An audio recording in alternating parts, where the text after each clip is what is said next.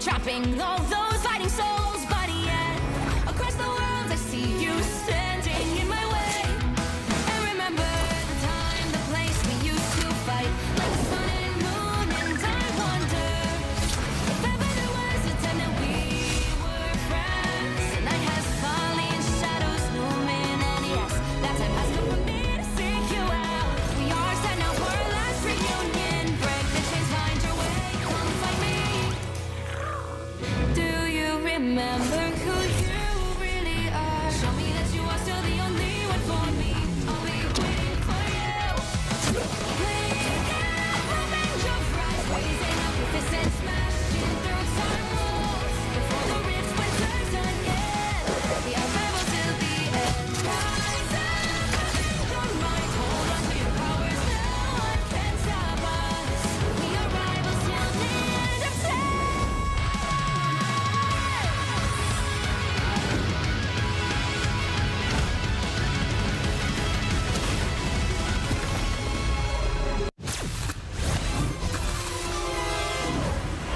We are Cloak and Dagger. We are hope and fear. Score one for Tandy. Lights out. Score one for Ty. A boom of life. My time to shine. Suffer in the darkness. Co-op time. Us against the world. Random table. Sweet.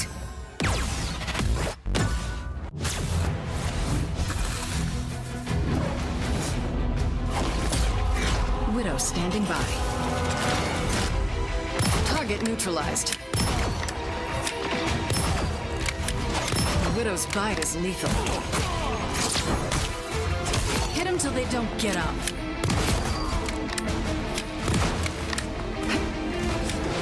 You can rest now, Bucky.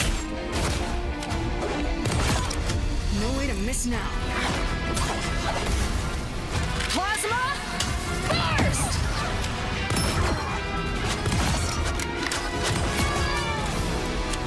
Widow style.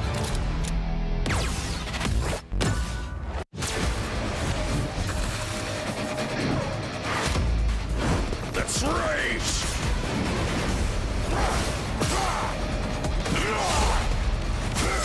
You had that coming. Don't get back up. Coming at you.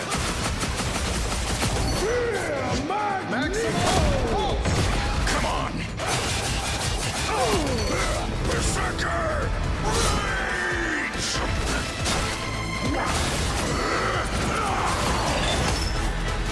Told you I was the best.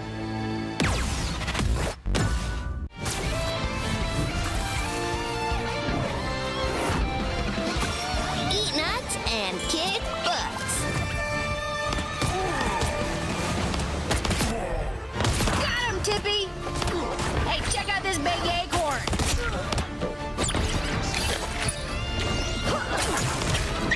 Score one for the squirrels! Ah, it's a squirrel nami! Huh, where do you think you're going?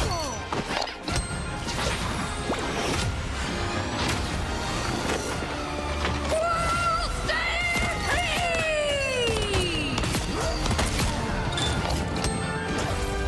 Anybody want some nuts?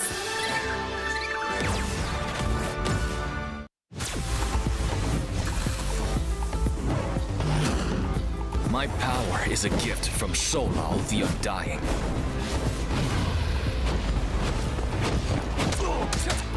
Struck down by living chi.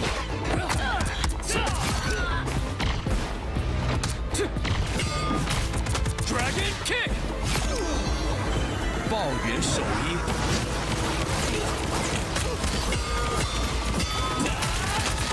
Perfect hit! The dragon unleashed! Qi Guan Changlong! My My fist is unrivaled! Woo!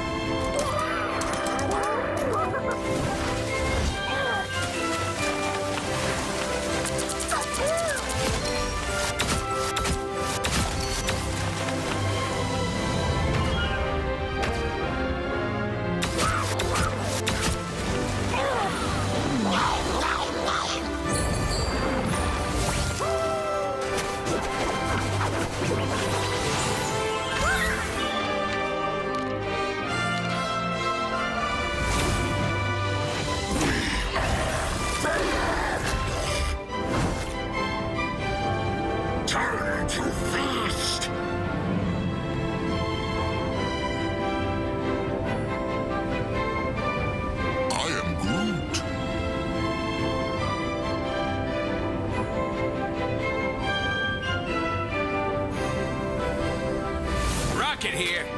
Who needs shoot? I'm magic, and this is my soul sword.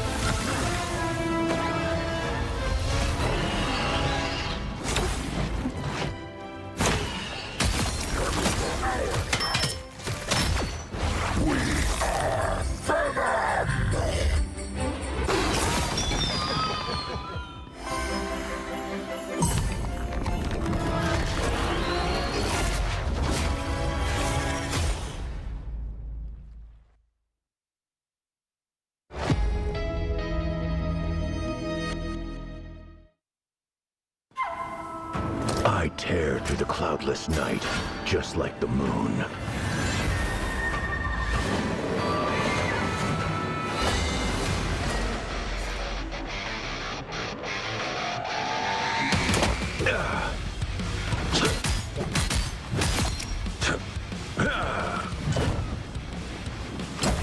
To drain. The moon haunts you!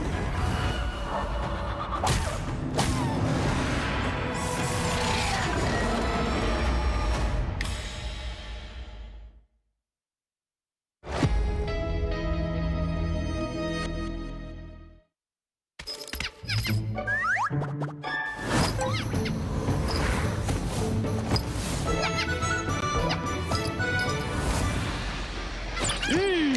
to go nuts.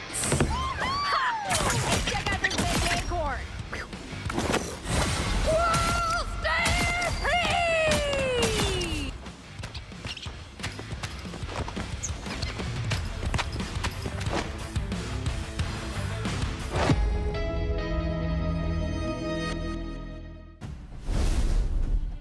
Hello everybody and welcome to the final day of the EU region's Marvel Rivals Championship. Apologies for a slight delay, the Asia region was absolutely cooking and their grand final took quite a while, but it was very exciting to watch. I'm Spartan Tano, I'm joined here today with none other than the amazing Lunium. How are you doing today, buddy? Hello everyone, bonjour, I'm doing amazing. As you mentioned, the Asian games were amazing, a full best of 7 in grand final. What could you want more, to be honest? And I hope we will have the same in Europe, because today we will cover the top 4 for Europe and we will have some really interesting match. Can Team Cats win it again one more time after the beta tournament? We will know in a couple of hours. Yeah, that's the big news of today, isn't it, for the EU region? Everyone wants to know, can Team Cats go all the way without dropping a map? That's the biggest thing here, Lunium. They've not lost a single round yet. It got to the point where me and Leg Day were debating them losing just 1 point during a map. Like, that's how good of a team Team Cats really are. So it's who can take that, and also that contested 2 seed within the EU region. Everybody wants to win this tournament, but Schmongers were the known 2 seed, but of course they ended up getting defeated. So it is really up for grabs for anyone, and that is why this region is absolutely cooking. We are just getting prepared for this game to be set up for you, chat, but we've got a couple of things to go through. We'll give a bit of a review on, of course, the prize that everybody is hunting for. We'll have a talk about who we're actually coming up against next and what you're going to be watching, but this is going to be an exciting day of Marvel Rivals action, Lunium. It is going to be, but first let's speak about these both new skins, Squirrel Girl, Cheerful Dragoness and Moon Knight Lunar General. You can get both of these skins right now in the shop in-game. They are absolutely amazing. I already own the Moon Knight one, and yeah, you know, I'm one-trick pony Moon Knight, so I was forced to buy this one and every upcoming skin, I can tell you. But when you can see this amazing skin, like, I'm a bit afraid in the future for my wallet, because I want to buy them all. They are super qualitative, so I really enjoy them. As you mentioned, we will have a long day coming. I'm really happy. A bit sad that Team Schmongers fall, of course, but that was a super good best of 5 that we've seen, especially with Team Yonkonda. They are just proving that they are one of the best teams in Europe, and I can't wait to see them in today. Yeah, me too, of course. We're here on the final day of action for the championship in the EU region, and NA will be following us after this stream. But of course, today we've got round 14 all the way through to the finals. What we're going to be showing on this broadcast is going to be the winners final, the losers final, and then the mighty grand final. And you never know, if it's anything like the Asia region, we may end up going all the way to the 7th game, because that's what they did. And you never know in this tournament, but it is Team Cats. And then this is the prize that everybody is trying to compete for. An amazing, absolutely whopping $14,500. And of course, the champion gets that 6K, going down to the 3K, 1.5K, and it goes all the way down to the place 9 to 16th, getting $200 per faction. And you've got to remember, that is per region, an incredible prize that Marvel Rivals has got for this tournament. As you can see here, this is going to be the match schedule that you're going to be witnessing. I'm really excited for this one, Lunium. Really excited. We're going to start with Team Cats versus 0%. This is the winner final. The team winning this game will directly go to the grand final. Of course, we're expecting Team Cats to win it all once again, but 0%, they showed so much good gameplay since the beginning, so that's gonna be interesting to see. And we also got Team Yonkonda versus Team 1. We are seeing the last teams right there, as we just explained to you, and we will know in a couple of hours who will be the European champions. Of course, all the bets would be on Team Cats, as they already won one. And they seem really powerful. They didn't drop a single game since the beta tournament, which is quite crazy, let's be honest. But Yonkonda, on paper, they also never lost. Why so? because the time they went to the loser bracket, they just concede the victory. They couldn't play against Schmungers because of 2 players being not available at this specific timing, so they drop into the loser bracket. So on paper, Young Conda is another undefeated team. I like saying that, yeah, but they're still in the loser bracket. So this is just so you can understand. And I can't wait to see. I would love, to be honest, to see Team Cat versus Young Conda in Grand Final. Ooh, see, I'd be quite happy with Team 1 getting there as well, because as we just witnessed on that bracket, they've defeated some huge teams. They went up against Iceland and they managed to defeat them. They were considered the number 3 seed within the EU. They went up against Yavilte and managed to beat them, Lunium. So Team 1 have kind of defeated some really high seeds to get their way through that losers bracket. But here we go. Let's get into this first game. It's going to be Team Cats versus 0% for the winners final. Let's see where these bans are going to go. 0% will ban the Luna Snow. We know that Dridro has been doing amazing on the character. This is like quite logic ban, to be honest. The character is quite powerful. And we also want to remove the Ella on Team Cat side. We know Sestroid is doing amazing on it, even his Sparker can be amazing, but Sparker is probably known as the best Psylocke in Europe or maybe in the world, but watch out Etsu from Team Yonkonda later on. You will understand that he's not the only good player on the Psylocke. So the save is quite logic, because Parker, I think, has been MVP, I wouldn't say 100% of the time when he's playing Psylocke, but almost, so he's really impactful. We are saving the Punisher. I know Sestroid has been playing Punisher quite a lot. He's mainly playing Ella and Punisher, so that can be interesting to see. And of course, we want to remove the Hulk, because we don't want to see the Gamma Gang.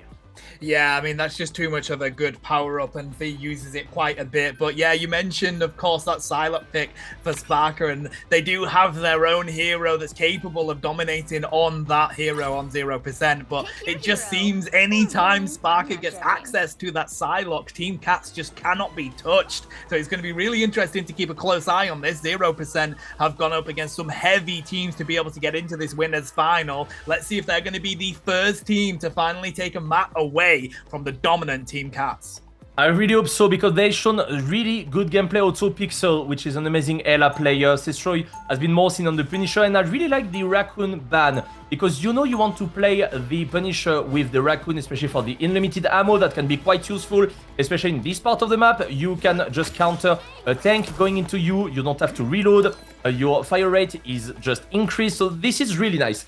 We are seeing Loki from Line Pro. Loki, that has been shown quite a lot of good gameplay also on this tournament. This is a character that we are not seeing that much, but as Luna Snow is being banned, we are more seeing as Dridro is using the Adam Warlock combined to the Mantis for the Revival, the Auto-Res, which is quite good. But on Loki, what you can do is just God of Mischief. You can just transform into anyone and get an instant ultimate, which can be quite useful for every part of teamfight.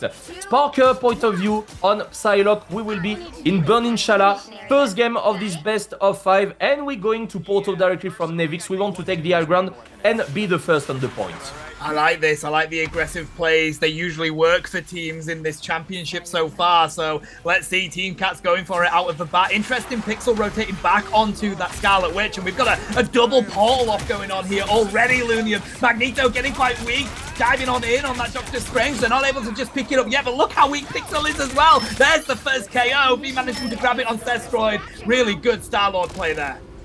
Really good Star-Lord play. We should be able to take the first point for Team Cat. And really interesting also, when you are facing a Loki, you have to destroy all the decoy, because he can move on all the decoys and you can just put the totem, the immunity totem, and protect all of this team. Really nice and clean team fight once again from Team Cat.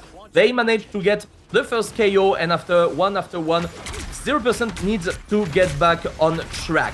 This is only the beginning, so this is their first match of the day also. They probably did some practice, but they need to get more into it. Yeah, and I mean, we're getting close to ultimates already here, especially on the side of Team Cats. As soon as Mantis has that ultimate, that's going to give them the advantage in this next team fight. We're seeing if we can pick up Pixel, and we do. Sparker showing why they are the dominant Psylocke player in this EU region, continuing to try and dive onto the backline there. Unfortunately, unable to find anyone. The strategists doing their job, keeping up their duelists, and we're kind of just having a bit of a match here where everyone's just glancing blows, but nobody's making any progress just yet. We have a lot of ultimates. Speaking of Dance of the Butterfly, forcing right there from Sylvie. This Soul Resurgence, Cypher securing a nice KO there on the Magneto. We are going back into the point to fight. We know we are 6v5 and their networks taking so much damage, being saved by the Loki immunity totem. But we're going in again. Dodge bicep, Cypher, redraw, one after one. Destroyed has to go back. Oh, that's gonna be too complicated. We're going to be delay kill. That's 70% already, and that seems quite complicated, but this time, 0%, they can do it. They got a Doctor Strange portal, they might not do it now, they maybe prefer to do it for the last touch, and they have 4 ultimate on the line. We still do 4 ultimate on the line for especially the Massive Resurrection, that can be quite useful, and here come the next team fight that will be quite important. Yeah, I mean, we've got a lot of ultimates here. There's a Dance of the Butterfly trying to dive onto Doge, but they're not able to pick it up. Sparker does, though. We see the Meteor M coming out. That does pick up 2, well, Cypher, and then Cestroid picking up 3. That is huge. We're finally seeing some pressure coming in here from 0%. Oh, Punisher, Final Judgment. Sparker cleans them up. And now we're on overtime. There's some pressure from 0% on the objective, but I don't think it's going to be enough. And what we love about Team Cats here, Lunium, is that they always find the answer somehow, despite the amount of pressure coming their way.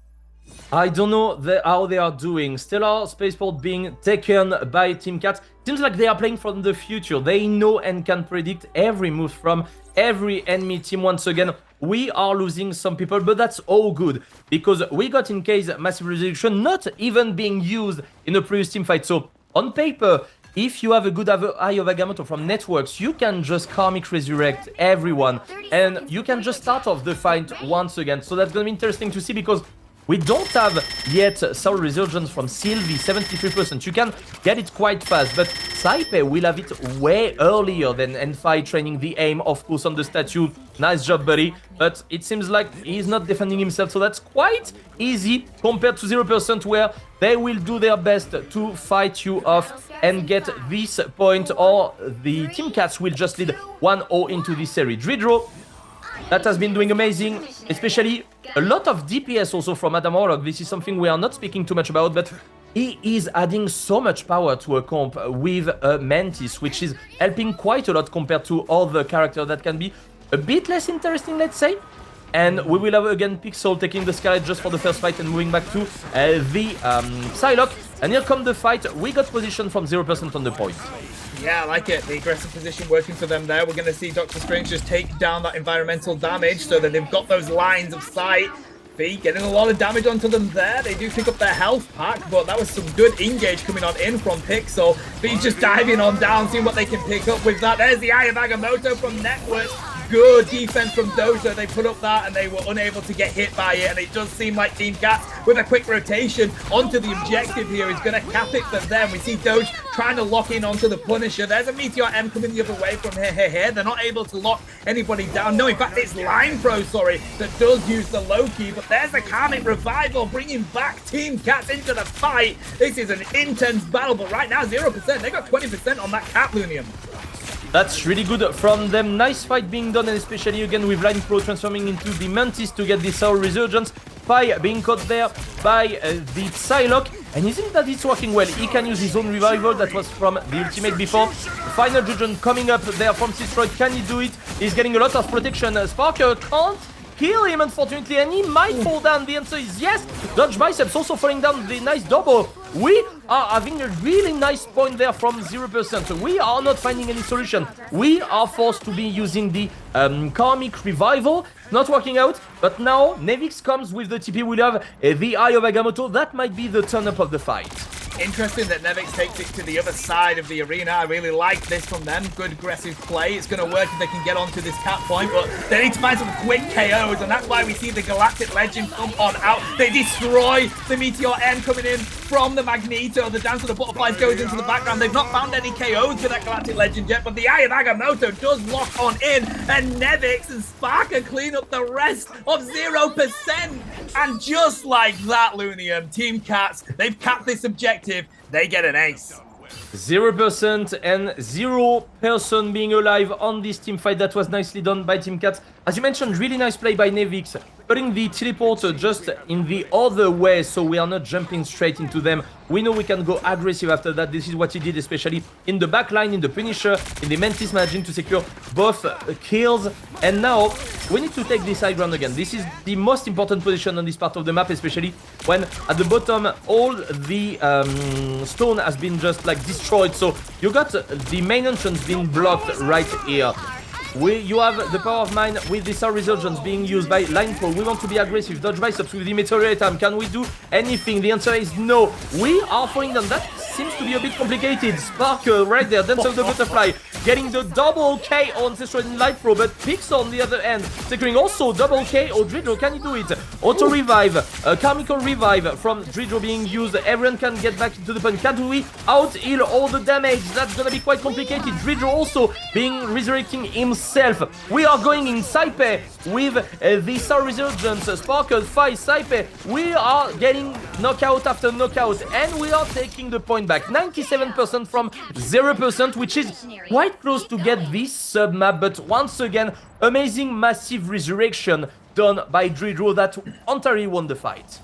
Yeah, I mean, that was really well played by 0%. As you mentioned, they've got it to the 97% mark now. Realistically, if they had another team fight just like that and managed to back Team Cats off it, they may be able to do this. There's a portal coming on out. Cestroid is here. They, of course, have that final judgment ready to rock and a roll, which is great for defending these pads. There we go. There's the Dance of the Butterflies from Pixel. They do manage to pick up those. That's a huge pickup with that Vanguard no longer being there. B pops the Galactic Legend, but it is actually 0% that are all on this right now. Spark has to dive on in, and they find the important KO on the final judgment. This is it. 0% have got the cap. It's going to go to overtime, and nobody's on it.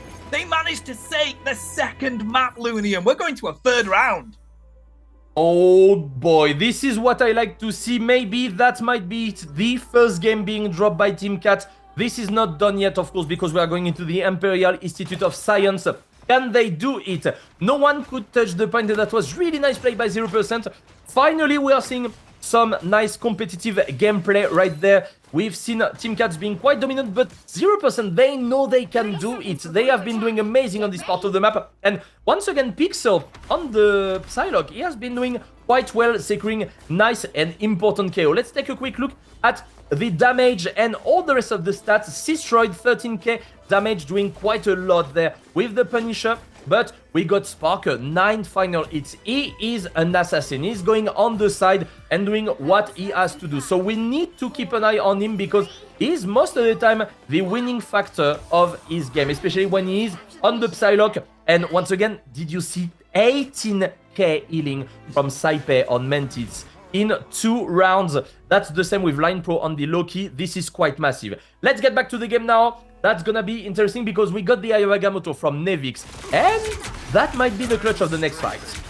Yeah, it does feel like if anyone can take something away from Team Cat, 0% will be the team to do so. Network's having a bit of a battle up with the Doctor Stranges here. Mission area about to unlock. It does seem like Team Cats have the advantage. They're on the point already. The shield has been annihilated from Networks. We do have that going on from the Magneto, but there's an Eye of Agamotto in the background, Lunium. And with Magneto falling thanks to Sparker, that's a really good aggressive play, but the Mantis Ultimate is going to do enough to get 0% actually on this point. Meteor M says goodbye to Cestroid, and we're trying to get a bit of a counterbalance going on this point, but the Mantis Ultimate's paired with that Loki is just too strong, and I don't think they're going to be able to clean this one up. They try with a Dance of Butterflies, but they're not able to get too many. There's one, and there's two. Networks Line Pro down, and it does seem like Team Cats, yet again, have finally found the answer.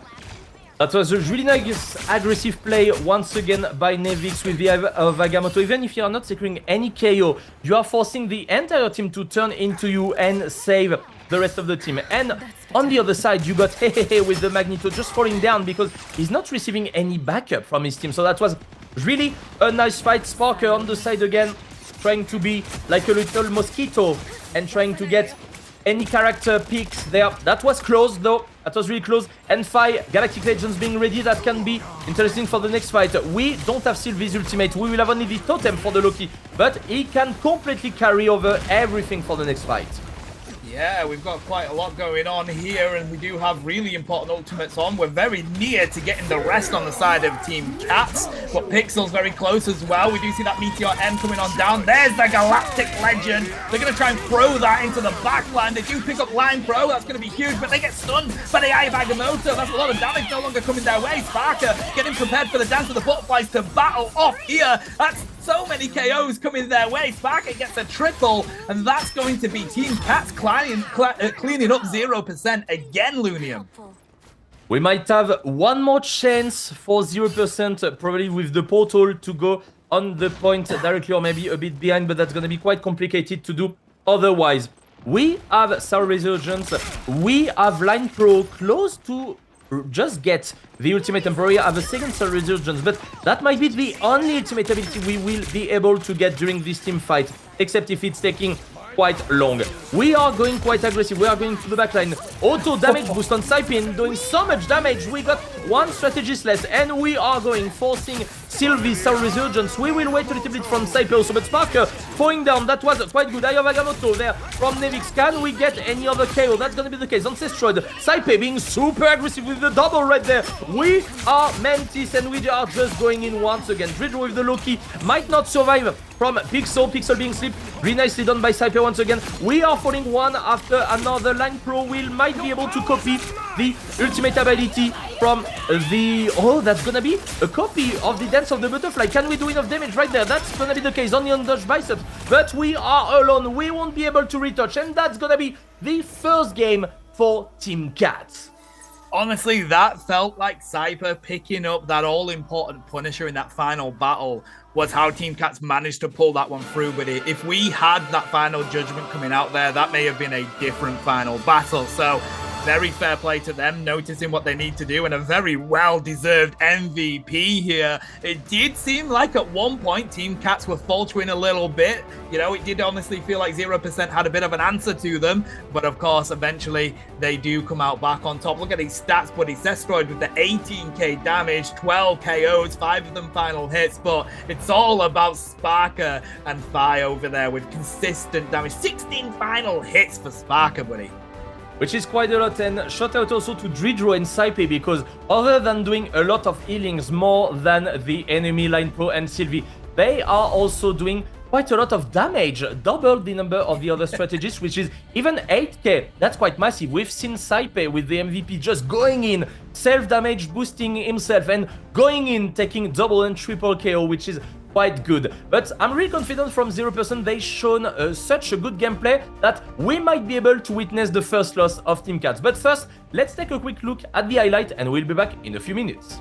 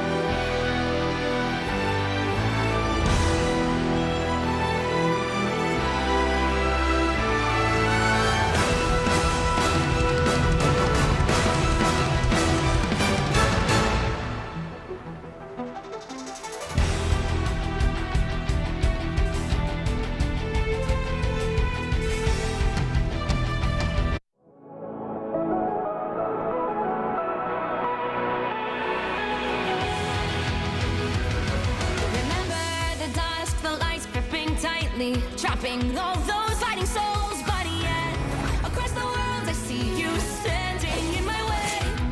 And remember the time, the place we used to fight, like the sun and moon, and I wonder if ever there was a time that we were friends. The night has fallen, shadows looming, and yes, that time has come for me to seek you out. We are set now for our last reunion. Break the chains, find your way, come find me. Do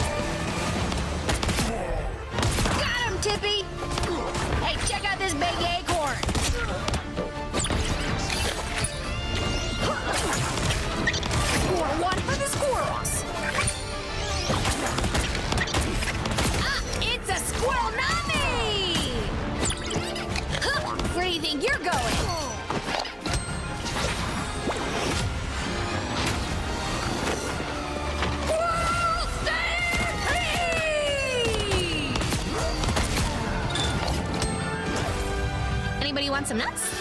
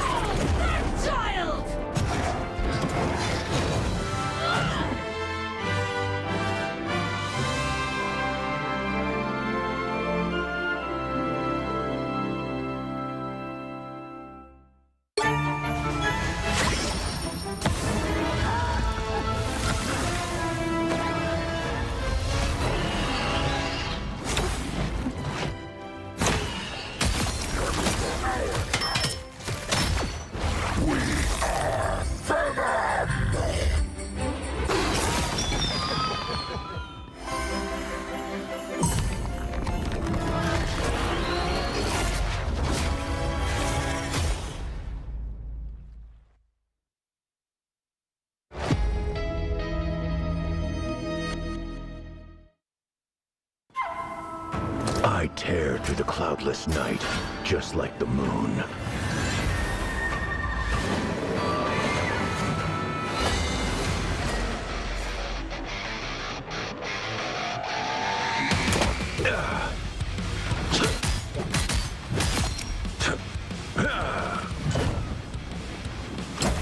To drain. The moon haunts you!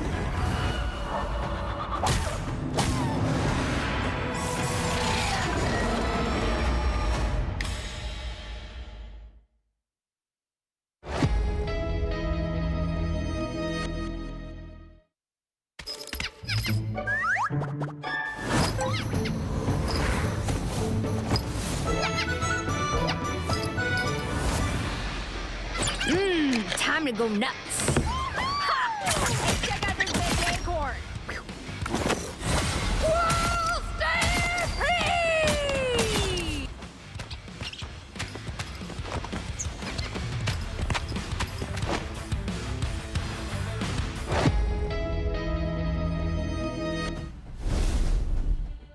Team Cats is leading this series 1-0, but 0% has been showing quite a lot of interesting plays, and I can't wait to see the rest of this series. Hello everyone, I'm Lunium, your host today, and I'm going to be again with Tano the Amazing. How are you? I'm good, buddy. Honestly, that was an exciting game. Obviously, we expect Team Cats to win, but I feel like 0% played so well in that. I'm excited for the rest of this. We'll have to see whether they can do enough to take it away from Team Cats, but everybody expected Team Cats to get into the grand final. So despite how well 0% have played, they're still coming in as the underdogs. But they have some very good players, and I do believe that they can do something here. We will see. We're gonna jump into the draft in a couple of seconds, and I'm really expecting them to see good gameplays because they took one sub map in Burn Inshallah, which is not nothing, you know? You've been talking with Leg about that, and you're like, can they lose at least a sub map? The answer is yes, but can they lose an entire map? That's another question for this. We've seen a lot of interesting ban and pick again. I love to see so many Loki from Line Pro and then Dridro. That's gonna be interesting to see what they want to focus and what is going to be the focus. Do you want to remove the Psylocke maybe from Sparker? But if that's the case, you are letting the Ela being open. You also got some Hawkeye, so that's gonna be good to see. We are going to play into Hell's Heaven Domination. I honestly think you need to take the Psylocke away from Sparker. I know that Sparker will just rotate onto another duelist and play that really well, but it is so difficult to beat Team Cats anyway, especially when Sparker has access to Psylocke. They've just saved it there again because Team Cats know Lunium. It is a different team when Sparker has access to that hero. We are going for the same ban and save for now. Luna Snow, Punisher on one end, Ella, Psylocke on the other end. We want to remove the Hulk. We don't want to see the Gamma Gang, which is quite interesting. That's the exact same ban, and we might see the same ban over and over again. And we want, once again, to remove the Raccoon, because you don't want to combine it with the Punisher, which is quite efficient with the unlimited ammo, and especially the Resurrection Beacon that can just get someone back quite fast. We will see again Dridro on Loki and Saipe on Mantis. Saipe, sorry, that was the MVP of first game. He did amazing. We will have almost the same team comp. Sestroid moving on, the Star-Lord, when he was playing entirely the Punisher previous game. I really like seeing that. That's going to be interesting to see. Yeah, I think the Star-Lord is going to offer a lot on this map, especially because, of course, it can be quite close. And the thing is, with Punisher, you do have a shotgun, but as soon as you do get dived on, it can be quite difficult for you to get away. Whereas Sestroid on that Star-Lord is going to have a lot more maneuverability, and Galactic Legend is going to work really well in this map as well. So we'll have to keep a close eye on who wins these matchups. Of course, we've got Sparker versus Pixel, Sestroid versus P, and it's going to be Hey versus Doge Biceps, but it's all going to come down to who can be the better hero in the moment, and we know Team Cats, they're the ones to beat. Yeah, and I really like the fact that we are taking the Scarlet Witch at the very beginning, because when you're doing that, you know you are doing to do a portal and you want to take the high ground quite fast to benefit from the team up quite just for the first fight at least, because after that the teleporter is lasting 20 seconds, so you have enough time to do that. And here come both TP, first team fight, we are doing the same strategy, immediate attempt from the Loki there, and from the other one we are trying to cleanse everything. It's a bit of a mess of a fight, 5 with all the damage, we are trying to reposition there. Who's gonna take it first? We are deciding to go down on the point from 0%. And speaking of going down, Networks falling down from 5. We might have the fight once again. Sparker on the flanking. Can he get destroyed on the Star-Lord? He was waiting for him. The dash to just knock him out. That was nicely played. 5 on Pixel also. And the first fight will be for Team Cats. Yeah, so we had an even matchup there, both of them coming out of the portals, both of them having that team up from Magneto, and a little bit of dancing there from Sparker, and it was Team Cats that came out on top. They've got the objective, they're trying to keep the pressure up close away from it, and let's see if 0% have the answer to them just yet. We will have the ultimate probably first on Team Cats, but still Sylvie got a lot because Mantis had a lot to heal in the previous team fight. We will have also the double Loki, God of Mischief, that will just get other Mantis ultimate, 4 Sarah of Resurgence in total, except if we have an ability to take maybe a good Eye of Agamotto, a good Dance of the Butterfly. Can be interesting to see. Dridro, nice KO there on the Star-Lord, and we might just win the next fight once again. We have to retreat. We can't win 5v6, but we are going to get pushed by Team Cats. We know we need to regroup. We know we need to wait for Sestroid. He's coming back quite fast, but here comes the first ultimate that can be quite clutch for all the future fight of this match.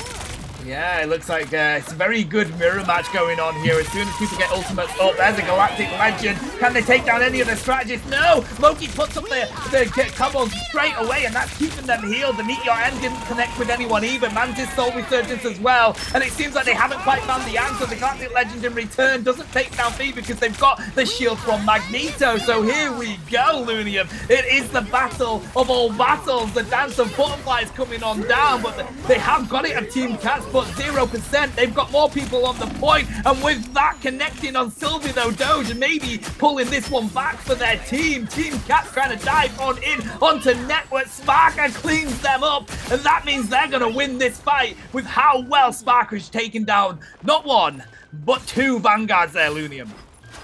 I don't think they can get back with the TP, they don't have time, this is not reset yet, so that's just gonna be the first sub-map being taken by Team Cats once again. 100% to 0, that was quite hard to see. 0% didn't do bad, to be honest, but just Team Cats was stronger enough. Once again, finally, he's managing to force a Resurgence, but on the other end, when you look at Sestroid getting targeted directly when he's doing the Galactic Legends and just falling down within a second, which is quite hard. The focus is better for Team Cast, and we will see. We got both Eye of Agamotto being ready. We have the portal also, so are we gonna do the exact same? We might do that to take the high ground. Again, Dridro taking the Scarlet Witch to benefit from the Magneto at the very beginning of the fight and swapping directly there for the Loki. You're not losing that much percentage of ultimate, especially if you are not above 50%. Let's take a quick look at damage before the round is starting, and even final hits. Yeah, only 1 final hit from Team 0%.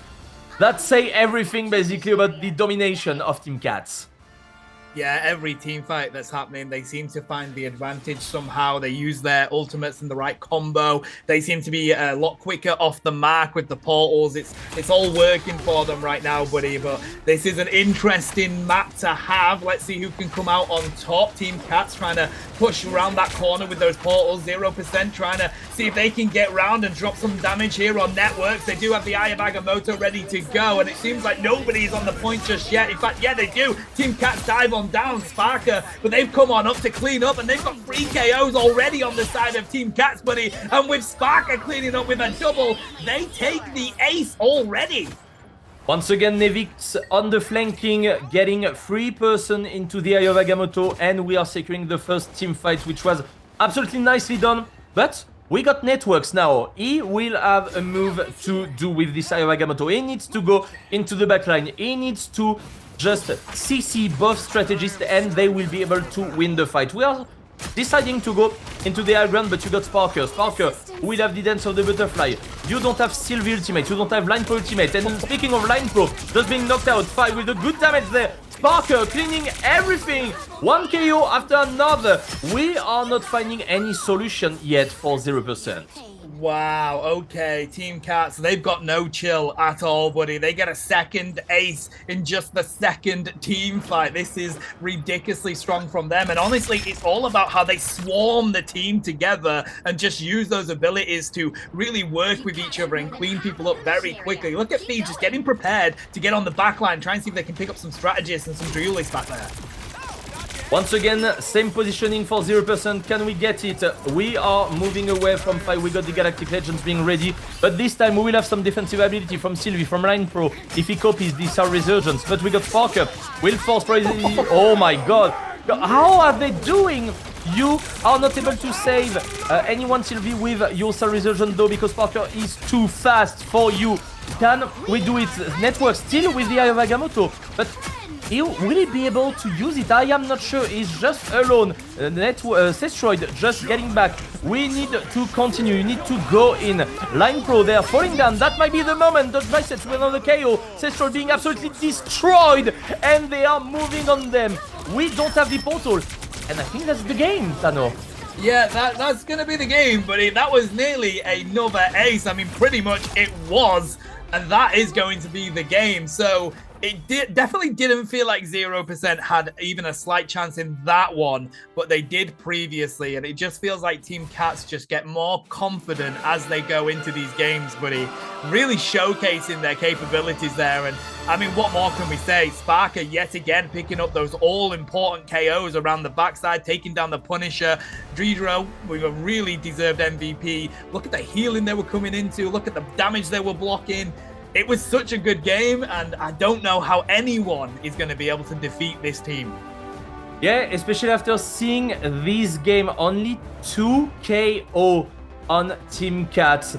And yeah, 0% role played quite well this game because they didn't manage to get any percentage on any point. So quite savage from Team Cats. And when I'm seeing this, I'm like, who can defeat them? So 0%, they still got 1 chance away to get back into the game, even 2 chances, because they will need to get back into the game for the entire best of 5. But when I'm seeing this, I'm a bit scared, Tano. Yeah, me too, buddy. I mean, it depends if the next max is going to be payload, convergence or anything like that, or if it will be domination again, because Team Cats are dominating. And chat, keep an eye on this highlight to see how well they were doing it.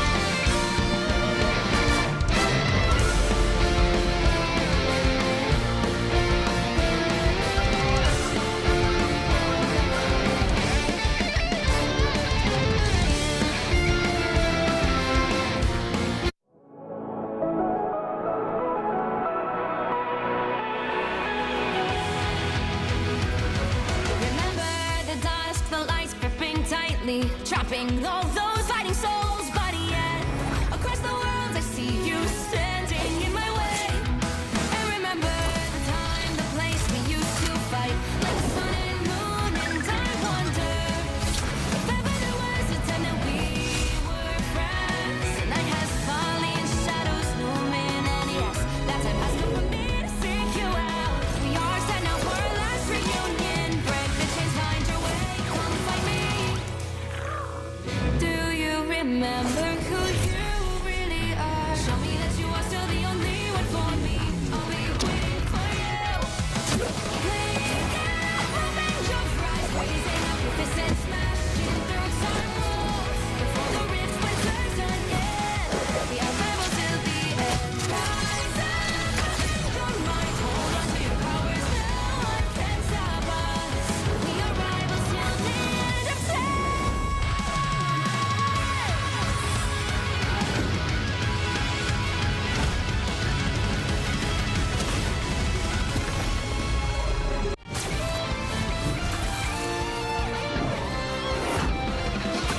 Eat nuts and kick butts.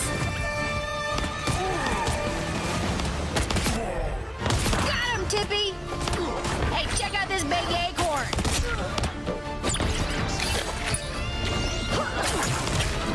Score one for the squirrels! Ah, it's a squirrel nami!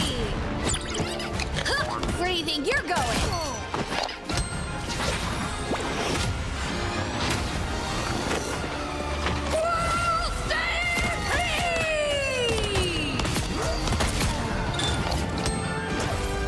Anybody want some nuts?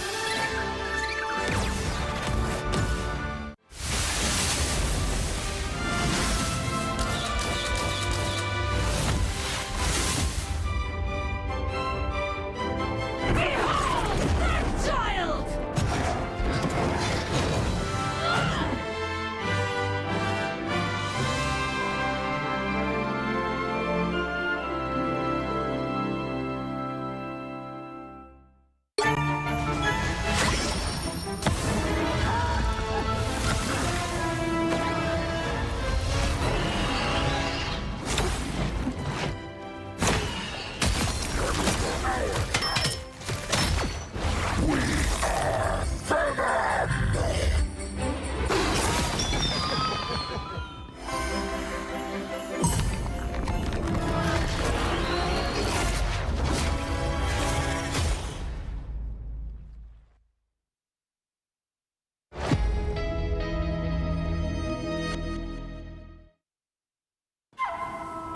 I tear through the cloudless night, just like the moon.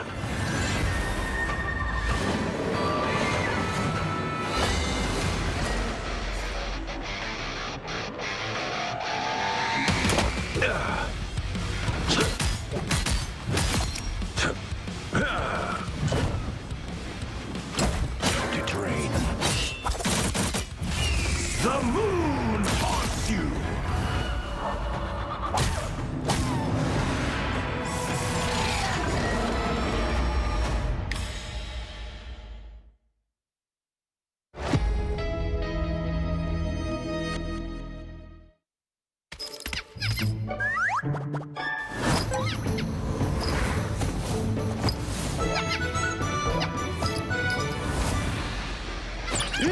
Time to go nuts.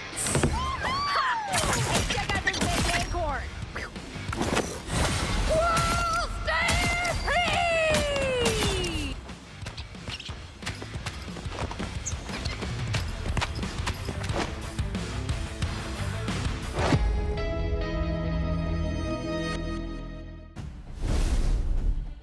The moon haunts you. Well, Team Cats are haunting them at the moment, buddy. They seem to be just taking everything away from 0%.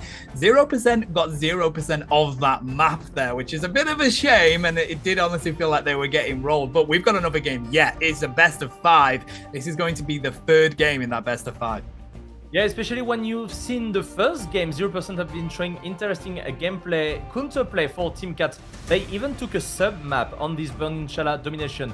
On the other map, on the L7, that was a bit more complicated. That's going to be interesting to see. Which map is it going to be? Again, a domination, maybe convergence, maybe convoy. That might be also a solution for 0% to work out a specific draft. They would just be fine with it and take maybe a game from Team Cats. It's a tall order, though. It's definitely a difficult thing to do. Nobody has managed to do so throughout the entirety of this tournament so far, and you're in the winners' final, though, so no matter what happens, 0%, they can take their hats off, they can pat themselves on the back, because they have got their way all the way to the winners' final. But, of course, they ain't going to be happy with that, Lunium. They want to go on through to the grand final. They want to try and get the reverse sweep here, but let's see if they can do it. Finally, they get rid of that Psylocke, so Sparker won't have access to it. Of course, Parker can play a lot of the other character, but I think it was part of the issue. The Psylocke taking so much space, forcing out defensive ability, assassinating everyone in a way. So I'm really happy to see that from 0%. We will have an Ela ban also, but this time we're gonna save the Luna Snow that has been banned twice in a row also, and Dridro has been showing fantastic plays and fantastic healing from this character, and we might take it also from Line Pro probably. We are keep going with the Punisher save. We really want to have Destroyed probably on him.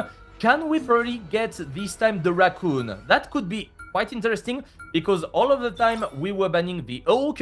Hulk is quite an interesting character being played, but we are removing the Iron Man. So does it make sense to remove the Hulk, or do we want to focus on the Raccoon again? I think the Hulk does get used quite a bit on this symbiote surface convergence. It is going to be the Raccoon that gets banned out, especially when you know that 0% are trying to save that Punisher. So I feel like we will get Doctor Strange locked in. We're probably going to get some Hulk along the way somewhere, but for now, it's definitely going to be Dridro taking that Lunar Snow. We've got Fee again on the Star-Lord. We do have the Hulk there on Nevix, actually. I just missed that one. So they're going straight for that Gamma Gang matchup there. I would love to see Fire on Namor, especially when you got Luna Snow, and yes, that's the case. We're gonna be in defense for Team Cats. Are they going to be able to hold the point for the 4 first minutes, or are they gonna fall down to 0%? We got interesting comp, that's why you want the Raccoon so bad, especially when you are running the Winter Soldier, when you are running the Punisher, with both being used with the unlimited ammo. You can do quite a lot of damage. Interesting pick with the grab also, and the bump. That's kinda the same mechanic as Wolverine when you are playing Winter Soldier. Your goal is just to grab someone and burst him down, so you are 6v5 for the next fight. But you don't have Raccoon, you don't have Adam Warlock, so you won't have any resurrection for this time. We will see, can 0% make it? Answer in a couple of minutes. We're going to see Doge throw out this portal just to keep a close eye on what's going on with 0%. See if they are going to be portaling themselves or just making their way over. Sparker going to continue dropping this damage at range whilst they can. They may be able to find a clean pick-off, although it looks like 0% are going to take the left-hand rotate. And they're aware of it, of course. Doge was there waiting to see what was going on with that portal. We're taking the high ground. We know they are coming from there. There is no other road being possible.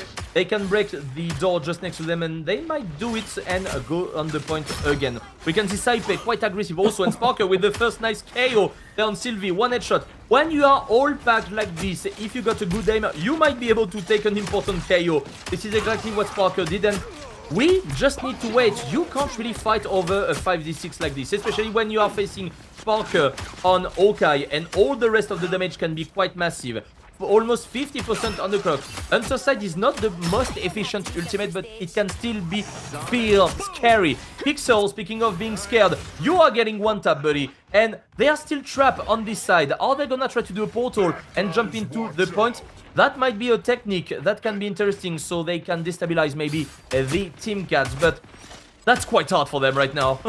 I mean, the difficulty is, mate, while Sparker is able to just sit back here on this Hawkeye and drop these this damage and these KOs, this is why we're seeing networks trying to rotate onto them, because they need to take out Sparker, but they just pop the Hunter's sight and they back them away. Look at that, they clean down that Winter Soldier, and Spark is just going to continue doing what Hawkeye can do. If they can take down the Lunar Snow, they're going to win this fight easily. They finally engage onto the point, but unfortunately they don't have anyone else on their team with them, and this is just going to be Team Cats doing what Team Cats does best. They're going to continue to push 0% back, and they're just going to have to get back to their spawn room, regroup, and come back in for another team fight.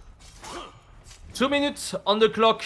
They got the portal. They need probably to go on the point. That might be something interesting, or just going to the backline, but we are aware of it. That's why Nevix is going there. They TP'd, which is interesting. They are taking a good position. We are moving a bit back from Sparker, mostly into the enemy spawn. Can we secure a good KO there with a good arrow? They know it. They don't have to pick because it can be quite important right there. Judge Fury execution of the final judgment is here, but is it possible to do anything nice?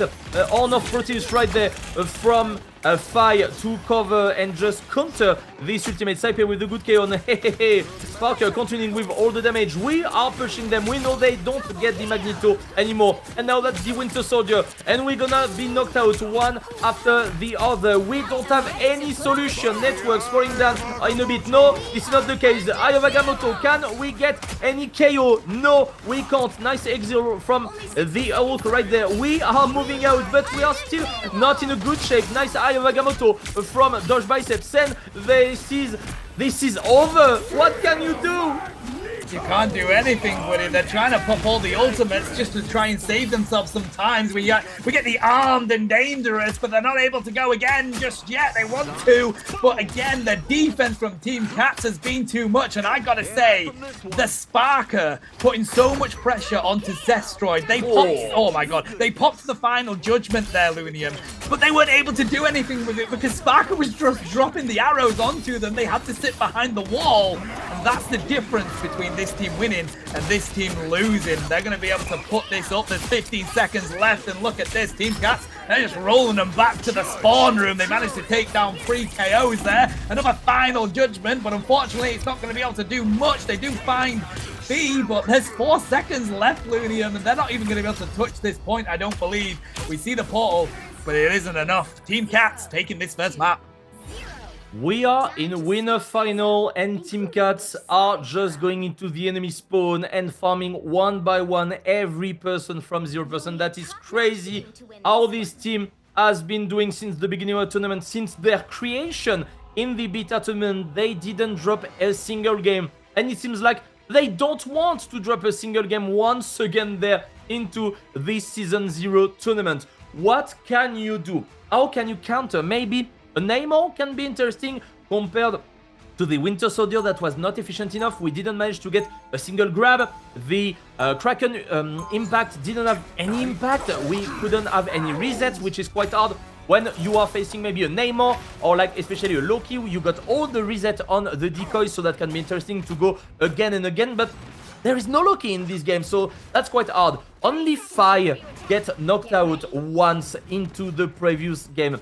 That's quite crazy. A lot of damage also that has been done right here by Sparker with 6 final hits. Is definitely the man to look at. And once again, right now this is Saipe getting the MVP with a perfect KDA with nice damage. Also, he got more damage than Pixel, double the damage of Pixel almost when he's on Strategist, which is crazy. I mean, look at Lime Pro's healing, 17k. I mean, of course, there was a lot of damage coming to 0% there, and Lime Pro just trying to heal all of it. Great play by them, but this is it. And to be fair, this point is probably easier. Well, it definitely is easier to defend than it is to attack. You've got these sightlines that are so easy for them to be able to clean up, but Sparker trying to drop that damage onto Zestroid. We're having a bit of a Hawkeye battle-off going on here. The healing comes their way, and they just need to find the way in right now. It doesn't seem like they're able to. Team Cats getting pushed back yet again, 0%. They are all on the objective. They've got the damage coming their way. G-Drio trying to take down somebody in the back line. It just doesn't seem like they've got the answer just yet. Can we do it? We might have some good picks shielding, or maybe Fai is out of position, but he's able to survive right here. We are fighting on the front. The Sparker with a good arrow on Zestroid, and that's already a 6v5. Can we come again?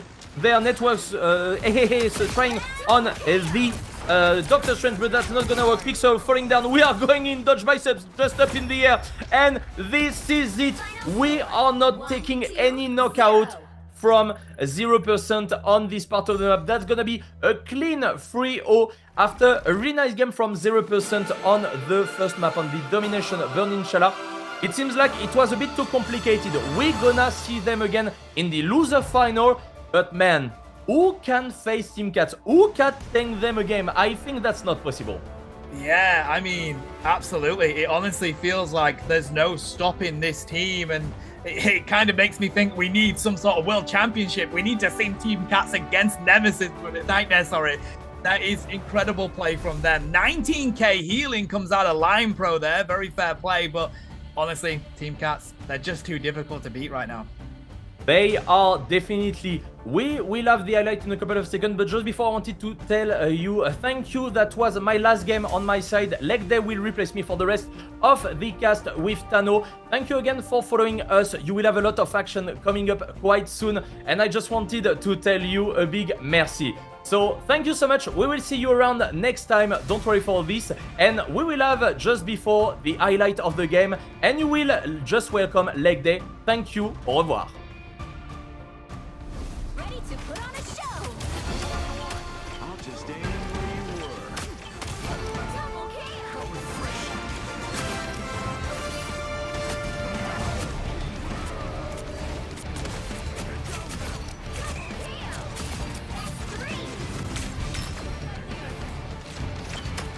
Yeah, I earned that one.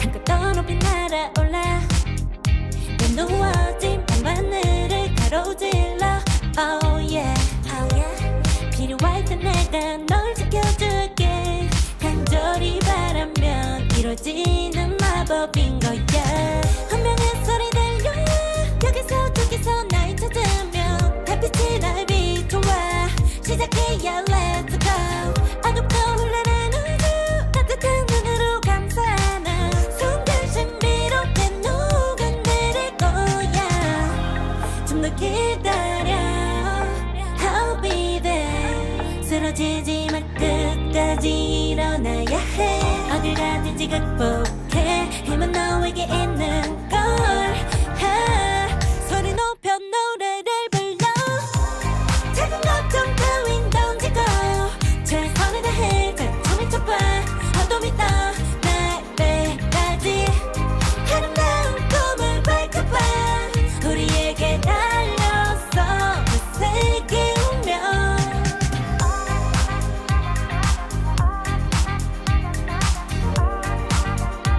어둠이 떠 날때까지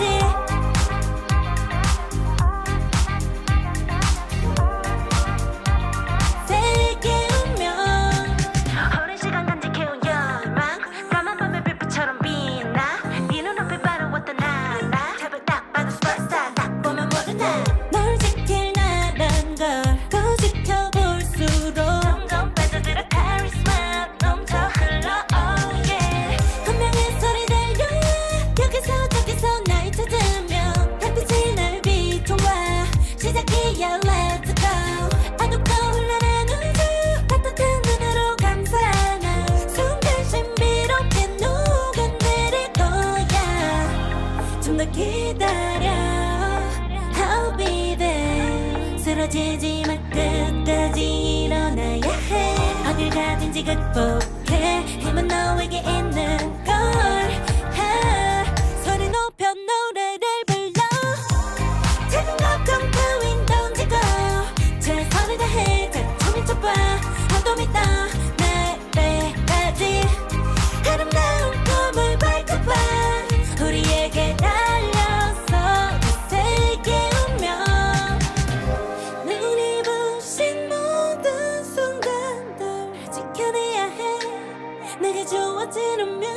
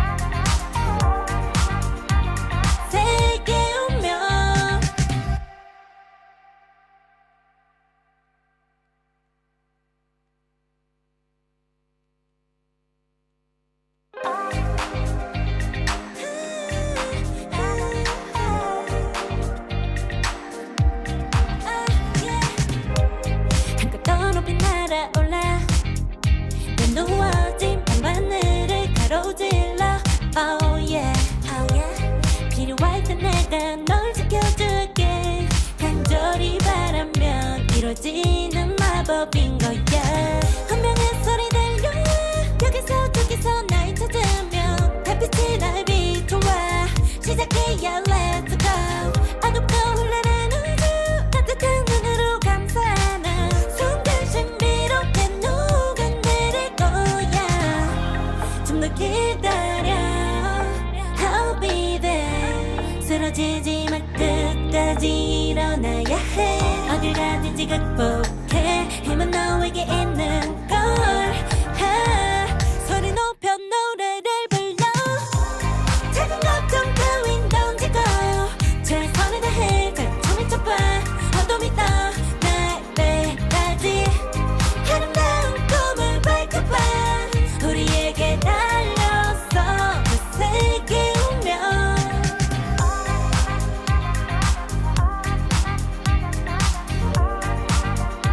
어둠이 떠 날 때까지.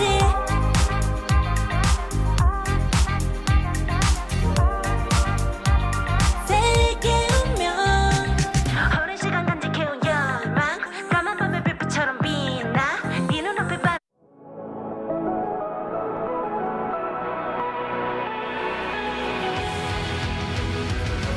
Remember the dusk, the lights gripping tightly, trapping all those fighting souls. But yet, across the world, I see you standing in my way. And remember the time, the place we used to fight, like the sun and moon. And I wonder if ever there was a time that we were friends. The night has fallen, shadows looming, and yes, that time has come for me to seek you out. We are set now for our last reunion. Break the chains, find your way, come find me. Do you remember who you really are? Show me that you are still the only one for me. I'll be waiting for you. Please, open your eyes, raising up your fists and smashing through time walls. Before the rifts were burst again, we are rebels till the end. Rise up, your mind, hold on to your powers. No one can stop us. We are rivals till the end of time.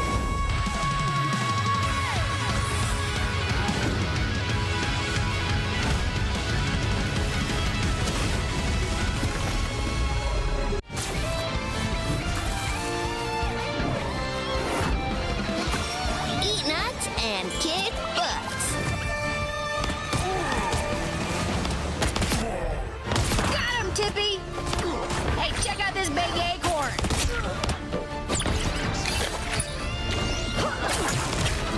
Squirrel one for the squirrels. Ah, it's a squirrel nami! Huh, where do you think you're going?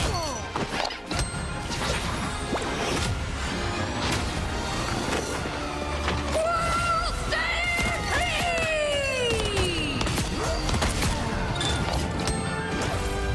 Anybody want some nuts?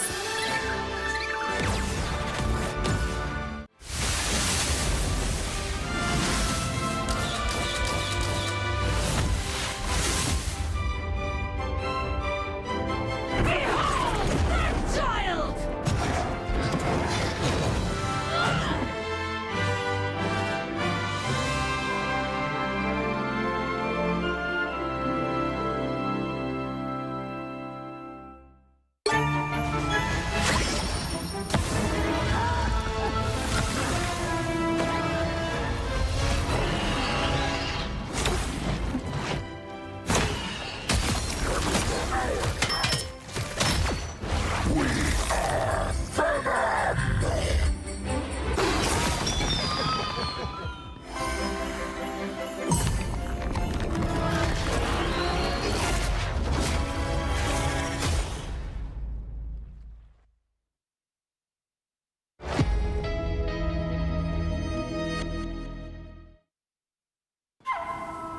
I tear through the cloudless night, just like the moon.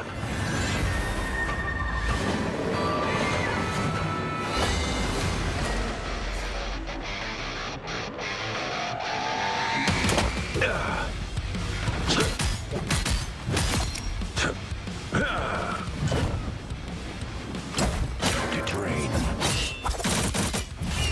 The moon!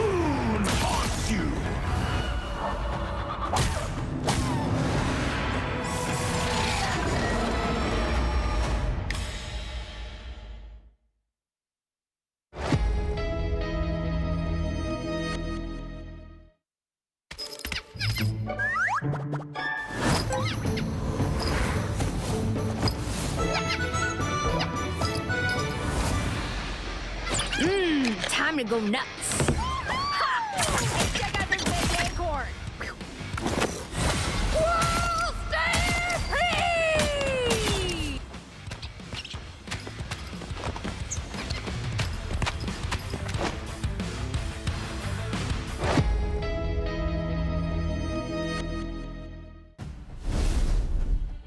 Welcome back, everybody. We're getting prepared for the losers finals. It's going to be Yoinkoinda versus 0%. And of course, with me now is the amazing Leg Day. How are you doing, buddy?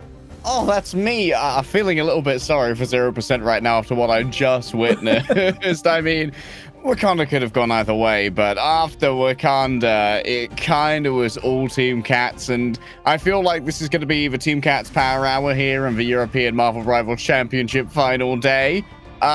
Maybe someone can take a map off them, please, please, please, please, please, please, please. I don't want a 4-0 grand finals, man, but it's probably on the cards. In reality, this might be our most exciting match of today because 0% are a team of absolute banger players going up against Wakanda, who are yet to lose a match, despite being in the losers bracket. Yeah, of course. They ended up going down there on a technicality with a couple of players not being ready for their game. So we don't know what they could do up against Team Cats if they were to beat 0%. But I feel like 0% are going to want to get that revenge, buddy. They're going to want to get into that grand final, but you just never know. It's going to be an interesting battle, of course. The Asia one went all the way to the 7th game, so you never know. Anything could happen in Marvel Rivals, but I'm excited to see what Yoinkoinda can do here, to be honest. Imagine having a grand finals where it's not going to be a clear-cut victory for one team. Imagine. such weak teams that aren't just able to dominate on cue. Let's get straight into the game. The time for Marvel Rivals yappening is over. The time for Marvel Rivals ban phase has begun. Let's see what they're going to go with. I haven't seen too much of Yoinkoinda. Of course, I only got to see that one game previously, so I'm excited to see what they come up against. 0%, they want to get rid of the Hela. Spider Island's convoy, not the Hela, sorry, the Hawkeye is so good, but so is the Hela, and they get rid of it anyway. Okay, just getting rid of that Hela off the bat. They likely know that Destroyed and Pixel are both fantastic at Hela and don't really want to go up against that, even with Monk Mudder being at their best. I think that one of the biggest things that Yoinkoinda bring to the table is that Etsu and Monk Mudder have such wide hero pools. We've seen that both of them have been able to pick up the Iron Man. Maybe we're going to see an attempt at a Gamma Gang kind of layout here. Yeah, definitely the map for it, isn't it? So it wouldn't surprise me if both teams try to aim for that. We're going to see a save pick on the Punisher for 0%. They do like to use that. Zestroid utilized it in the previous game quite a bit. Unfortunately, didn't get too much out of it, but of course, that was against Team Cats. Let's see what their second ban is going to be. Maybe they want to get rid of that Gamma Gang. Let's see.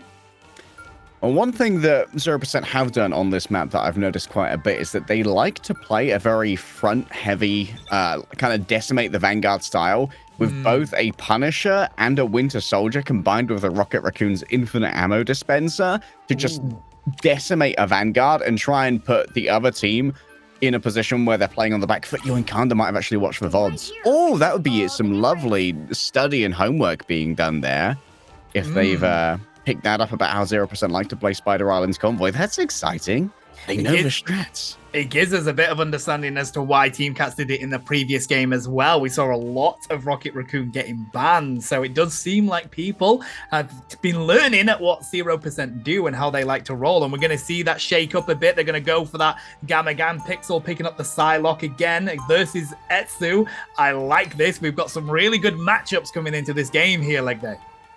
Yeah, we're going to likely be seeing a lot of mirror matches today because both of these teams are incredibly flexible. And of course, no matter how the bans shake out, they are applied to both teams equally. So everyone's got the same tools on the table. Snaze, I think, seeing Yoinkoinda yesterday for the first time, Snaze was particularly impressive on the Magneto. Excellent fragging power as a Vanguard. So I'm excited to see how they match up against Hehehe, who's actually going to be picking up the Doctor Strange here, allowing Networks instead to play the Hulk. So both Hehehe and Snaze are moving over from their traditional Magneto picks that we've seen elsewhere. Really interesting, but this map calls for this pair up. Is it going to be Sestroid or Monk Matter that get the advantage on the Iron Man? We're going to see Networks and Good Lad just sort of see each other and be like, hello, let's see what we can do. They dive on down as we get prepared for this push around this first corner. An open exchange of spittle to try and to try and, you know, greet each other. Average hello in Swindon, I would know. Networks forced out for a moment. Etsu, the question here is with our Psylocks, how do they prioritize their positioning? Are they going to be trying to jockey for this high ground, or is it going to be all about trying to bring down these vanguards instead? We've seen plenty of Psylocks who prefer a more front-to-back approach, but for now, Sestroid is in the crosshairs of Etsu, who turns upon Hair and has to flee away for a moment as Pixel tries to take that space. They want to try and take the damage onto the vanguards there, but Iron Man in the way. Network's getting a lot of damage thrown onto them by Mukmada. That's going to make them back away, and it does seem like Yonkaido at least have an advantage here of diving into the back line, seeing what they can pick up, but of course Hehehe is ready to just turn around and drop that damage their way. We're kind of having the matchups against each hero here. Hulk going for Hulk, Doctor Strange going for Doctor Strange, Pixel going for Etsu, and it's not quite working for 0% just yet. Etsu managing to clean that one up. Good Lad prepared to dive on in, drop this clap, and then dive back to that payload. Yeah, Good Lad for now, just going to plant his feet on the ground and claim that space. Wants to try and give a little bit more room for Etsu to work with. Etsu's actually fallen low to half. Mukmada loses out to a long-range pulse blast from Sestroid. Have they seen the incoming Hulk? You better believe they haven't. That's a good trade there from Good Lad. The backstab from the high ground, even with the fate of both worlds playing from both boomboxes. Mukmada could turn something into a mix of all of this. The Eye of Agamotto stuns multiple, and now Pixel thinks it's winnable and so launches forth the Dance of the Butterflies. Ooh, not able to get anything off that invincible pulse cannon has been the difference. Zestroid cleaning that up. That's a double KO. Fantastic play from 0%, pairing up those ultimates. And now they're going to be able to get this first section. We've got a minute 50 left on the board. We're going to get plenty of time off this one. Yeah, an extra 2.5 minutes will be added to the time bank. Good Lad back into Hulk form, yes, but is going to have to move a little bit to rejoin Yonkanda on this front line. And without their secondary tank, Yonkanda are going to have to cede away a little bit of space early to Hair. That they are. Good Lad getting prepared just to dive on through on that top side. We're kind of just having all this healing coming their way. Line Pro, one of the best Lunar Snows we've seen in this region so far, just trying to keep up their vanguards. Zestroid, though, trying to see if they can sneak a charge beam onto them in the background there, but they were getting so much damage coming their way. And with that Eye of Agamotto, they get cleaned up. But Mata manages to take down that Mantis, and they're managing to rotate around to see if they can pick up this monster Hulk. But Good Lad is there as well, and it seems like Yonkaido have found the answer for this pressure so far, but they do need to back on up here. Networks is going to be throwing out a lot of poke with those right clicks. Back over to Hero Hulk form now, and that should be a saving grace. Good Lad on the other side took too much pressure over to Monster Hulk form themselves. Destroyed, noted by Monk Mudder, but just out of range of the Unibeam. Lost the element of surprise and has been surprised by an assailing Psylocke themselves. Still, the Repulsor Blast do enough damage to keep Pixel at bay. It's going to be traded on the other side as well. Destroyed managed to get rid of Etsu, but I don't think that they've used their own armor overload yet. Monk Mudder's just trying to assassinate from on top. The infinite pulse cannon onto both strategists. They're evaporated. Absolutely annihilated. That is how you clean up strategists in the background leg day. And now Yonkaido have the advantage here. We're going to have a regroup from 0%'s perspective, and they're going to come back in for another team fight. Of course, we have the ultimates on the board. There's 5 for the side of 0%, 3 just on the board for Yonkaido. This is going to be a huge team fight coming on up. It's going to get fast, it's going to get rowdy, but 0% still have the advantage. Still, they don't have that defensive positioning that served them so well. Pixel going into the back line here, wants DRP. The ultimate isn't available through. Was a little bit late to respond to it. And this could be ruinous here for Yoinkanda. Speaking of ruinous, Destroyed brings even more ruin to the back line of Yoinkanda. Both the strategists are down, but it took 2 ultimates to do it. If you're Yoinkanda here, you might be happy with how this worked out economically. Yeah, to be fair, using so many ultimates and being able to defend that, I don't think you're going to be too unhappy with that, buddy. You still have Lunar Snows ready to go as well, and of course, Hulk is back up ready to roll. Not too far from that monster Hulk that can come on in. They do still have that Eye of Agamotto on his side, and it feels like they're going to need to use it just to try and get this next section capped.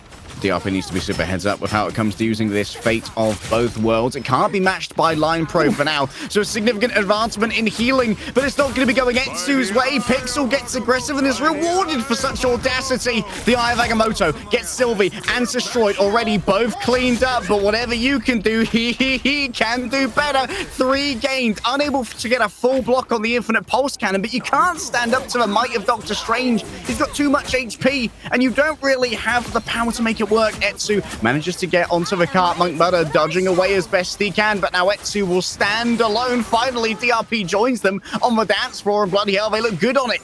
Now they're going to have to back on up here. 0%. We're down to a minute left. They were at 2 meters. It's now getting pushed back. Yonkinda with that portal have found the access. Monkonda trying to find Zestroid, and they do. We're going to see Line Pro trying to block all this damage coming their way, but they clean them up. That Lunar Snow, and it seems like 0% have managed to get back onto the aggression. They haven't quite yet capped this payload, but now they can. It's getting so close to being able to hit the marker. There we go. They get another 2 minutes on the clock. Like day. Final segment coming on up.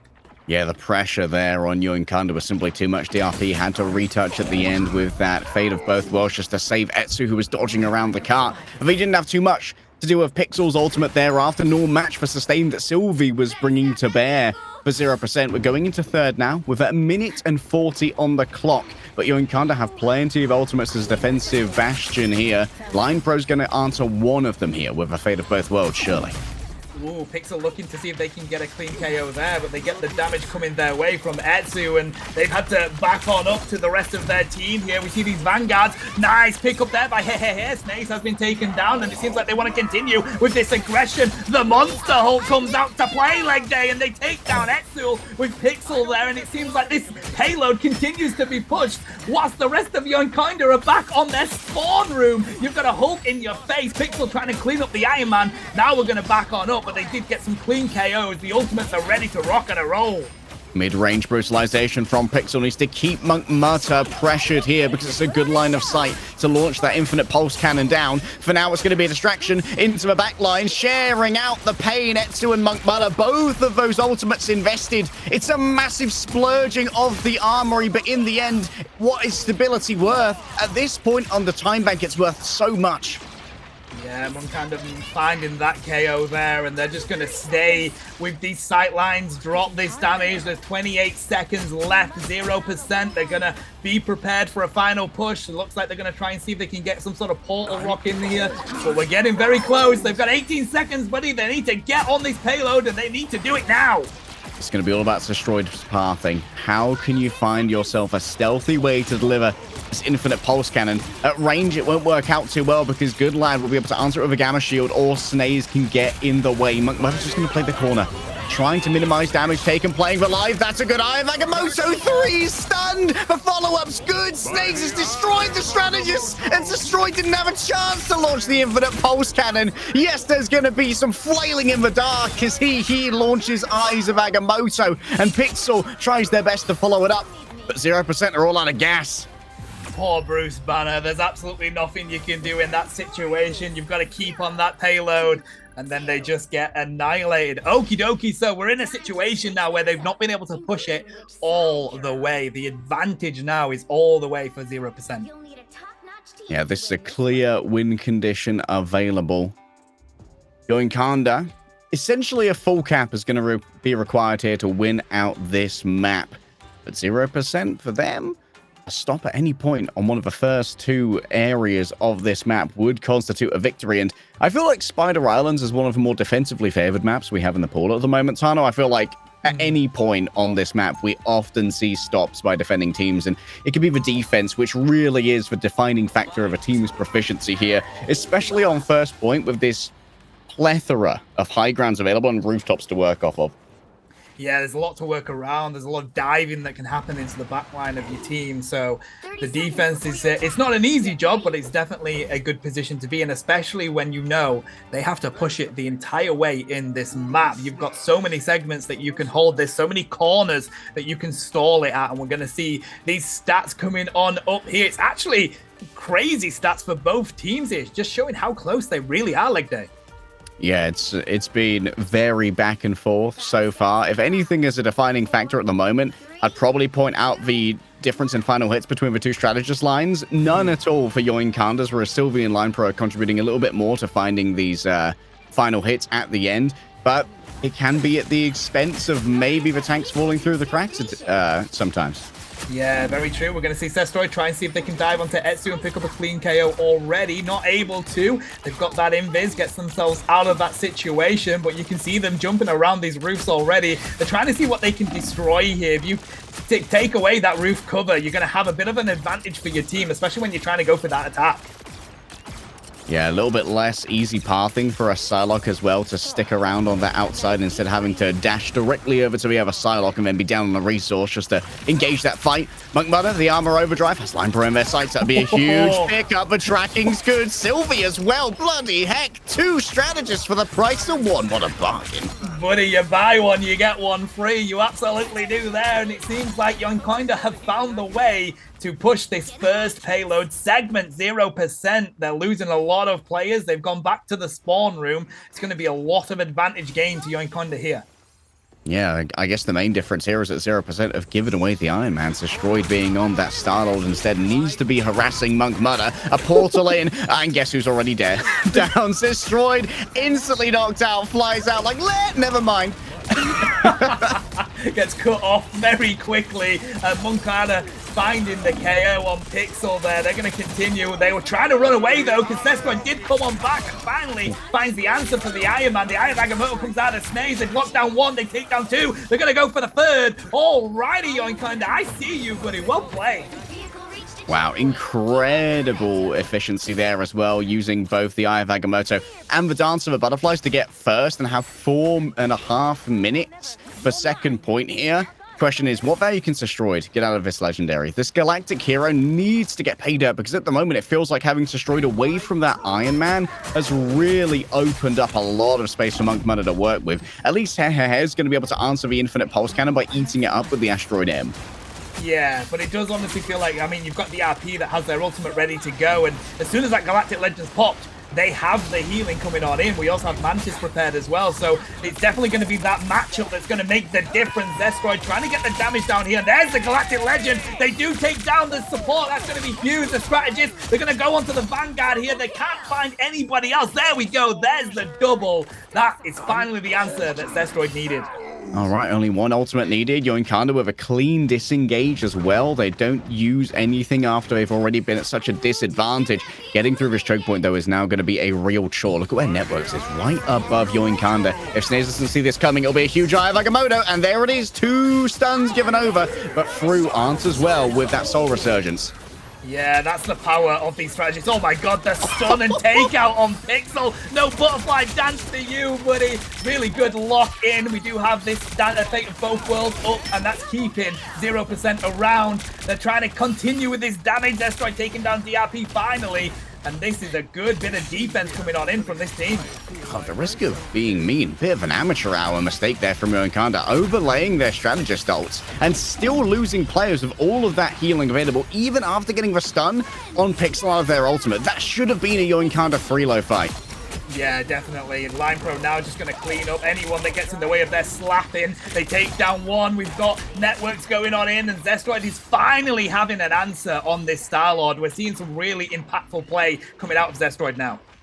And think about this attacking spawn here for the side of Yoinkanda. There's not really too much room for Snaze to get in a position where they can actually do a portal and try and flip the map. Destroyed, just contrive for an assassination, but at the moment I think they're just harassing Monk Mudder's more than enough. Out comes the Dance of a Butterfly, should be able to get both strategists, and while Line Pro is low, the follow-up's forthcoming. Good lad managed to find that one. Pixel giving it a second try here with the Dance of a Butterflies, forces out the Raging Hulk. The monster is giving you a round of applause. Good ultimate. Let me offer you my sincere congratulations. Man gets slapped into next week, their leg day, and with that, Yoinkinda have at least got back onto this push. They're down to 2 minutes, though, so they need to be careful with how they utilize these next ultimates. You don't want to blow them all at once, because, of course, 0%, they're not far off their own. Not too far away from them. It's going to be all about economy, restraint, and tactics. And 0%, they're going to have a lot of cover to work with here as they don't have to put more than one person on the car at once. Quite far forward, actually, at the moment is Line Pro. But whoa, Etsu scored by Pixel. And now your off-angle pressure is 0. This is a reset. It's chalked. Wow, fair play, Zestroid. You found the right answer. You got into the background. You dropped that Galactic Legend. We see Good Lad just get stunned there on the Bruce Banner. And I can't believe he's actually going to be able to get at least around the corner. But Line Pro says, you ain't going anywhere, buddy. Back to the spawn room for you. No resets here. Kinda, what can they do with these ultimates available? For now, like, it's kind of this game of chicken between Hehehe and Monk Mudder. Yeah. You can't afford to give over a huge amount of charge into that Meteor M using your infinite pulse cannon. The only real answer you have is flanking around, but guess what? Sistroid's already seen you. Sistroid! Oh, they bite off more than they can chew, and that's a lot of pressure coming in now towards this backline. That forces Hair to come back to stay in range of trying to eat this. There it is. Hair does grab it, but actually hits the top of that gate instead. Some Shinto power, too much for the king of Krakoa, and now the follow-up comes through. This time gonna be Pixel trying to find something off the back of this. Snake's already fallen down, and Fru's invested already. Monk Mudder swapped over onto the Wolverine. That's really interesting. They've got 25 seconds left on this map. I don't quite understand it. I feel like they've been backed up all the way around the corner. Now you're not going to be able to grab that Vanguard that you want to be able to isolate because 0%. They're working so well with it. There's the portal coming on out from Yonkonda. That's definitely the call that they need to do. But we've got an Eye of Agamotto ready to go. We do see the fate of both worlds coming up. The Dance of Butterflies as well. They are using everything here, Late Day, just to try and push this around the corner. We're in overtime right now. Frozo does manage to find one KO. There's an Eye of Agamotto. Good stun onto Good Lad. They're not even in Hulk form just yet. It's Bruce Banner with that Galactic Legend. Sestroid trying to find a strategist in the backline. We've got 4 meters away, but they're getting pretty weak. Sestroid finds the triple KO, or at least the double. There's a triple, and there's the quadra. 0% have managed to defend this. Knockouts for days from Sestroid. I thought that one might have been down the pot when Networks threw the Eye of Agamotto into the fate of both worlds, but it was just a feint to make sure that everyone was in a position to try and counterattack and get caught out by that galactic hero that Sestroid had ready and waiting in the wings. In the end, it was an economic battle when, well, it's going to be 0% with 0% interest. That was so well played by both of those teams. It was such a close game, buddy. I mean, look at the healing, the damage block, the damage. 33k coming in from Line Pro, just showing how they are such a good player on that Lunar Snow. The damage, the KOs, 32 ended up being on Sestroid. 19 final hits, the most in the entire game, buddy. Yeah, finally getting some real value out of that Star-Lord.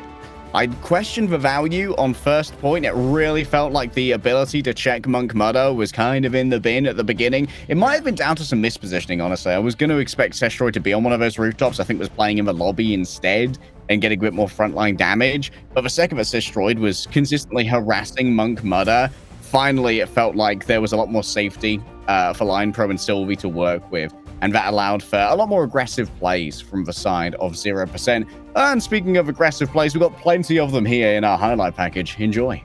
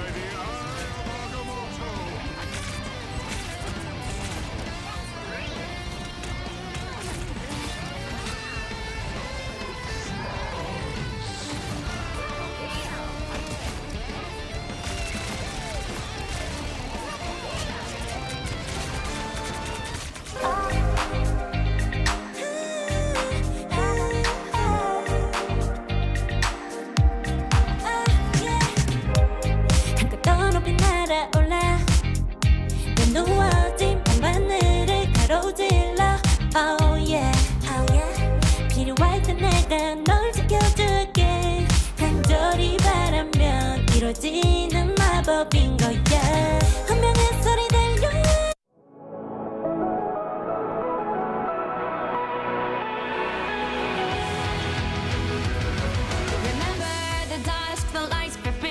tightly, trapping all those fighting souls. But yet, across the world, I see you standing in my way. And remember the time, the place we used to fight, like the sun and moon. And I wonder if ever there was a time that we were friends. The night has fallen, shadows looming, and yes, that time has come for me to seek you out. We are set now for our last reunion. Break the chains, find your way, come find me. Do you remember who you really are? Show me that you are still the only one for me. I'll be waiting for you.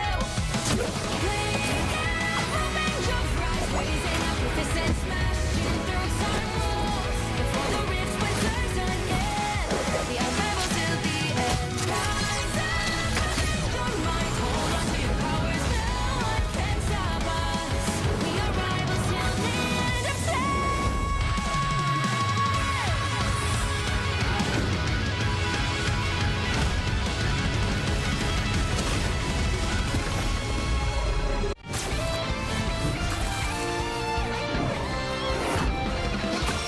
Eat nuts and kick butts. Got him, Tippy! Hey, check out this big acorn.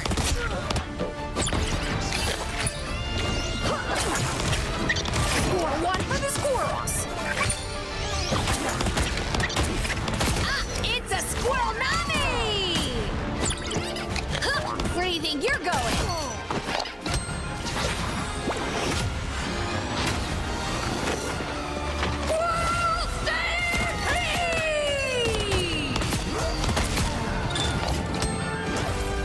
Anybody want some nuts?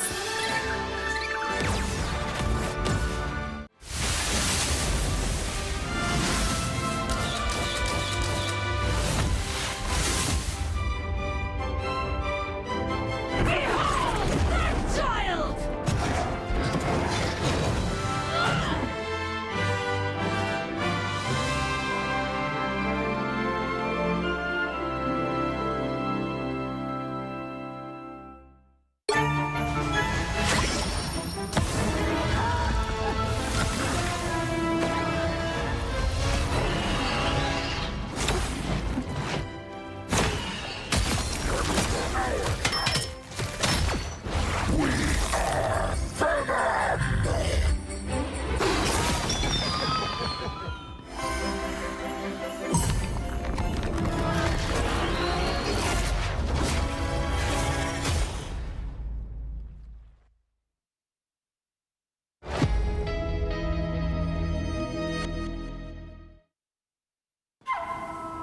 I tear through the cloudless night, just like the moon.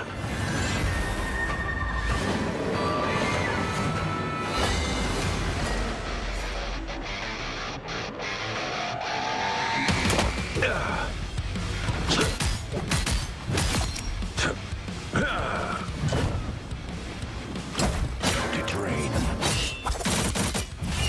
The moon haunts you!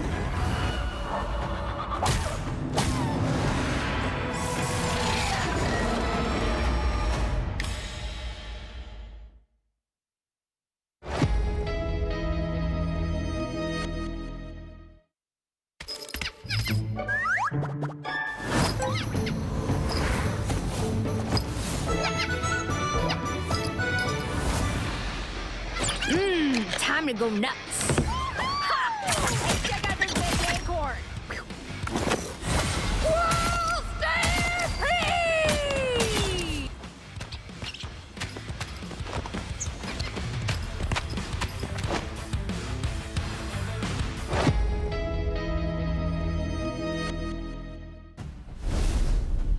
Not a Captain America in sight, but yet 0% could do this all day, and they will need to, Tano. If they can walk away with this best of 7 series, they'll be going directly into another one against Team Cats, and that is a lot to have on your plate. 3 tournament games in one day.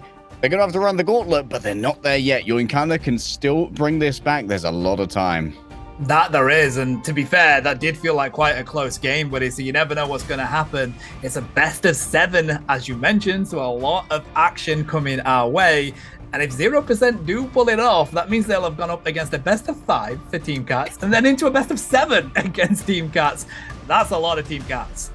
That's probably more Team Cats than any team would have fun going up against. In fact, one best of 3 against Team Cats might be too much Team Cats for a team to go up against. But I want to zoom in onto Yoinkanda here and what they can do to try and turn this around. Do they want to continue going down this Gamma Gang route? It felt like Monk Mudder was doing fairly well in the trades, but Destroyed being able to move over onto that Star-Lord bought a lot of a table for the side of 0%.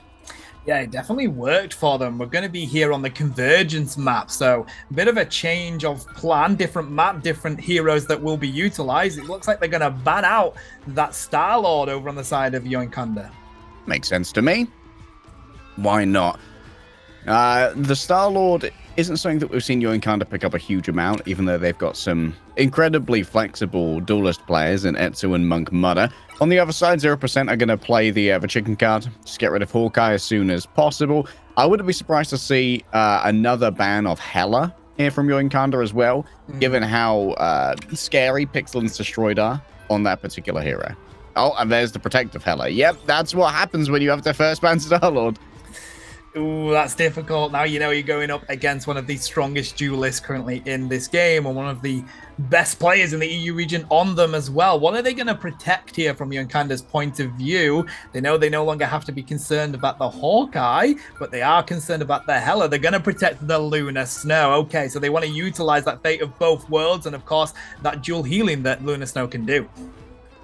Yeah, of course, Line Pro was popping off on the Lunar Snow in the last game as well. Wouldn't have surprised me if 0% would have wanted a Lunar Snow ban later to really take advantage of Line Pro's hero pool that includes a remarkably good Loki. We don't have many fantastic Loki players in in our pro scene right now, just because Lunar Snow is often preferred, or you want to play Adam Warlock for the Resurrection. Psylocke's going to be banned as well. This is very interesting. You're essentially opting in to the Hela duel, of course, because you're not going to be able to really pressure the Hela at range without too much of a deterrent on the off angle. Question is, are you brave enough to go for something like an Iron Man here? I doubt it when Hela's on the field. Just the pressure that Iron Man is under at range could be too much to bear. Destroyed is, of course, very happy to just move back onto the Punisher, and it means that Rocket Raccoon is on the table as well. Yeah, which is what we've seen 0% enjoy to use so much. They get banned out of utilizing that Rocket Raccoon. But yeah, I mean, we could have seen it. It looks like Etsu's going to go onto the Black Panther here. Maybe try and get onto that backline. Pixel no longer having access to their Psylocke. They're going to take the Hela. It's going to be interesting to keep a close eye on that Hela dip here. Is it going to be Mukmada? Is it going to be Pixel? I'm still particularly surprised to see Yoinkanda ban out the Psylocke, as one of the most effective ways to try and play against the Hela is have that off-angle pressure that could come in from the mid-range Psylocke. Still, I have to trust what they've brought to the table in the Black Panther. I haven't seen Etsu play too much of this previously, but I imagine that Networks and Hehehe are happy to be back on this Phalanx shieldy composition. This is where they have been performing remarkably well for most of a 0% run. We're going to get rid of this bridge straight away, give yourself those easier lines of sight, and Destroyed, they're not going to complain about being able to access this turret. They have that splash damage. We're going to see where Yoinkanda are going to approach this. It looks like they're going to come through the side, try and get that rotation up onto the top of that, and Mukmada, they've spotted this Destroyed turret. They need to try and take this out because look at the damage they're already doing here.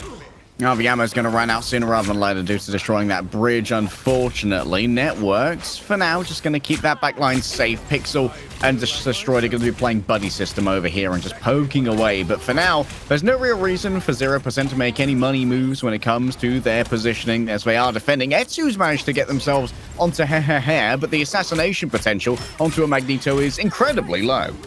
I enjoyed that Magneto 1v1 going on there, buddy. It was respect the 1v1, but the rest of the team came on in just to try and provide that added damage. Etsu getting pretty weak there, but they are, of course, on that Black Panther. Pixel gets hit by that bomb that does draw them in, but they're unable to find the KO. So the rotation here for Networks, can they pick up Froze? Yes, they do. Etsu, though, cleans Destroy. That's a lot of duelist damage no longer coming into this fight. Yeah, Etsu might now have a little bit more freedom to work with as well. Snaze marauding forward, raiding into the back lines, finds himself a squishy Hella and puts it to good use. Monk Murder now needs to strike back and get a counter pick quickly. They're the only real duelist around, and Networks is going to be the one to fall. Look at where Sylvie and Lime Pro were caught out in the back. They had no line of sight onto those vanguards. This is a very messy formation here from 0%. They force forward Sylvie, using that Soul Resurgence, healing for everybody, but it's going to be DRP who answers. Remember that now the respawns are going to be coming in from behind the Yoinkanda team here, as 0% will be able to move back in. Lime Pro pops the fate of both worlds. Oh, it's getting so close to capping this. We do see, oh, Etsu dives onto Pixel, but Pixel picks them up. That's huge. And we see the final judgment come out from Zestroid as well. And now you kind of have to back up. They've got 2 segments of that objective like they, but they're not going to get the final one. We've got a minute 45 on this board. 0%. They did find the answer, but of course they use a lot of ultimates to do it. Including both of their strategist ultimates. Their staying power is going to be incredibly limited, and with 2 ticks already taken here for Yoinkanda, they can essentially just control the point using Mukmada's Goddess of Death. Trying to pop this portal open for Snaze. They are aware of it. Pixel trying to do that damage whilst they do, but they did manage to get that off. Now we're going to engage in, and they've got the ultimates to do it on the side of Yoinkanda, but they are prepared for it. And Network's here with the shield in, blocking them off from being able to get down onto that objective. Sylvie's here. Can they take pros? We see the Meteor M coming in. There's the Eye of Agamotto. He does get the stuns, but they haven't got the KOs just yet. Snaze takes down Zestroid Pixel with Frozen, with that Goddess of Death. That may be the answer. They're getting the final take. Etsu cleaning on up with a double KO. It's on the way here, Leg Day. Indeed, the cap is going to come on through, but it was not cheap here for Yoinkanda. Having used 3 of their ultimates, and 0%, they almost got away with Lime Pro getting stunned by the Eye of Agamotto and not really having any follow-up onto him due to some miscommunications of when that ultimate was going to come through. Sometimes you see a juicy one, though, and you just can't help yourself. Now, going into the second point, it's going to be 3 minutes for Yoinkanda. Yeah, decent time to be pushing this, but of course they do have the ultimates coming their way on 0% side, and Hey's prepared with this. We do have that Mantis ultimate coming on out, and they've got a really close-up on this payload here. There's the Meteor M. Can it connect to anybody? The Goddess of Death falls, and it didn't, and this pressure now coming in from Munkbata is going to be enough to push them on back and get some clean KOs here, Leg Day. Oh, that tight formation is very much used against the Munkmada, getting so much AoE damage. All Lime Pro can do can make an amusing sideshow of dancing on the cart to pause it out for a moment. Yoinkanda stay in control, but Lime Pro having access to that Fate of Both Worlds is going to give plenty of staying power at the end of second. All right, so we're down to 2 minutes on the clock now. Of course, we're getting round to this final section.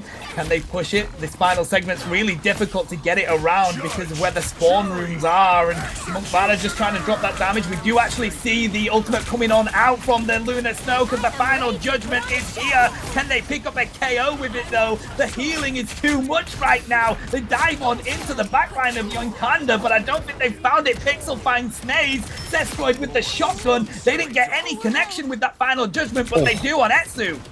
Oh, the shotgun does work for Zestroid, and then swapping over to the AR to deliver some knockout blows at range. 0% now have a stalwart defensive position to try and work from. Yoinkanda are going to have to try and get Etsu into that backline to deliver Bust's vengeance. 1 minute 20 on that clock. We've got a couple more team fights coming their way. Munkmada trying to find Pixel up on the top of that roof. Networks trying to put up the shield, make sure that Pixel stays around, and we're just waiting for the next engage coming on in here. Like they haven't quite got there just yet, but the ultimates are on the board. Munkmada, oh, they do fall. They were about to get the Goddess of Death, and that's them gone. Mantis managing to find a good KO there, and it seems like 0% have backed up Yoinkanda here. We're going to have to wait for this next team fight. Yeah, 0% just won 100% of their duels right there. We saw Lime Pro even taking out Etsu in the 1v1 in the backline. DRP potentially staggered no, manages to slink away with their tail between their legs. And 0%, having not invested anything in that previous fight, are going to be loaded for bear when it comes to defensive utility as well. Alrighty, we have got so many ultimates that can be used here. We've got a portal coming up onto that roof. Gives them the advantage. They can drop the damage on down, but Line Pro managing to find what that is going to be the difference. Pixel as well, and it seems like Young Kinda, they don't have the answer, buddy. They've got 5 ultimates that they can utilize, but 0% is here. There's the Meteor and the Eye of Agamotto's come out as well, but they haven't been able to find anybody with it, despite getting the stuns, and it seems like 0% have got that pressure on their side. The duel of the fate of both worlds comes on out. But if this lands, does it pick up 2? Yes, it does. 3 ultimates used at once by Yoinkanda being turned into nothing is far from ideal. Fru brings out the healing as Monk Mother takes to the skies, and the burst through of the Goddess of Death is complete here for 0%. Lion Pro simply reinforces with the fate of both worlds, meaning plenty of damage boost and plenty of healing for all who want to come and contest this objective. The mission area falls from the grasp of Yoinkanda, and 0% are absolutely begging for a rematch against Team Cats in the finals. That they are. They just need to cap this, push it 98 meters, not that far to go, and they'll be able to progress through to a 2-0 victory in this best of 7. Plenty of action coming on in. Let's see if there's any rotations off what we saw. Good lad, looking like they're going to pick up that Magneto. Yeah, the Magneto important for trying to deal with the incoming damage of the Punishers, of course. The Magneto barrier, when it is erected, can absorb unlimited damage. Very good against the Final Judgment for what little time that it is available. That requires a little bit more cooldown counting from Destroyed when it comes to popping that ultimate effectively. For Etsu, could it be the triple strategist? We've seen this plenty in Europe, actually. This is a kind of a European special. We like our degenerate compositions, and triple strategist is certainly among them. To be fair, the strategists in this game can deal a decent amount of damage, especially Mantis and Adam Warlock. So definitely interesting to keep a close eye on that, see if we do stay with the triple strategist plan. And of course, you've got Mumata still on that Hela that is able to just drop bombs from quite far.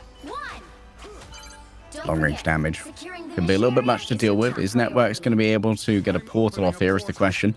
Just tuck themselves into a little cranny to try and make sure that any incoming stuns would not be available. And for now, you can use a touch of scouting here, likely noting the 3 strategists. And how will this affect 0%'s push here? Oh, diving straight on into this room. Can they pick up any KOs early? That's going to be the difference in this fight. They've got the strategist backed around the corner. If they can pick them off, that'll be the difference here. DRP did get pretty weak, but nope, Network still putting up this shield. They haven't found any KOs just yet, Leg Day, and it is continuing to fight on in.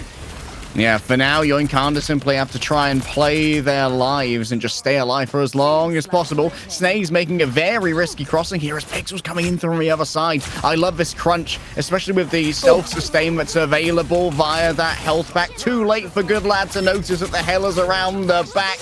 And with 1 strategist down, the rest will fall in short order as there isn't enough pressure to keep 0% from flooding over the point. Yeah, that was really sneaky. I enjoyed that a lot from Pixel, and it meant that as soon as you take that strategist out, it is all 0%'s fight coming into that. So that's going to be a cap. They've got the second section at least. I don't think Yoinkind are even going to try and get onto it. They really need to just get prepared for defending this push now.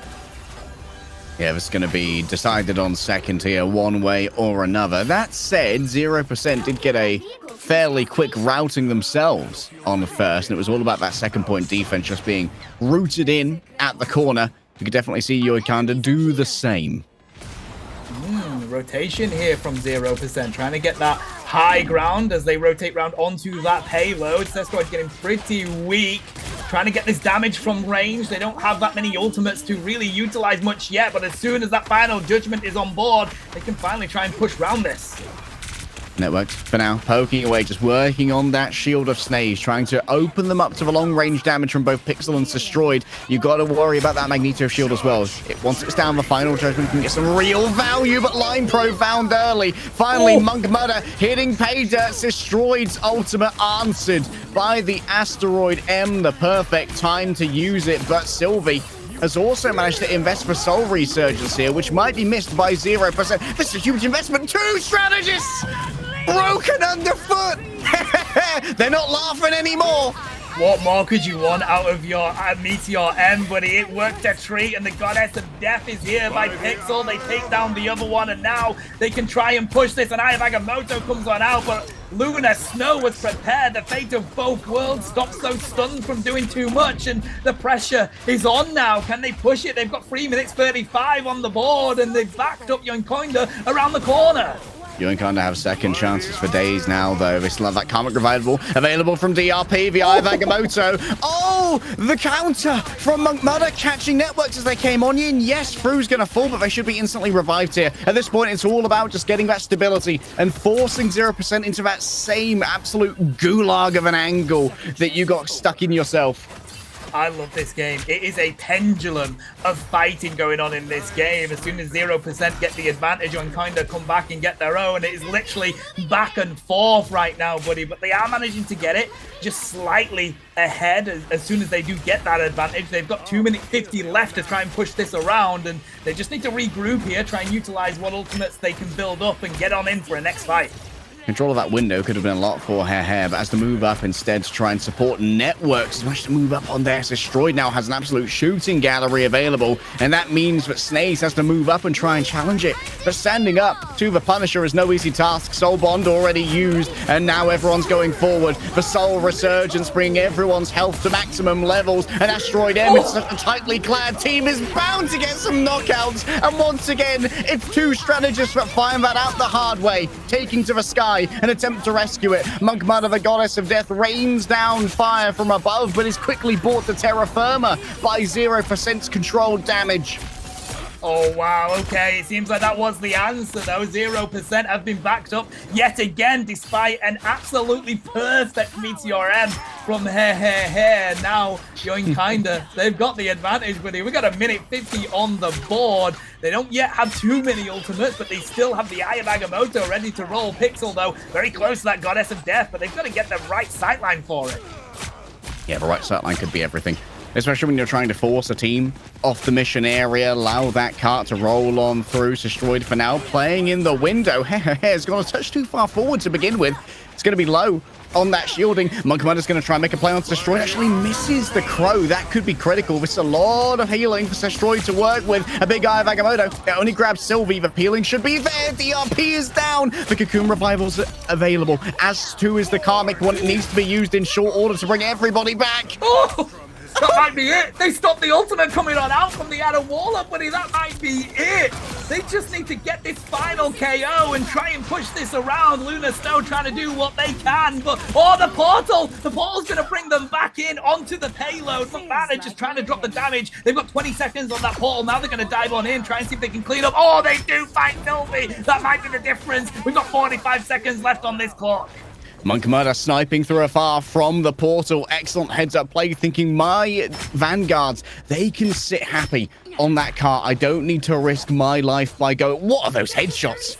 Oh, it's disgusting.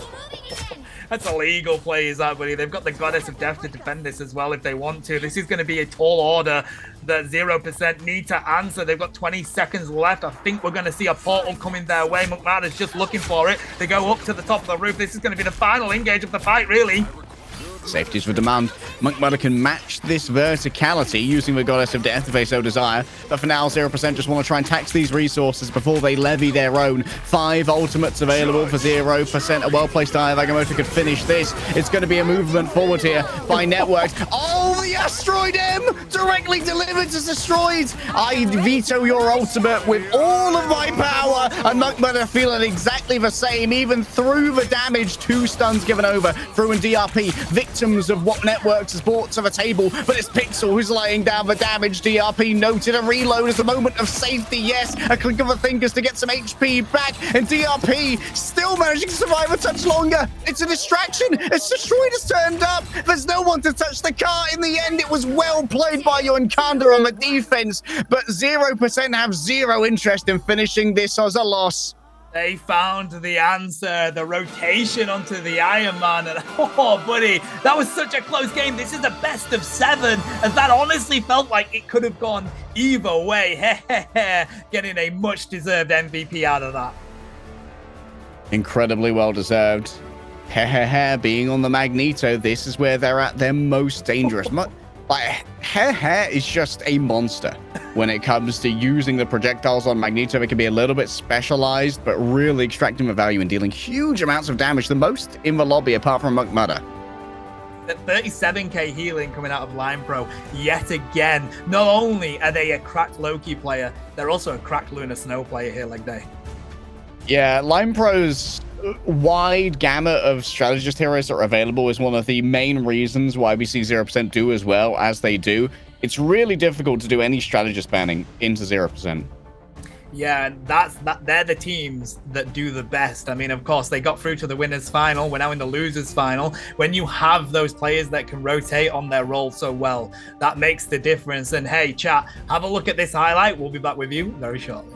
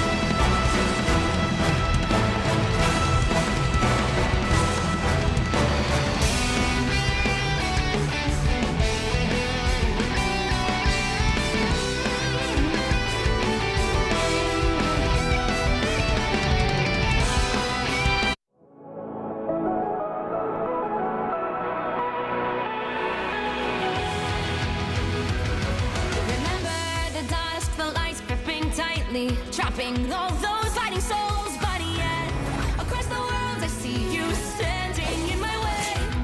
And remember the time, the place we used to fight, like the sun and moon, and I wonder if ever there was a time that we were friends. The night has fallen, shadows looming, and yes, that time has come for me to seek you out. We are set now for our last reunion. Break the chains, find your way, come find me.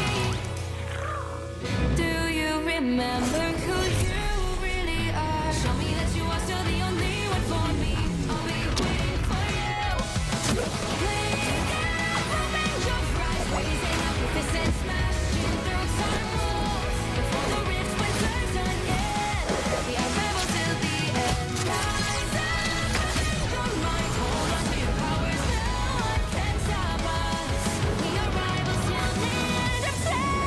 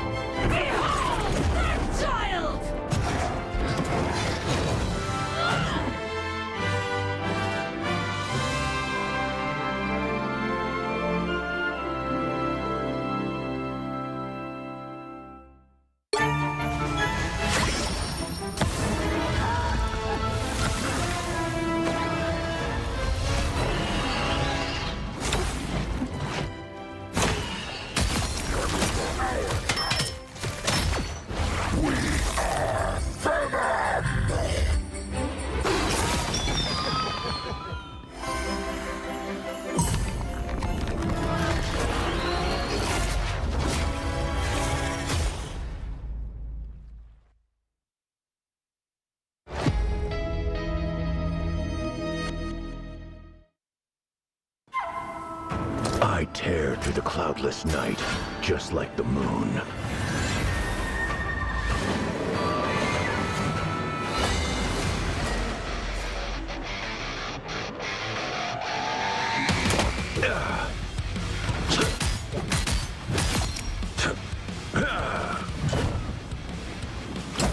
To drain. The moon haunts you!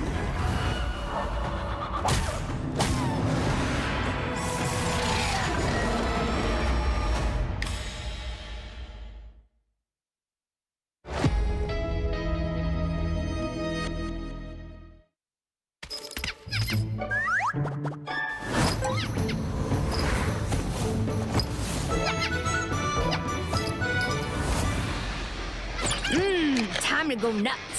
Ha! Check out this big acorn. Whoa, stay free!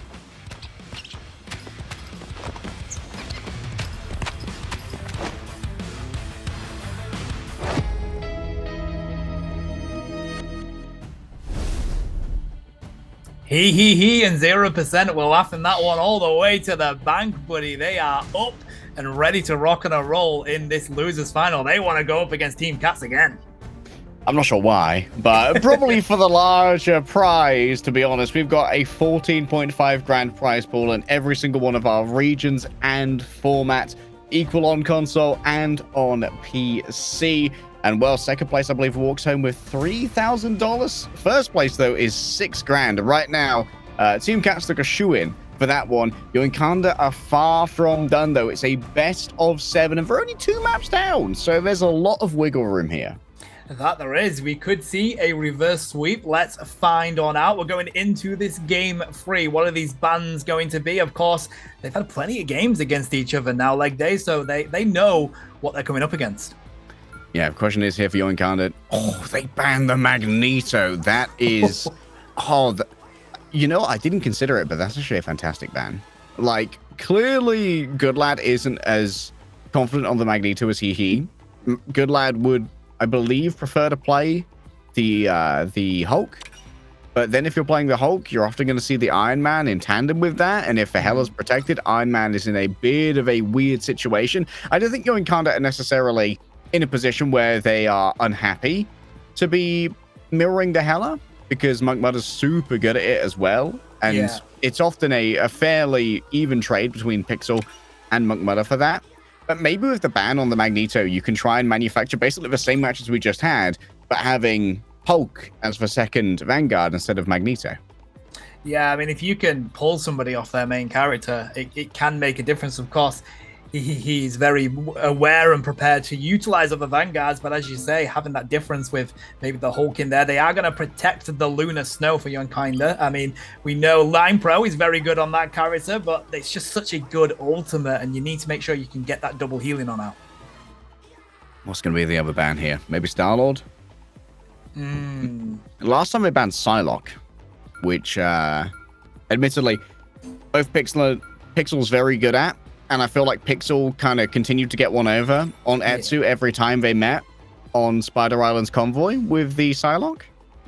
But there it is. The Star-Lord band's going to come on out. That was very difficult to deal with when Destroyed bought it out. You're kind of playing a defensive linesman here when it comes to these matchups. The ban on the Iron Man makes sense, but I think it is a little bit superfluous. I think that Yoinkanda here have got a ban phase that they're fairly happy with.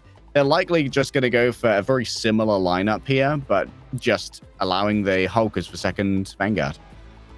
Interesting. We're on Burning T'Challa on the domination side of things here. Good lad. You know, the 4 might actually be a good shout here. 4 usually comes out quite well in these domination matches, especially when you pair it up. But no, they're going to rotate back onto the Hulk. And of course, it doesn't get really any better than the Doctor Strange and Hulk pair up.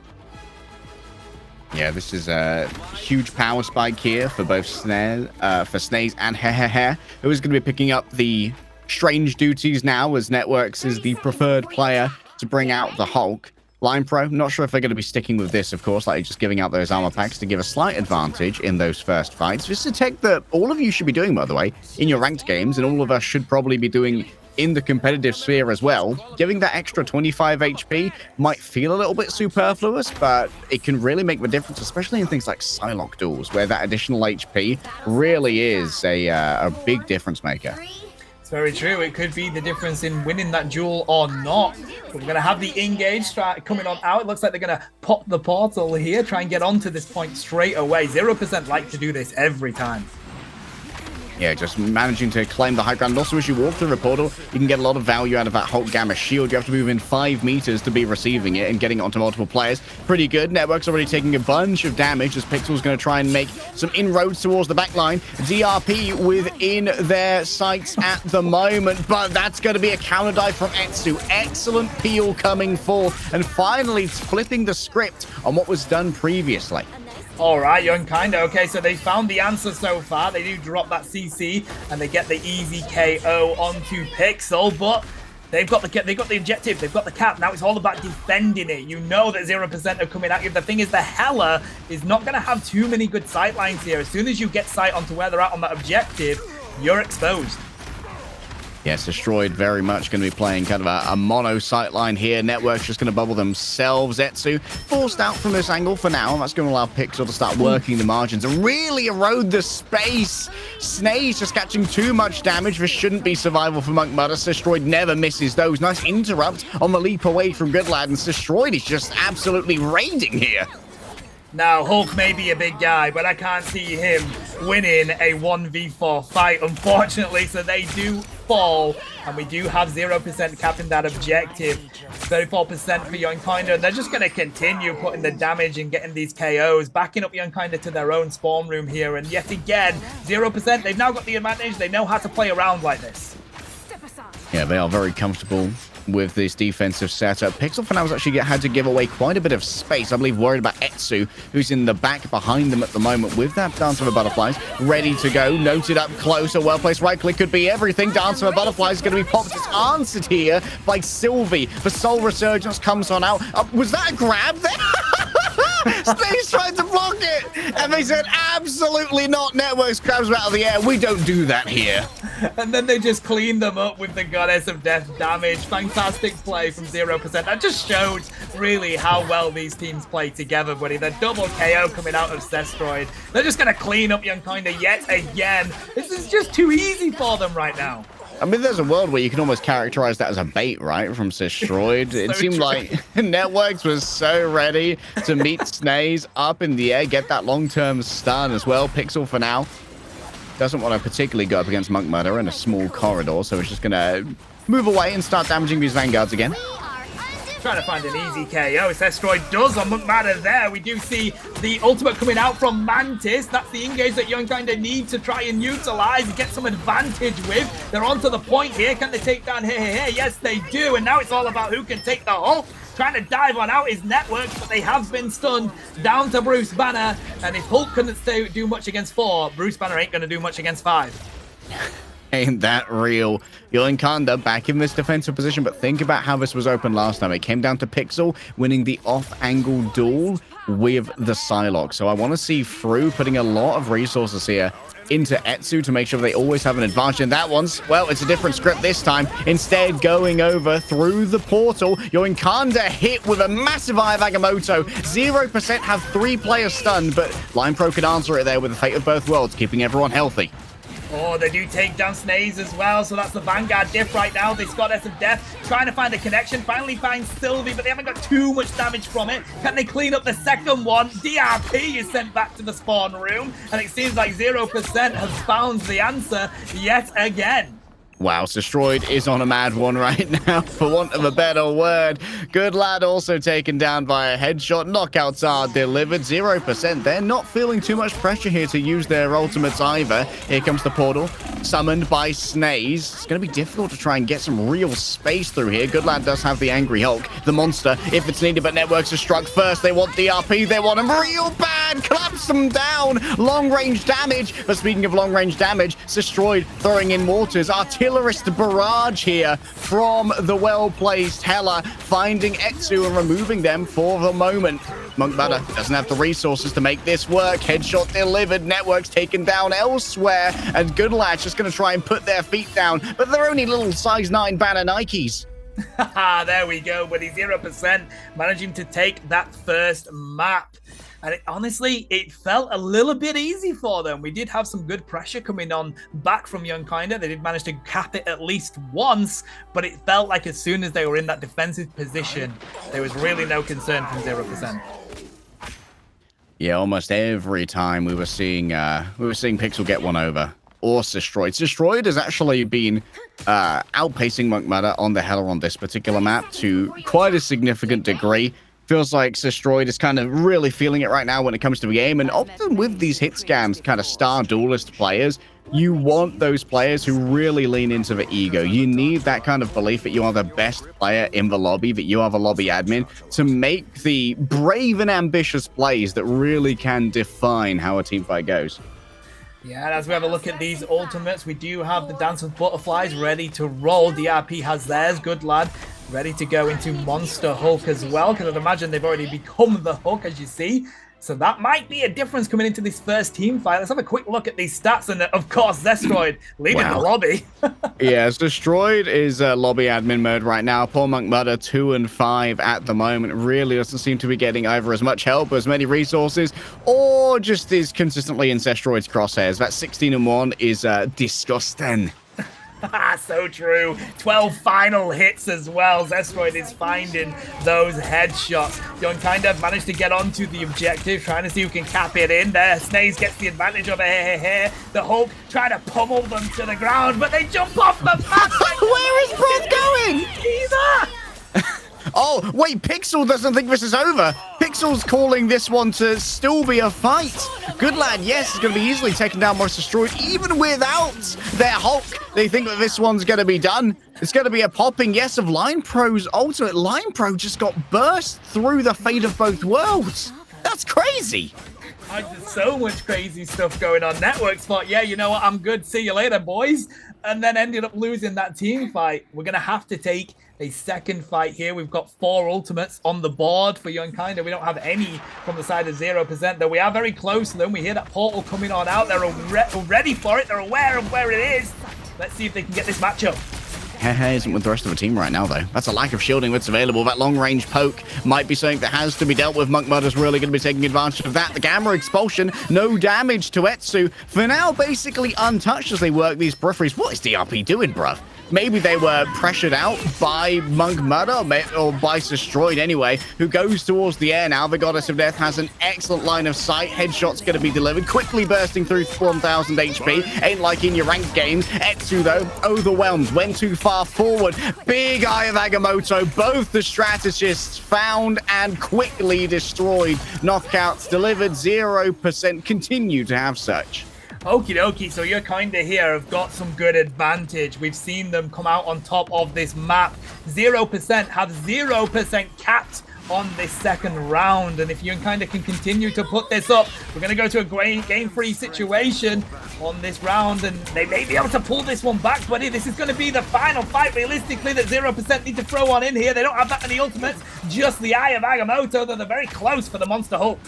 Yeah, maybe there's a world where they just want to kind of force out what they can from Young Kinda using this Eye of Agamotto and not overinvest more than that. Moves forward, grabs this, Dance of the Butterflies. This time it's going to be a survival from Line Pro, but Pixel 1K was too far away to get the healing delivered by the fate of both worlds. Destroyed next up on the docket. Getting rid of that carry would certainly be a welcome change here for the side of Young Kinda. And then finally, final blow delivered. Monk Mudder rains down hell from above. Pixels noted elsewhere. Young Kinda finally walk away with one.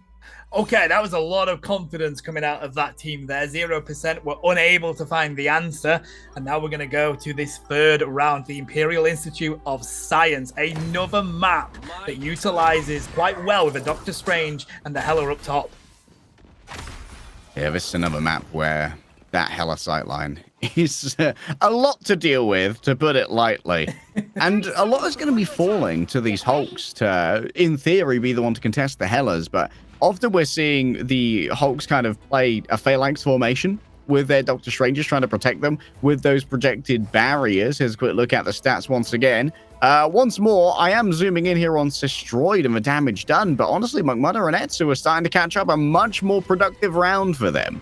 Definitely pulling it back after that. 11k damage there, 11 KOs for McMahon. Etsu with the 15, so they're definitely catching on up, but it depends on whether they can keep that aggression up coming into this one. We only have the one ultimate ready on the side of Youngkinder, 2 on the side of 0%, and this first engage is probably one of the most important. Check for his damage as well. Most of any strategist in this lobby by far, and that could be part of why the Vanguards are struggling for that survival here. Already, Good Lad and Networks just playing a little do-si-do, a love tap around. Who will spit first? Attempt for the exile. Already through. Under pressure here from Pixel. Going dirty into the back. 2 strategists down. It's a nasty ultimate. No strategists here to keep this healing on. Just means 0% are going to get a free objective cap, but the Hulk is there to say no to that. Good Lad trying to stop it. Networks collapse McMahon back to the spawn room. And now they do have the advantage. It's all about which Hulk can come out on top. Good Lad, unfortunately, doesn't have the health. And they're back down to this Hulk form. No, in fact, to Bruce Banner and back to the spawn room. Homie spending his entire life transforming, unfortunately. What a huge ult from Pixel right at the beginning, removing all that healing super early before any countermeasures were available. For now, Snakes are going to try and cook here with the Eye of Agamotto. That Hela up on the high ground is going to be so much to deal with. I mean, the second you kind of get around this corner, they're getting hit from those hella damage. It's huge right now. We do see these ultimates coming out. There's a dance of the butterflies, but we did see, of course, the Soul Resurgence as well. It does enough to keep 0% around and happy to carry on. Snaze gets defeated by Destroyed, and again, it seems like 0% have the answer. Pixel trying to dive on round. They've got that invis, trying to see if they can find some squishy strategies there, but the Hulk gets blocked off. It seems like Networks is ready to just clap anybody coming their way. McMahon, though, finds Pixel leg day. Yeah, Pixel ran into the stuck Hulk and all of that explosion. Wow, that is a huge ultimate there onto Sylvie. The follow-up isn't there, though. Lime Pro with the rescue. There's a portal standing in the way of the ideal line of sight for McMahon. So all they can do is throw down these artillery barrages and try and lie in with all of the damage. Lime Pro and Sylvie forced to disengage, but Hair and Network still have their feet on the point, stopping it from flipping over thus far. Keeps just shuffling that shield around. The cleave here from the right clicks could be everything, but the freeze is even more so. Good Lad, a touch overextended. 200 health remains. It's going to be a lot of ultimate to be gained here for the side of DRP. And finally, Yoinkanda going to be able to get that flip. Okie dokie, 75% on the board for 0%. They're going to pop out this portal, get themselves right onto this objective as a team. They do have Pixel's ultimate that they can use as a dance of the butterflies. They're going to try and dive on into the backline and get those straight onto the strategist. Yeah, onto the strategist trying to flip the map. Pixel once again has the dance of the butterflies. Is there anything available to try and counter it? DRP is 3% away, and that 3% is not forthcoming. It's an ultimate timing there for Pixel. The exact timing that was needed, and as more people array themselves to present duels, Pixel wins duel after duel. All right, so 0%, they flip it again. We're probably going to have one more team fight in this as they're about to hit 90% on the board. They do have Snaze with a portal that they can try and utilize to do exactly what 0% just did.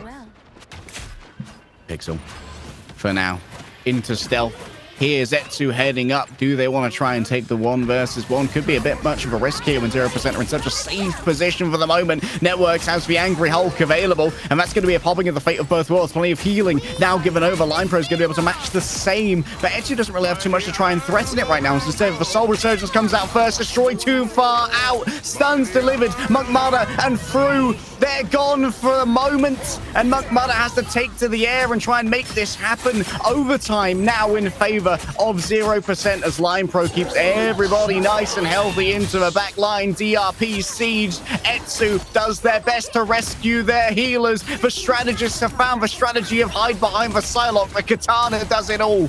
Oh, they found the answer here, even kind of, buddy. We're down to 99% for 0%, but they weren't able to get over the overtime. So now we're back in a situation where 0% have to pull off a great team fight to win this game. They don't have here with the portal. Networks is prepared to go in with a Hulk smash. They do dive through already, and we're seeing this healing coming in from Mantis. Pixel once again is going to be the hero. 97% of the way towards the dance of the butterflies. There's no strategist ult here to answer it. A Sonic Katana to end all those who oppose them. DRP takes a touch of damage, but it seems like there's some backline survival that's still going on. Fru finally picked up, but it took themselves a 1 versus 2. This could have been a lot of space given up already. DRP now in a dangerous duel, dicing and dancing with death itself. Snae's range can't deal with the damage that's lain down by Destroyed, but Monk Mother is able to try and match it. With the Vanguard's gone here, 0% have huge advantage when it comes to a point presence. Zestroid finally wins the hella diff with that double KO, and the overtime is on, and of course 0% are the ones that capped it, buddy. They're gonna take this 3-0 in this best of 7. DRP losing 2 fights, about 5% away from the fate of both worlds is just absolutely heartbreaking. Maybe the thing that needs to happen in short order for the side of Yoinkanda is like deliberately eating some damage to build up your support ultimates and allowing for those resources to be available at the proper time. Like Pixel not being able to get any value out of that final dance of the butterflies, it could have been a massive fumble that turned everything around, but really the pressure onto iGoodLad and Snae's was just too much to bear. In the end, it's going to be once again Destroyed with that MVP. 21k damage from Hela. Fun. Yeah, I mean, McMahon did end up pulling it back, but they ended up with a 23k damage. But what I really want to pull attention to is how much damage these Mantises were dropping. 10k there for Fraizo, and then we see Sylvie with 8k as well. Pretty impressive coming in from a strategist, considering that they're also there to drop that mega healing that they've been doing. Being a mega healing line, bro, on 31.6k is nothing to turn your nose up at. Right now, 0%, they feel super hungry to get back into that matchup with Team Cats. They're very aware of the players who are on Team Cats. They all came from the same esports scene. They've been peers and rivals at different points in time. So it's only one map that's going to separate this team from the grand finals. Have a quick look back at map 3, though, with these highlights.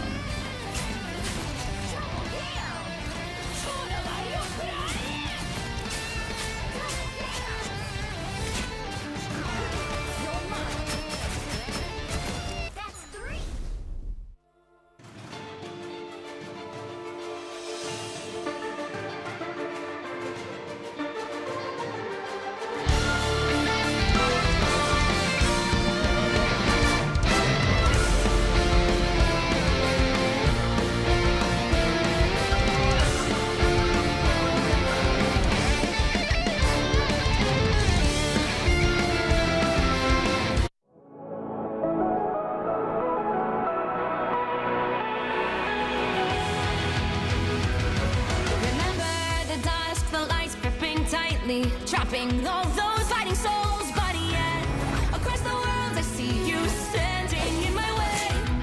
And remember the time, the place we used to fight, like the sun and moon, and I wonder if ever there was a time that we were friends. The night has fallen, shadows looming, and yes, that time has come for me to seek you out. We are set now for our last reunion. Break the chains, find your way, come find me. Do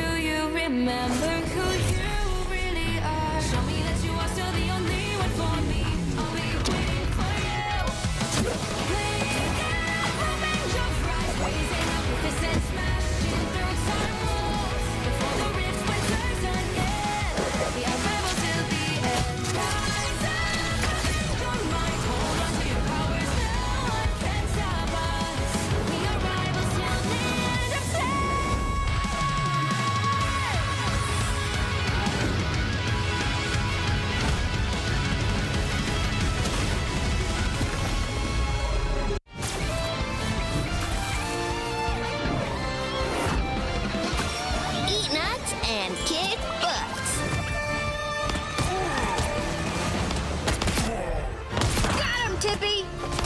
Hey, check out this big acorn.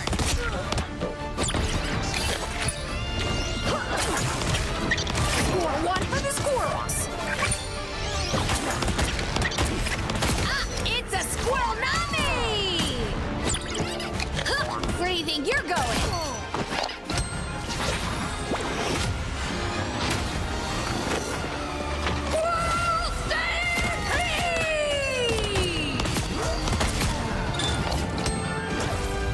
Anybody want some nuts?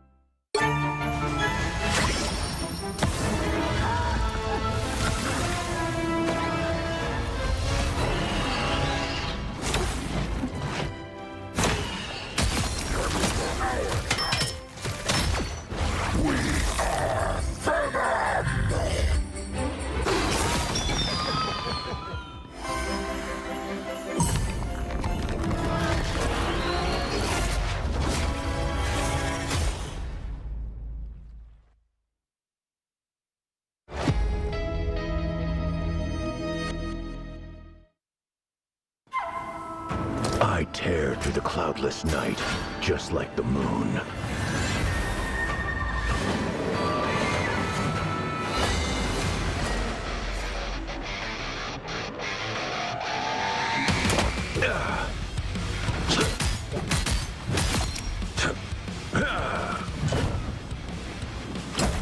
To drain. The moon haunts you!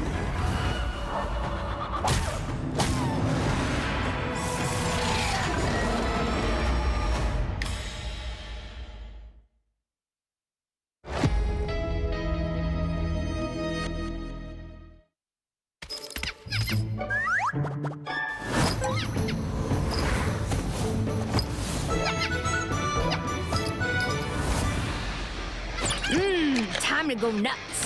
Ha! Hey, check out this big acorn. Whoa, stay free!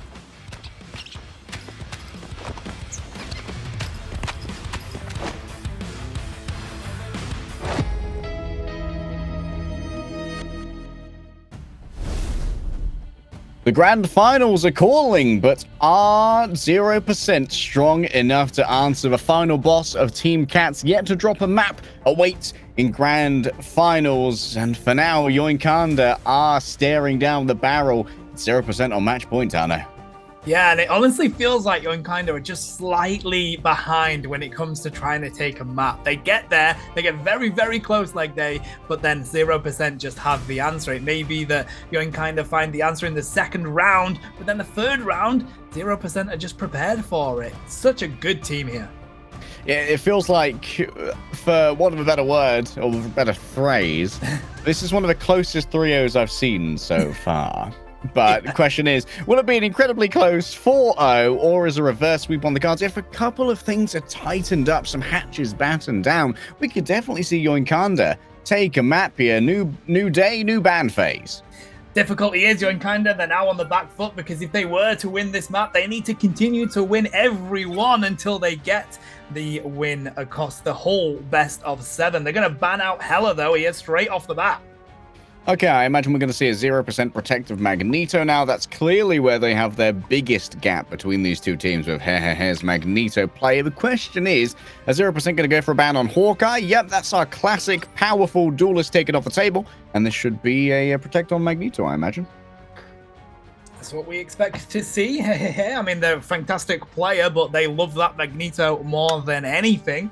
And as you mentioned, definitely has a little bit of a diff compared to Good Lad, who is by far no means not good on that character. They are very good, but it just seems like that's where Hair is comfortable. But no, they're going to protect the Psylocke, making sure that Pixel gets access to their really important hero. Interesting. Yoinkanda going to try and protect Luna Snow again? Now they can ban Magneto. Which, I mean, Hella's off the table. Surely you can bring out the Gamma Gang here. Like, you might be able to protect... I imagine the way to play this is probably you protect the... Oh, you're going to protect Lunar Snow rather than the banner. This does mean that 0% can kind of shut down the Gamma Gang. They'll likely try and ban out Hulk themselves. Or maybe the Iron Man, because Networks is very happy to play the Hulk, so they probably would ban the Iron Man. With Hell off the table, the Gamma Iron Man becomes an incredible threat to try and deal with. And with 0% in so much of a comfortable lead, I don't think they really want to risk going up against the Gamma Gang again when it was so close the first time.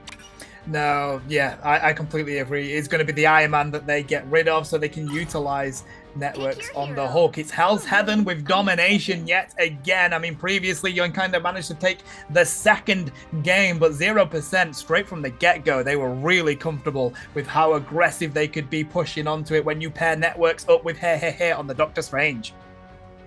Yeah, this is a very powerful combo.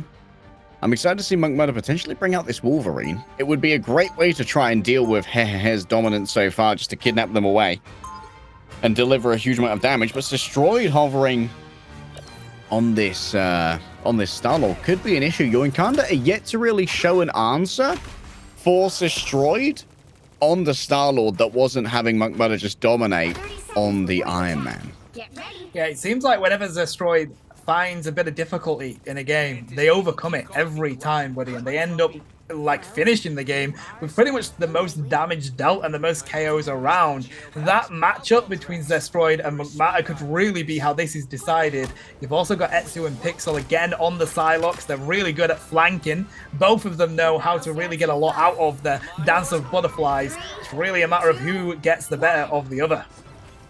Yeah, and 0% still have their pocket strat here if they want to use it, of playing both the Punisher and the Winter Soldier alongside the Rocket to really try and out-pressure enemy Vanguards as well. A quick teleport forward. It seems like Yoinkanda are actually going to be saving theirs from Snaze, and they're instead going to be using it for a recontest at a later point. Yeah, every time these portals are used together, 0% seem to end up with the advantage. So I like this from Yoinkanda. They've accepted the fact that it's not working for them. Let's save it for a later date. Pixel trying to get some sightlines around the edge here, see if they can pick up a strategist. Is Destroyed just diving around, trying to put as much damage into that Hulk as they can. But it does seem like Moncada has found Hair with that Wolverine. Yeah, and I Good Lad being able to join these dives and give her that Gamma Shield is so important for the overall longevity of the Wolverine. Wolverine needs a lot of care and essentially 24/7 support from the rest of the team to function as a hero. But when he does get that support, he can be so important in winning every Vanguard duel. Yeah, I mean, we've seen plenty of people cook on it. Necros being the main one in the EU region. Let's see what Magmata can do here, though. The advantage is definitely on Kinder at the moment. We are building up these ultimates, though. We're not too far away from a galactic legend here. Good lad, just getting this sightline around the corner, being prepared of Yoinkanda diving on in, trying to see who needs this shield. Magmata can also be thrown. Remember, that's a synergy with the Hulk if it is going to be necessary. Very deep at the moment is Pixel, but Destroyed is going to deliver a huge amount of pressure here. Answered by DRP. Well timed, at least, when it comes to this ultimate. Fru's going to have to try and hold on, though, to that Soul Resurgence to try and deal with Pixel's Dance of the Butterflies.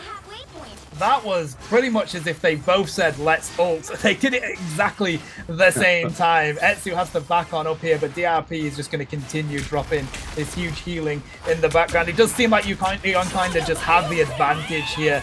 There we go. There's the Dance of the Butterflies. Are we going to see the Soul Resurgence come out? Yes, we do, and it looks like it's going to be enough because it's spread across the entirety of the team there, Leg Day, and they haven't been able to find a KO with it. Fru answers, where are the eyes of Agamotto, though? For now, Snaze doesn't really want to release it. Going into that Fate of Both Worlds would not be well-intentioned. Etsu's already fallen down as well. For now, Good Lad just gives over a little bit of damage. Magmata found the ultimate play with the Wolverine, using the Q to the best of their ability. 0% through everything into that fight except the kitchen sink of the Eye of Agamotto. This could be ruinous. They got 0 out of it as well. We're at 99%. That's going to be it. Yoinkanda are going to take the first game with 0% on the field for 0p. Wow, what a turnaround here this is kind of a gauntlet being thrown as well. If Monk Mother can get too much value out of a Wolverine, it's going to change the entire ban meta as well. And really try and force a potential for 0% where they have to get rid of Monk Murder's Wolverine. And then maybe you leave something like the Gamma Gang back on the table, or even the Hela? Even the Hela or the Hawkeye. It seems like 0% are bringing out their patented solo strat here.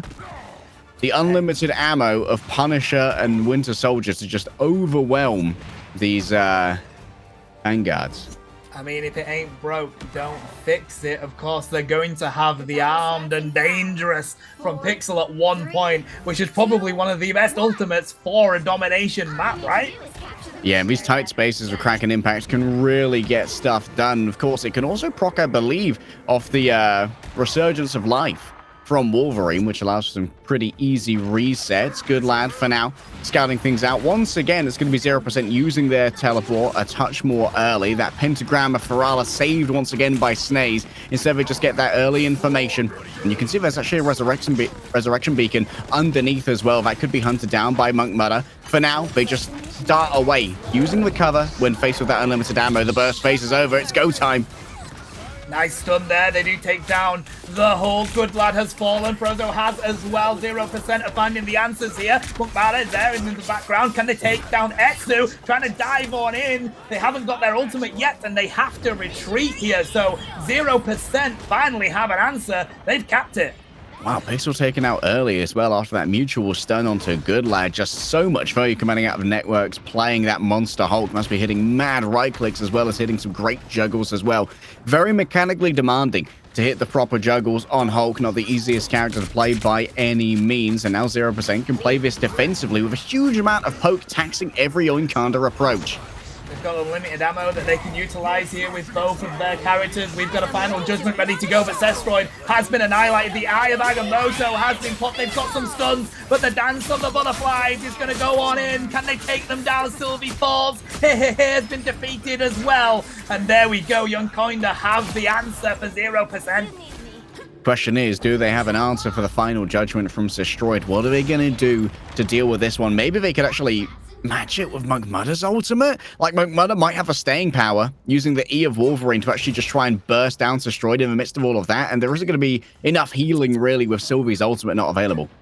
You're going to have to try and find a way to stun him out of it. You need to be prepared for that coming your way. McMart is there just waiting for the right decision to dive on in. There we go. And the eyes are coming on in, but Freza just trying to drop so much damage from range, keep their heroes up. We do see, of course, that final judgment coming their way. And Sestroid, oh, buddy, they found the answer with it.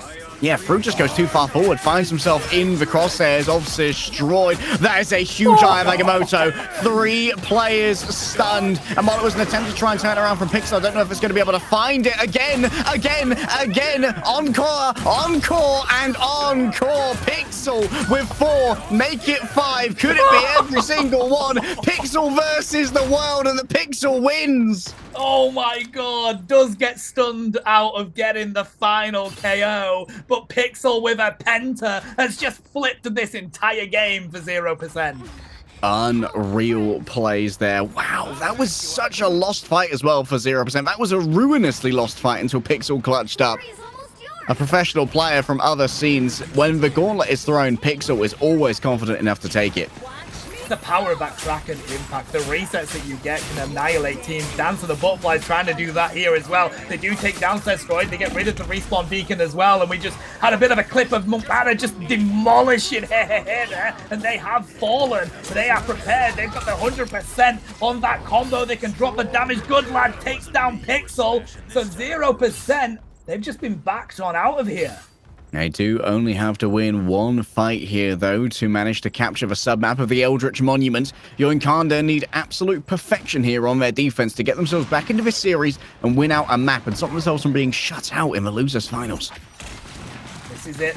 They're 0% no. This is what it's going to come down to. 50% on the board. They're at 98. They just need to get this fight and get it working in their favor. They're waiting for these ultimates right now. It's very close to the 90%. There's a dive coming in from Goodlad. They've got that down. The Monster Hulk comes out to play here. They're not able to do much with it just yet. They've actually been stunned straight on out of it, and they go down. Oh my goodness, so much damage when the Cosmic Yarn Amplifier is combined with unlimited ammo. 0%. They're struck with the Wolverine ultimate, but there's more than enough response coming through. So much damage onto Monk Murder. The fate of both worlds was not enough to save the Wolverine. The healing factor not strong enough. Dropping from the sky now, using the portal to return to the point. Etsu is directly hit once again. Rip Pixel's back on it. I've seen this show before. I know how it ends, and it doesn't end well for the side of Yoinkanda. Yes, they're in control, but so too is Pixel, and these Pixels do not die. Wowee. Oh, that's technically a scepter because they managed to get Mantis just in the final seconds there. Oh my god, Pixel has just put 0% on their back and won that sub-map. My goodness. Two fights clutched up out of nowhere by Pixel using that Kraken Impact. Let's have a quick look at the final hits. Yeah, that's going to be 12 for Pixel. Any MVP nominations? I mean, the fact that you've got that going on, and then you've got Zestroid dropping 11k damage already with 15k as 4 final hits, it's just a bit of a difference. Although, McMatter, they definitely seem to have something cooking with this Wolverine right now. Yeah, the Wolverine in conjunction with the Hulk can get so many of those burst phases with the rapid rate of fire after the initial impact from that throw. Getting back into the game, it all comes down to this. For 0%, the stress isn't quite so much, but for Yoinkanda, it's do or die. Yeah, I mean, you've got to win 3 off the bat, and that is such a tough thing to do. I mean, winning 1 seems to be really difficult for them here, but they did take that first sub-map. We're going to go on into this third one. This is going to decide how this game goes. The final judgment here available from Zestroid. A good answer to it would be Etsu's ultimate, with everyone grouped up. What is bro doing down there? He's feeding his brains out! What? Why did he drop?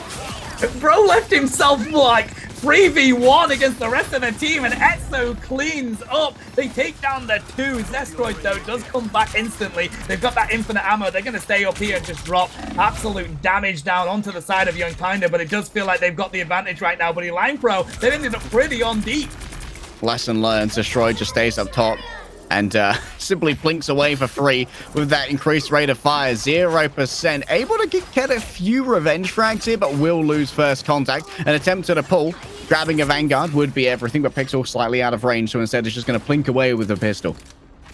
See if they can pick up a strategist here. That would be really advantageous for 0%. Yep, again, trying to look for that Vanguard. We see Networks dive on into the Soul Resurgence, though. He's going to keep them around. Pixel, infinite ammo. Can they lock down a KO? Etsu trying to pick up the Doctor Strange from the top. They do say goodbye to Zestroid. They don't have any of their ultimates yet to utilize on that side. Oh, the respawn beacon as well brings back Destroyed. Suddenly, that fight has been turned around. Monk Mudder, big ultimate, huge damage! And Space with the follow-up bathes them in dark magic and energy. Hocus pocus, goodbye, you guys. Bish, bash, bosh, goodbye, 0%. Yoinkanda with the perfect Eye of Agamotto pairing up those ultimates, buddy. They've now got this 52% on the board. 0%, they're yet to find a cap. Yet to find that cap, Yoinkanda. Accruing this percentage right now. The map do be schmoving.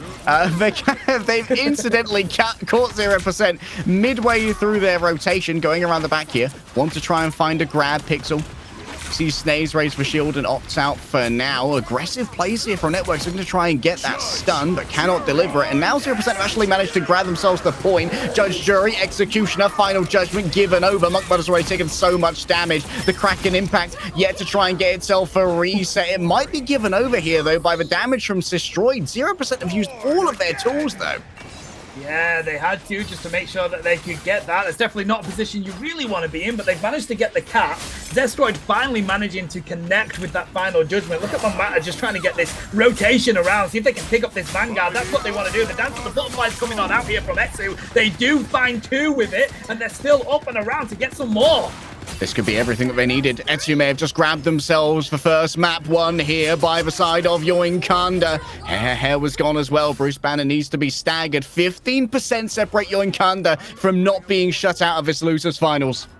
Ooh, they do have the portal from Hair, but it's whether they can get it up in time. Woody, we're at 95% now. There we go. They've got to dive on and they've got to save this. This is all or nothing right now. And they only have the fate of both worlds. There's the Eye of Agamotto coming their way though. Pixel, they haven't been felled. Oh my god, they're still around to fight on into this one. The fate of both worlds is kept 0%, but there's the 1v1. They haven't found it yet. Sylvie's still around, but they finally get taken by Etsu. That might be the difference. The double KO coming out of Snaze as well, and I think this is going to be too much for 0%.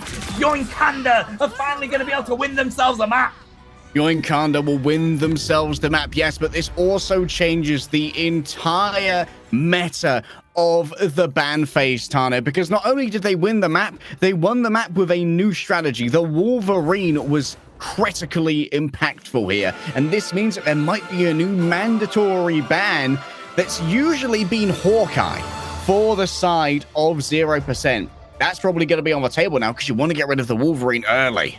Yeah, that's so true. The power of these picks and bans is going to be really important. Let's have a look at these stats though, buddy, because yeah, you said it. Monmata really found the answer. 18k damage, 12 final hits. Wolverine, buddy, you are cooking. Team captain cosplay looking good here for Yoinkanda. Oh, wow. And Etsu, I think, really stepped up in this match as well. And moving over onto that triple strategist on the last point as well. Really good for being able to weather the storm with a soul bond during the burst phase that we saw presented from both Pixel and from Zestroid. I think that maybe the swap over onto Adam Warlock was to deal with the resets we were getting. Using the soul bond to democratize that damage made it much harder to try and find those resets and just walk away with fights that Pixel managed to do twice on Eldritch Monument, and I'm sure you're going to see it in our highlight reel.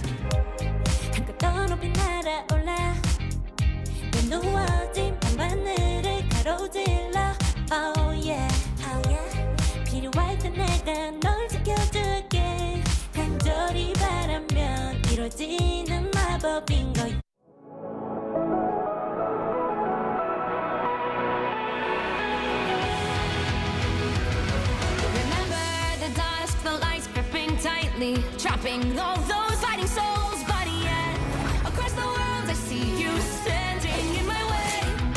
And remember the time, the place we used to fight, like the sun and moon, and I wonder if ever there was a time that we were friends. The night has fallen, shadows looming, and yes, that time has come for me to seek you out. We are set now for our last reunion. Break the chains, find your way, come find me.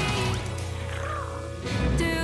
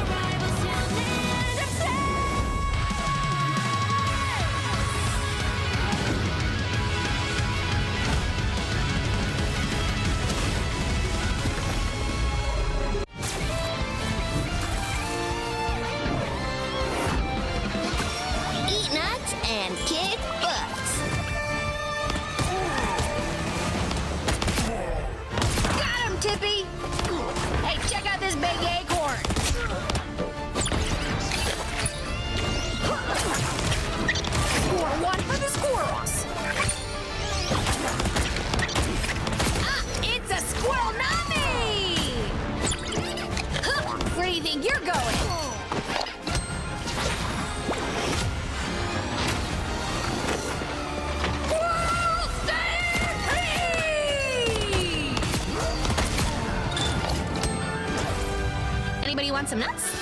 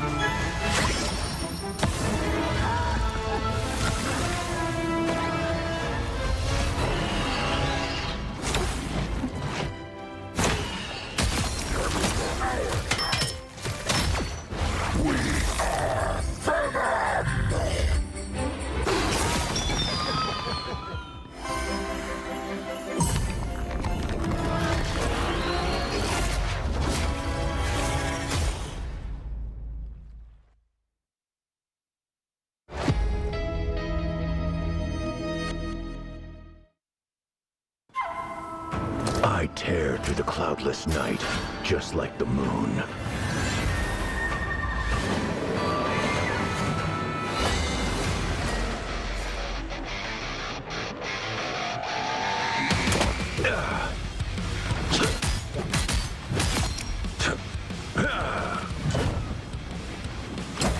To drain.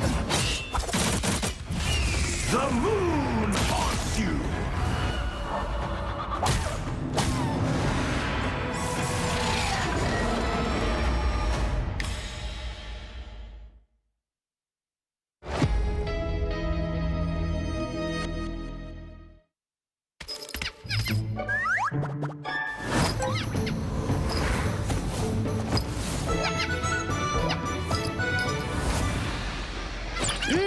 Time to go nuts. Ha! Check out this big acorn. World Stampede!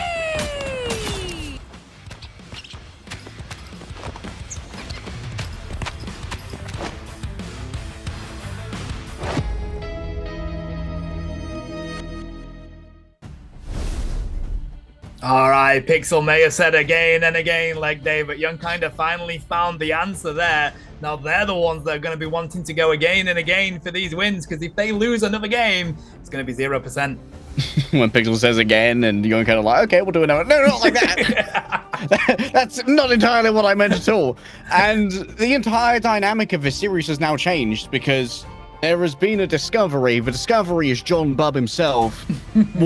Like James Logan Howlett, Wolverine has appeared on the stage, and like a team that's going up against, oh yeah, looking at team captain, maybe you have to insta-ban Wolverine here, but that means that there's still like a Hawkeye on the table, and Hawkeye introduces a lot of uncertainty into these games where like suddenly your entire plan, if you're like a more strategically apt team, can go to pot because you've been headshot by an arrow from across the map. Be like, well, I guess my plan means nothing, bro.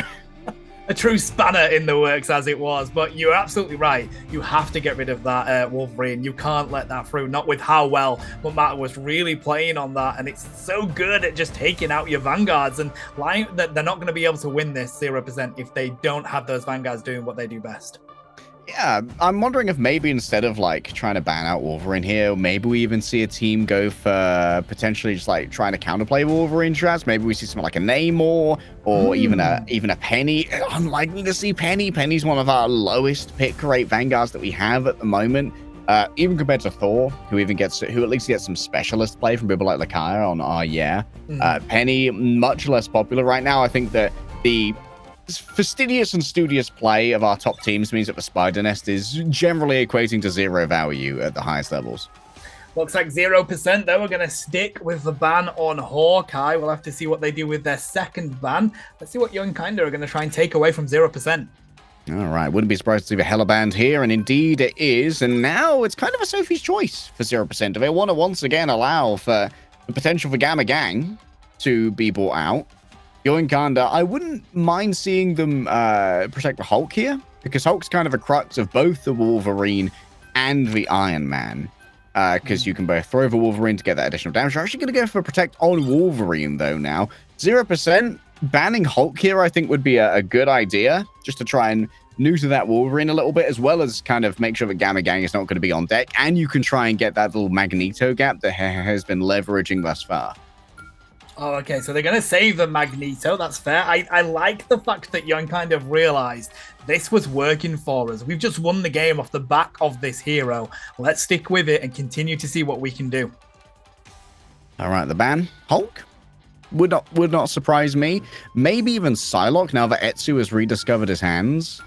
Oh, okay, they're getting rid of Luna Snow. I mean, DRP certainly has mostly been leaning into the Snow, and it's been a consistent protect for Young Kanda, so maybe they're not as comfortable in the remainder of the DRP hero pool. 0% now, though. They are basically in control of this. I wouldn't be surprised to see both the Iron Man and the Wolverine come out at once. Maybe you get rid of the Psylocke here. Oh, the Star-Lord. Yeah, that makes a lot of sense. Star-Lord is a great way to try and check a unattended Iron Man.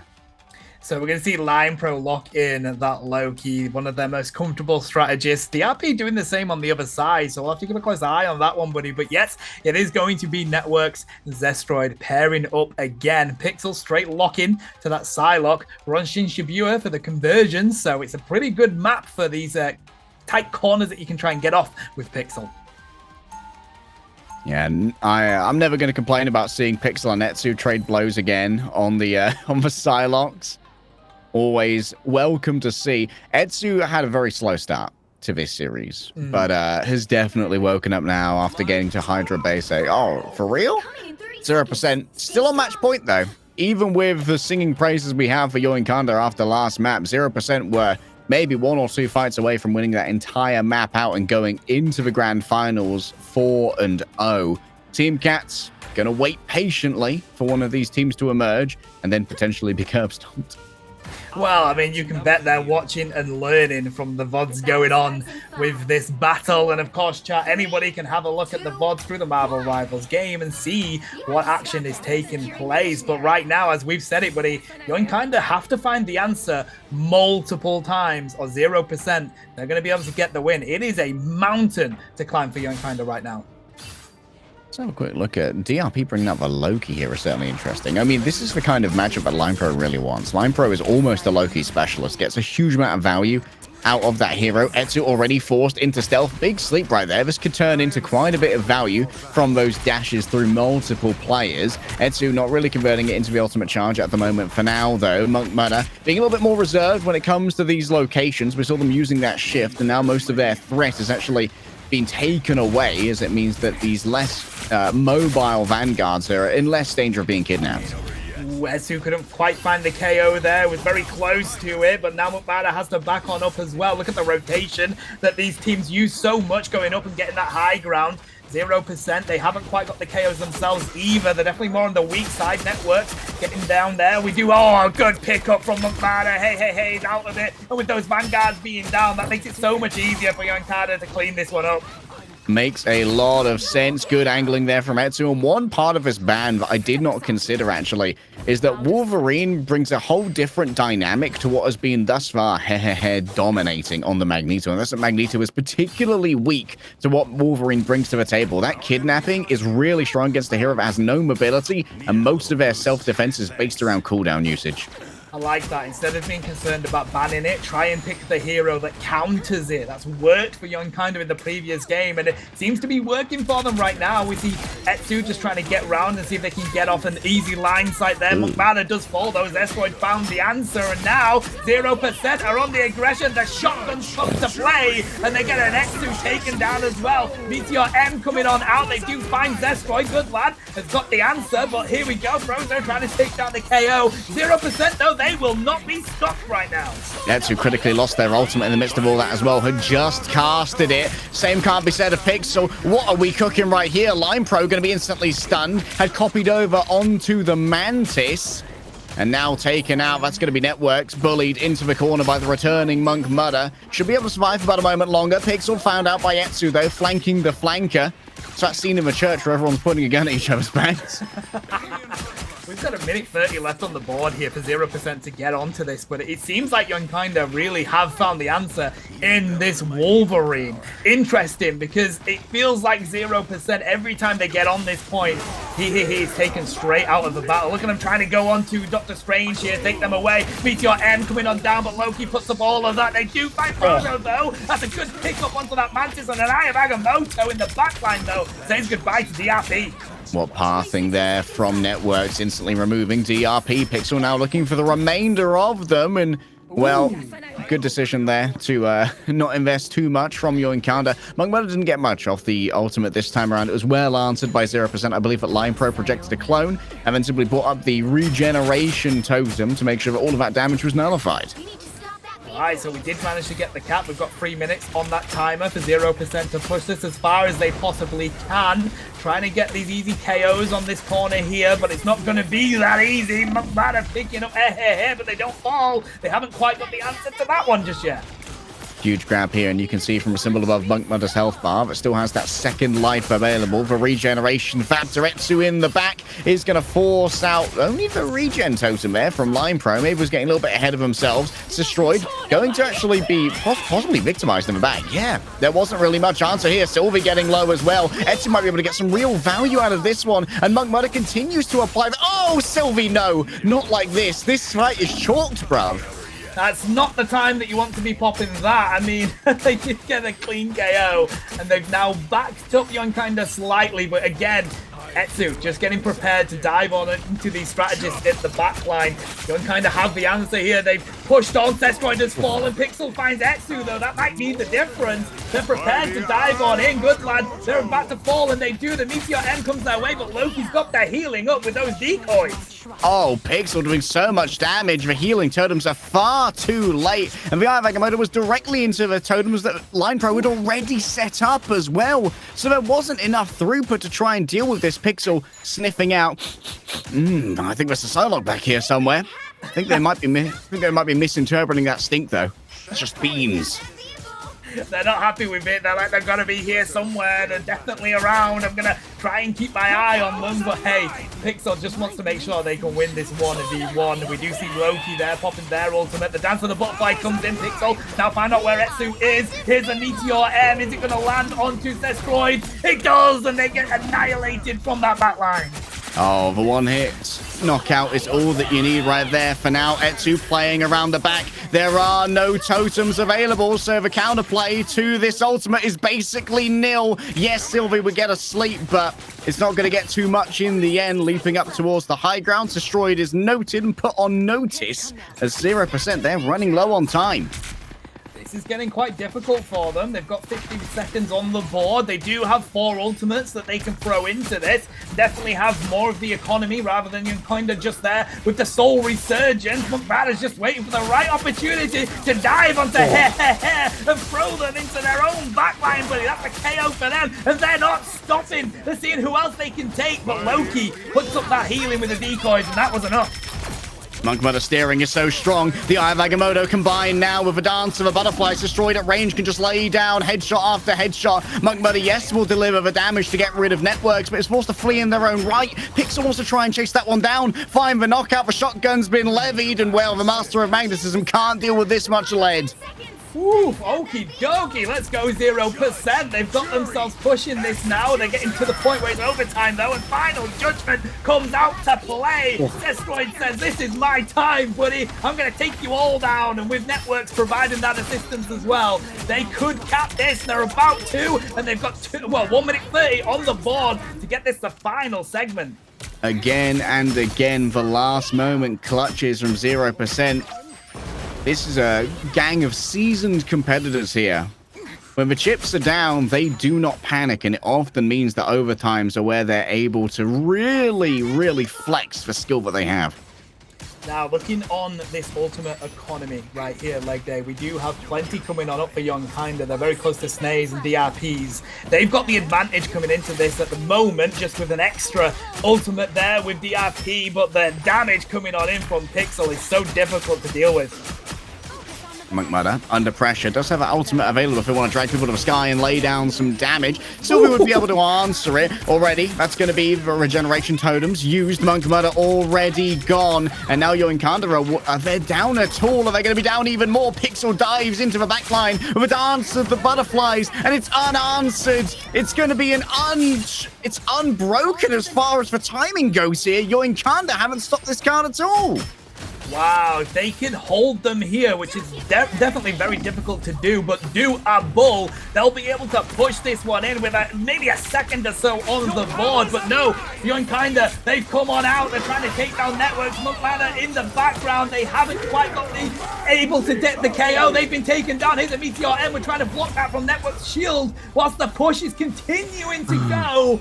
But disengage. They ended up off the payload there, Leg Day. Oh, it was all about the intimidation. Monk Mudder picked up a bunch of guys, slammed them down into the back, and then the peeling came through to try and make sure that those 3 players didn't fall to the incoming damage of the high melee Wolverine.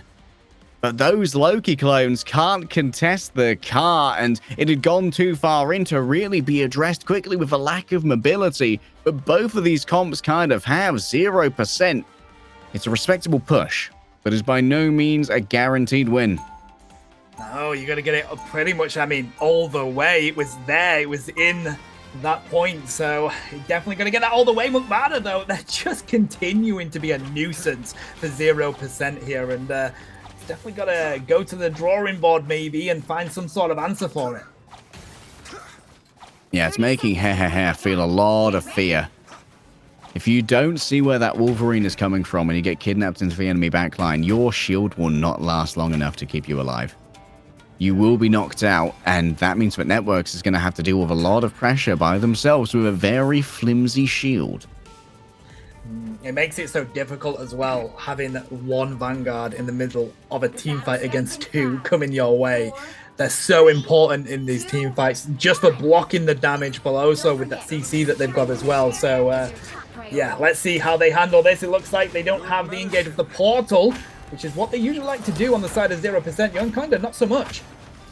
Yeah, Yoinkanda prefer to save it for recontests when respawns are coming through in the midst of all of those fights. For now, Destroyed is in a fairly inassailable position. In the end, it's going to be DRP who manages to find the business end of the AR that Destroyed brings to bear.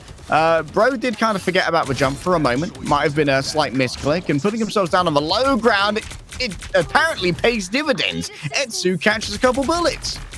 Turns out Zestroid's got the corners to be able to get this long-range damage, buddy. Hella who, says Zestroid. Finds one there. They've got 46% on the board for this final judgment. Yoinkanda, they're trying to push on in, but 0%. They feel like they've got the advantage here, just blocking them, getting a stall just at this corner. Monk Mudder has to be escorted out consistently, tries to get into this corner, and then is instantly just taken down by the AR at range. Look at how much damage Monk Mudder's taking! Already the second life has been popped. I don't think the ship was able to really do too much. Destroyed under huge pressure. Great accuracy there from Good Lad, proving that anything Hair can do, they can do as well. Pixel caught out as well. Evidently, the healers were distracted trying to rescue that Magneto. Line Pro needs to get to a clone, but none of them are in range to try and swap over now. Hair surrounded, and when the Magneto surrounded is when they are at their most vulnerable. Wow, okay, so Yoinkanda have really managed to push that one through. They've got the objective. They've got just under 5 minutes to be able to push this payload. They're definitely in a better position than 0% were. This is a position that Yoinkanda can definitely leverage to get themselves a map win here. So much time, 4 minutes, 40 seconds. Monk Mudder for now trying to grab Hair. And guess what? They've got him yet again. They cannot produce the Loki totem that's needed. Networks will get the healing, yes, but the damage is already too much. This should be easy here for Yoinkanda to move forward, but instead they're just going to give away the space. Force out the ultimate from Sylvie and then disengage afterwards. Pixel thinks it's winnable, and they might be proven right. A Snade's already been taken down here by the Loki. High rate of fire from the Punishers, too much for DRP to bear. And while there is going to be a kidnapping coming through from the low gang, Yoinkanda, they gave up too much space. Okay, 0%. I see what you're doing here, buddy. I mean, you've got 4 minutes to defend this, though, so it's definitely not any easy task. They're trying to make sure that they can get these KOs as quick as possible as they come out of this spawn room, but it's difficult right now. Loki is there ready to drop that healing in the background. They just need to make sure that they can get a clean KO with Pixel, but they've fallen on down. There's an Eye of Agamotto. Well, we saw that Loki pair up with that the good ultimate as well. They do take down Frozen, so that might be the difference here. Fru was outside of the LOS of what Loki had transformed into, which was, of course, Fru themselves. Networks explodes with the dark magic, and Snaze can't possibly bear it. 3.5 minutes now remain as Yoinconda back to the drawing board, but they are slowly building up their resources. Only the one ultimate on the board for 0%. Ready for it. Pixel, though, pretty close. That Dance of the Butterflies might be the difference coming into this next fight. We really need to see something from Yoinconda here. If they can take down the Vanguards, that will be the difference. But there's Snaze diving on in. They've got the Eye of Agamotto. They managed to catch quite a few of them with that one. But the Loki decoy was there. They put the healing down. The Meteor M comes the opposite way, but it doesn't find anyone leg day. But Yoinconda does. Oh, the direct here. Pixel loses the ult! An expulsion of dark magic racks through the veins of Pixel, causing necrosis, and even more beyond that, a knockout of absolute unreal consequence for Yoinconda. Now we need to reset with 0%. They need to come in for this team fight together. 44% on the board for Zestroy's ultimate, which is really good at this point here because you don't really have much that you can get cover from. Etsu trying to block that damage, but they have the Doctor Strange coming their way instead. Pixel trying to find Mukbara. That's the difficulty, and they do. So this team fight has been completely flipped on its head. That close range damage, not to be underestimated. Up come the totems from Loki, so that's going to completely nullify incoming damage given over by Etsu. Nullification on the other side, though, notwithstanding. Shotgun beats Shinobi every day of the year. That's why we don't have Samurai in the military anymore. Now, though, 0% trying to push Yoinconda all the way back, but you don't want to go too far with this. Line Pro manages to find the Wolverine. That's going to be the difference. They say goodbye to Snaze as well. All right, Line Pro, I see you, buddy. You're the new duelist on this team. Yeah, Bro is laying down some significant fire. I like that skin as well. I think I want a slightly alternate one. From around here, though, should be able to swap places with a clone if they are in too much danger. And, of course, that's for Shapeshift ready to go as well. It's mostly been Shapeshifting for a secondary strategist, though, usually from Fru or Sylvie. Oh, there's one. 1:20 left on that board. The portal does come on in. The final judgment comes out to play. They're pairing that with the Eye of Agamotto, but Zestroy does get eliminated. And oh baby, good lad finds 2 strategists with the Meteor M. Wow, Yoinconda are now back on this, and they've got a minute to push it just a little bit of the way.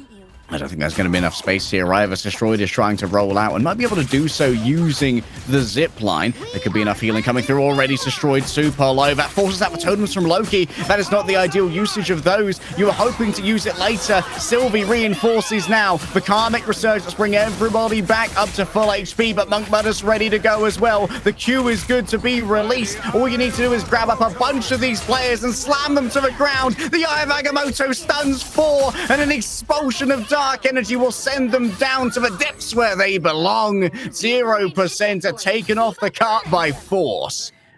Wow, what an Eye of Agamotto that was. What more could you want out of it, buddy? Snaze locks them in place and annihilates that team. So now we have 1:40 to try and push this just past the point and get the cap. 0%. They're in a pretty sticky situation here. This is by no means a guaranteed push, though. This is a very difficult corner to try and get yourself around, especially with 2 short-range DPS to work with. The Duelist needs to try and get Pixel off this angle. This is actually too far forward here. 4 networks, it might be too far gone. Up go the low-key totems. Asteroid M takes to the skies, laying down upon the back line, but doesn't find itself a knockout below. Good lad, though, does manage to find Pixel. That's going to be a lot of damage no longer coming to Yoinconda. Look at the totems going up just to protect that damage that they can put on out. 0%. They're trying their best here, buddy, but there's so much coming their way. They do manage to just poke around that corner. Maybe a little bit too much for Mumata, but they do manage to get on back. And now 0% have been backed up into this spawn area. Look how close this is. They're continuing with the aggression on the side of Yoinconda. Maxmoda trying to lock down networks. They're not quite able too. They do get KO'd in return, and we have this Eye of Agamotto ready to rock and roll. Slept and slain, huge amounts of damage going in onto the shields. Ideally here, we don't want to see Networks use that ultimate and instead save it defensively when it's more necessary. It's all going to come down to one final fight that will separate 0% from the grand finals. They've got 4 ultimates for it, but the same can be said of Yoinkanda. This is ridiculously close, buddy. We're at 14 seconds on the board. We need to see Yoinkanda get onto this payload. If they don't, that's going to be it. They're going to be out of this tournament. They put the pressure on. They're trying to dive on in. We're getting every single ultimate going. Etsu, they're ready to dive on in with a dance of the butterflies. They're in the back line. They say goodbye to 2. They've got 3. And Good Lad taking the 4th. That's a lot of pressure on 0%. There's just the 2 now. It's on overtime right now. Here falls. That's going to be pretty much an ace.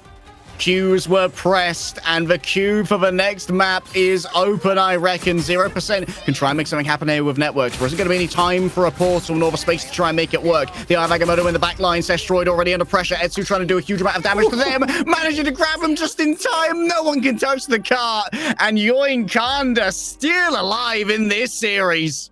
Oh my god, they've managed to win the 2 off the back. This is it. This is crazy. 3-2 over to Yoinkanda. Snays playing out of their mind. The entire team playing out of their mind. Very well-deserved MVP. Wow, buddy. What more could you want out of this losers final? And once again, I have to bring us back to the ban phase. Are you gonna have to now get rid of the Wolverine? And if so, are you gonna leave the Hawkeye on the table? It seems like you live in fear of this Hawkeye pick constantly coming up. I think because it beats out Punisher in so many range brackets as well. What a performance here from Yoinkanda. It seems that they found their special sauce and they're delivering with it. Oh, I mean, what a time to find it as well when you came down to that final game that if you lost, you were out of this tournament. You do that rotation, you find it's the answer for this team right now, and 0% are in that situation where they have to find their answer to that Wolverine. Yeah, and right now I'm also looking in on this strategist metagame that's developing, where usually we'd assume that there is a significant advantage to Lime Pro in playing that Loki where he's incredibly experienced. But you know what, DRP, I think that wasn't actually matching up as well on the Lunar Snow compared to Lime Pro, but on the Loki is actually managing to pass pretty well. And you'll probably see a couple of Loki plays in these highlights.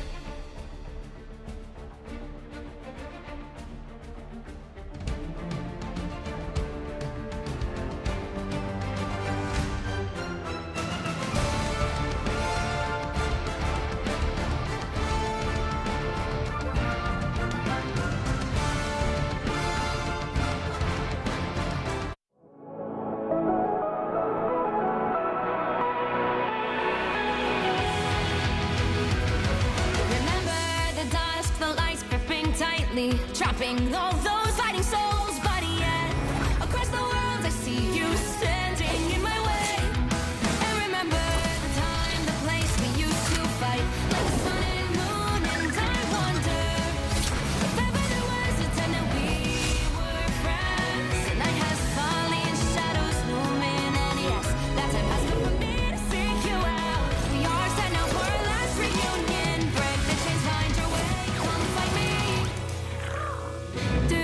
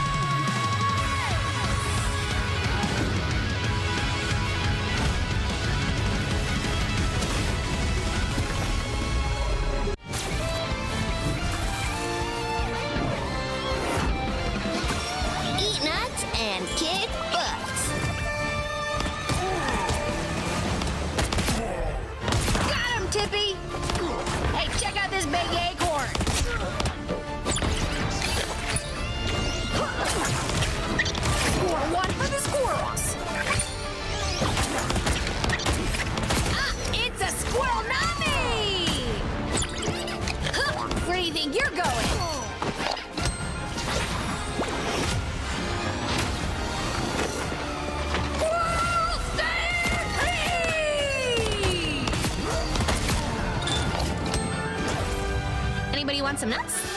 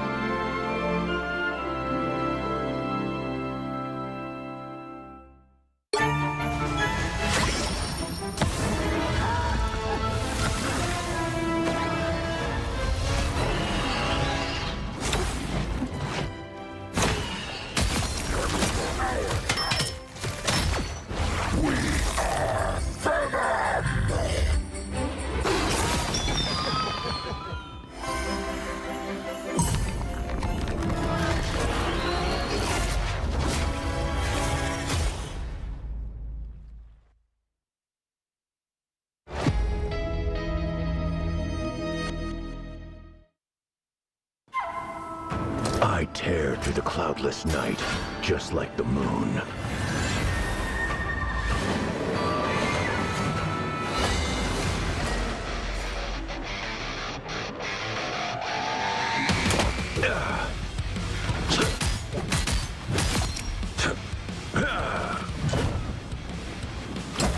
To drain. The moon haunts you!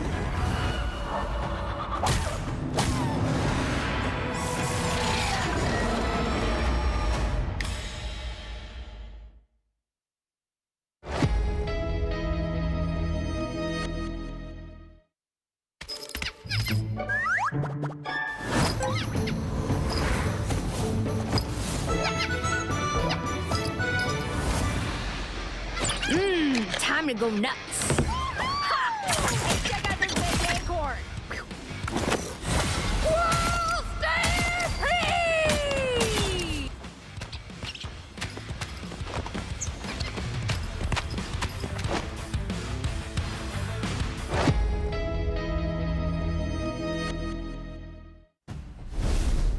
Can you smell what the low gang's cooking? Because Wolverine's raising a stink right now in the lobby. Yoinkanda have managed to find the secret source to try and get one over on 0%, who from a 3-0 lead now still are at match point, but a 3-2. And at the moment, momentum is all of the way of Yoinkanda, and the ban phase is where we really are going to be focusing in to see if do you just get rid of the Wolverine? And if so, is Hawkeye on the table? 0% have to change something here, in my opinion. Like they've lost 2 on the bounce now, and you're kind of really getting themselves some momentum. I think something has to be changed here from their point of view to try and get this win. You've been on match point for a while now.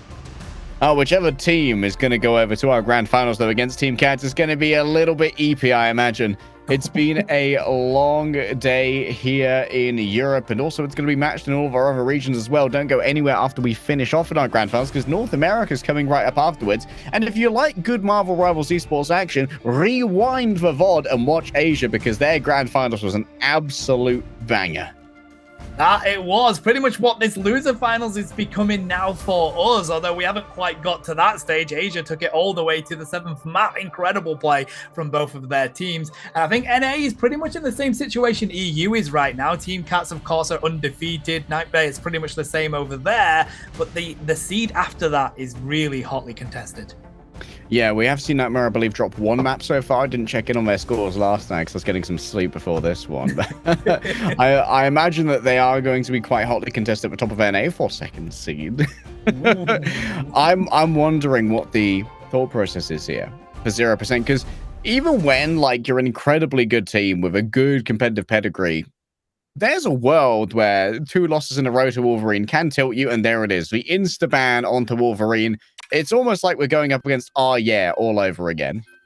Yeah, I mean, you've got to do it. 0% have accepted their fate. They know they didn't work out how to deal with it in the previous 2 games. Let's just get rid of it. And of course, that does mean that we're gonna have maybe the Hawkeye opened, as we mentioned. Hela does get a ban from Youngkinder though. Ooh, there it is. Hawkeye protected. This is gonna mean that Destroyed might be under a little bit more pressure if they do pick up that Punisher. Unlikely to do so though. I imagine they'd probably be playing something like a Star-Lord to try and harass on the outside. One of the things that is now going to be an issue, though, is that Hehehe's Magneto is going to be far less easy to control without a Wolverine. So I would not be surprised to see 0% protect for Magneto. There it is. And maybe even ban out the Bruce Banner on the other side to try and get rid of any Gamma Gang shenanigans. Ooh, that would be smart. Just try and enable Hehehe to have any advantage that they can with having that Magneto. We know, though, that Networks really enjoys taking that Hulk. They're going to get rid of the Lunar Snow instead. They want to make sure that Frozo doesn't have the access to that. Okay, they're leaving the entire Gamma Gang on the table without Hela available. Star-Lord's banned as well. Oh, between a Hawkeye and a Iron Man, this could get a little bit wild.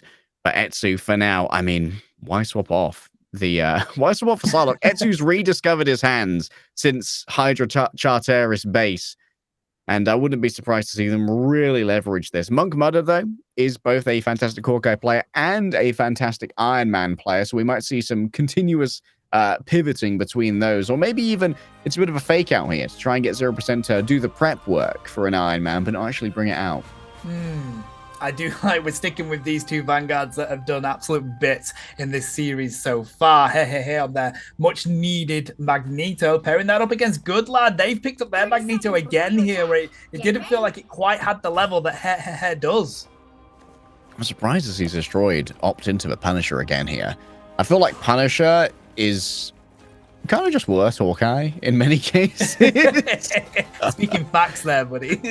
But of course does have the ability to really pressure a Vanguard more during those burst phases that can be given over by Line Pro's usage of the ammo dispenser. So it's going to be all about Line Pro's usage of that dispenser cooldown and how Yoinkanda are going to be able to kite it, because for Yoinkanda, the best option when that comes down is just kite away, use hard cover that can't be destroyed, and then catch Destroyed in a more vulnerable position. Now, of course, this is domination, so 0% could rotate onto that Winter Soldier plan that they like to use so well as well. I have to keep an eye on that one, buddy. Right now, though, it is 0% that have the advantage. They've managed to get up onto that point with the power of that portal. Portal moving forward here, and it also means that they can set up their ammo dispenser on the point and force Yoinkanda away from contesting it. This should allow for a first capture at range. Monk Murder putting down quite a bit of damage. That Sonic Boom does a touch more, and having to get rid of those Loki clones. You don't want them in the back line. Guess what? Good Lad may have overextended themselves here. The damage boost on the Punisher is more than enough to just eviscerate the tank line of Yoinkanda. They are left out to dry. Hawkeye's not going to be dropping any arrows when they're KO'd. Finds the demolition onto them. Etsu Pixel doing the 1v1 here. 1v1 me, bro. Etsu comes up on top of it. Now they can try and push onto this point, but right now, 0%. That's feeling really tasty. Set up there, really defended.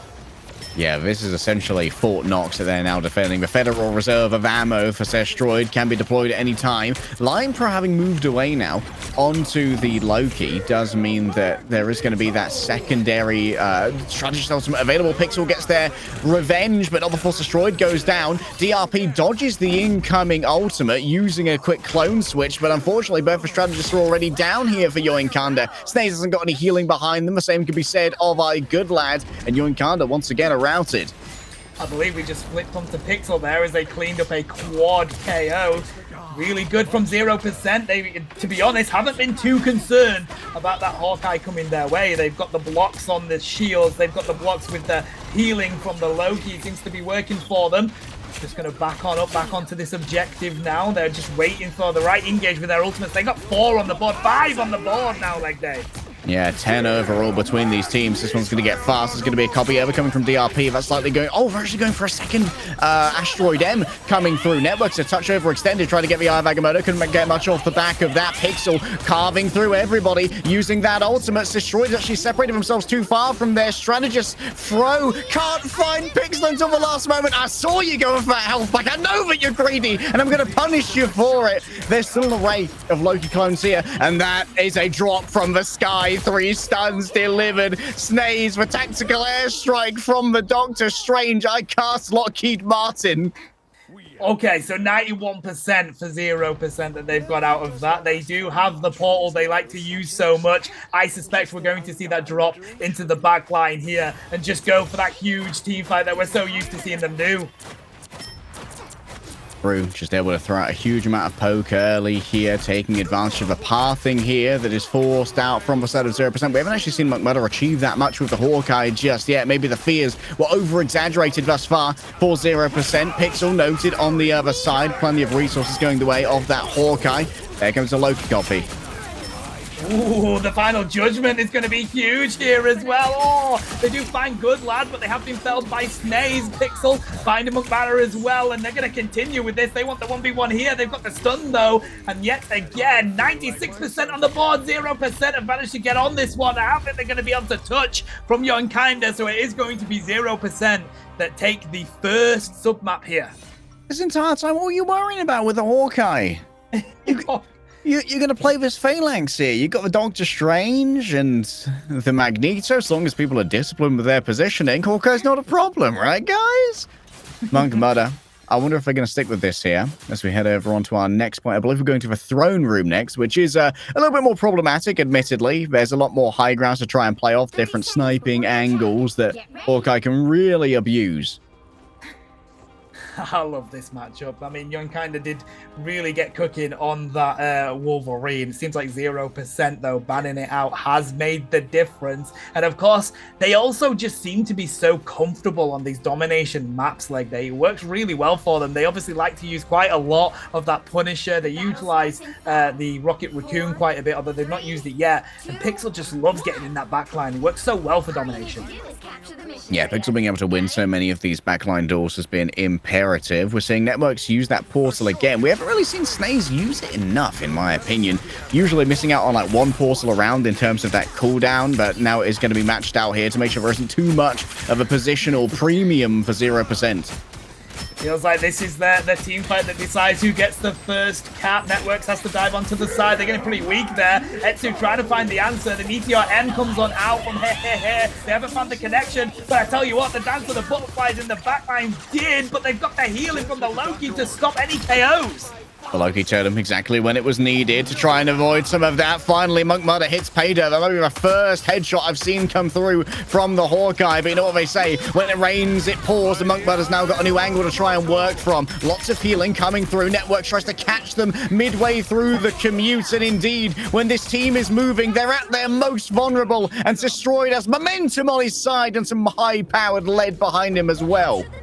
Okay, 0% in the position that they enjoy so much. This defensive position on the point. Looks like they want to go up to bring the fight to them, really. They don't want to let anybody get close to it. The ultimates are nearly there. Pixel is very close. Line Pros is as well. This is going to be the team fight that decides whether they can get this 50% cap already.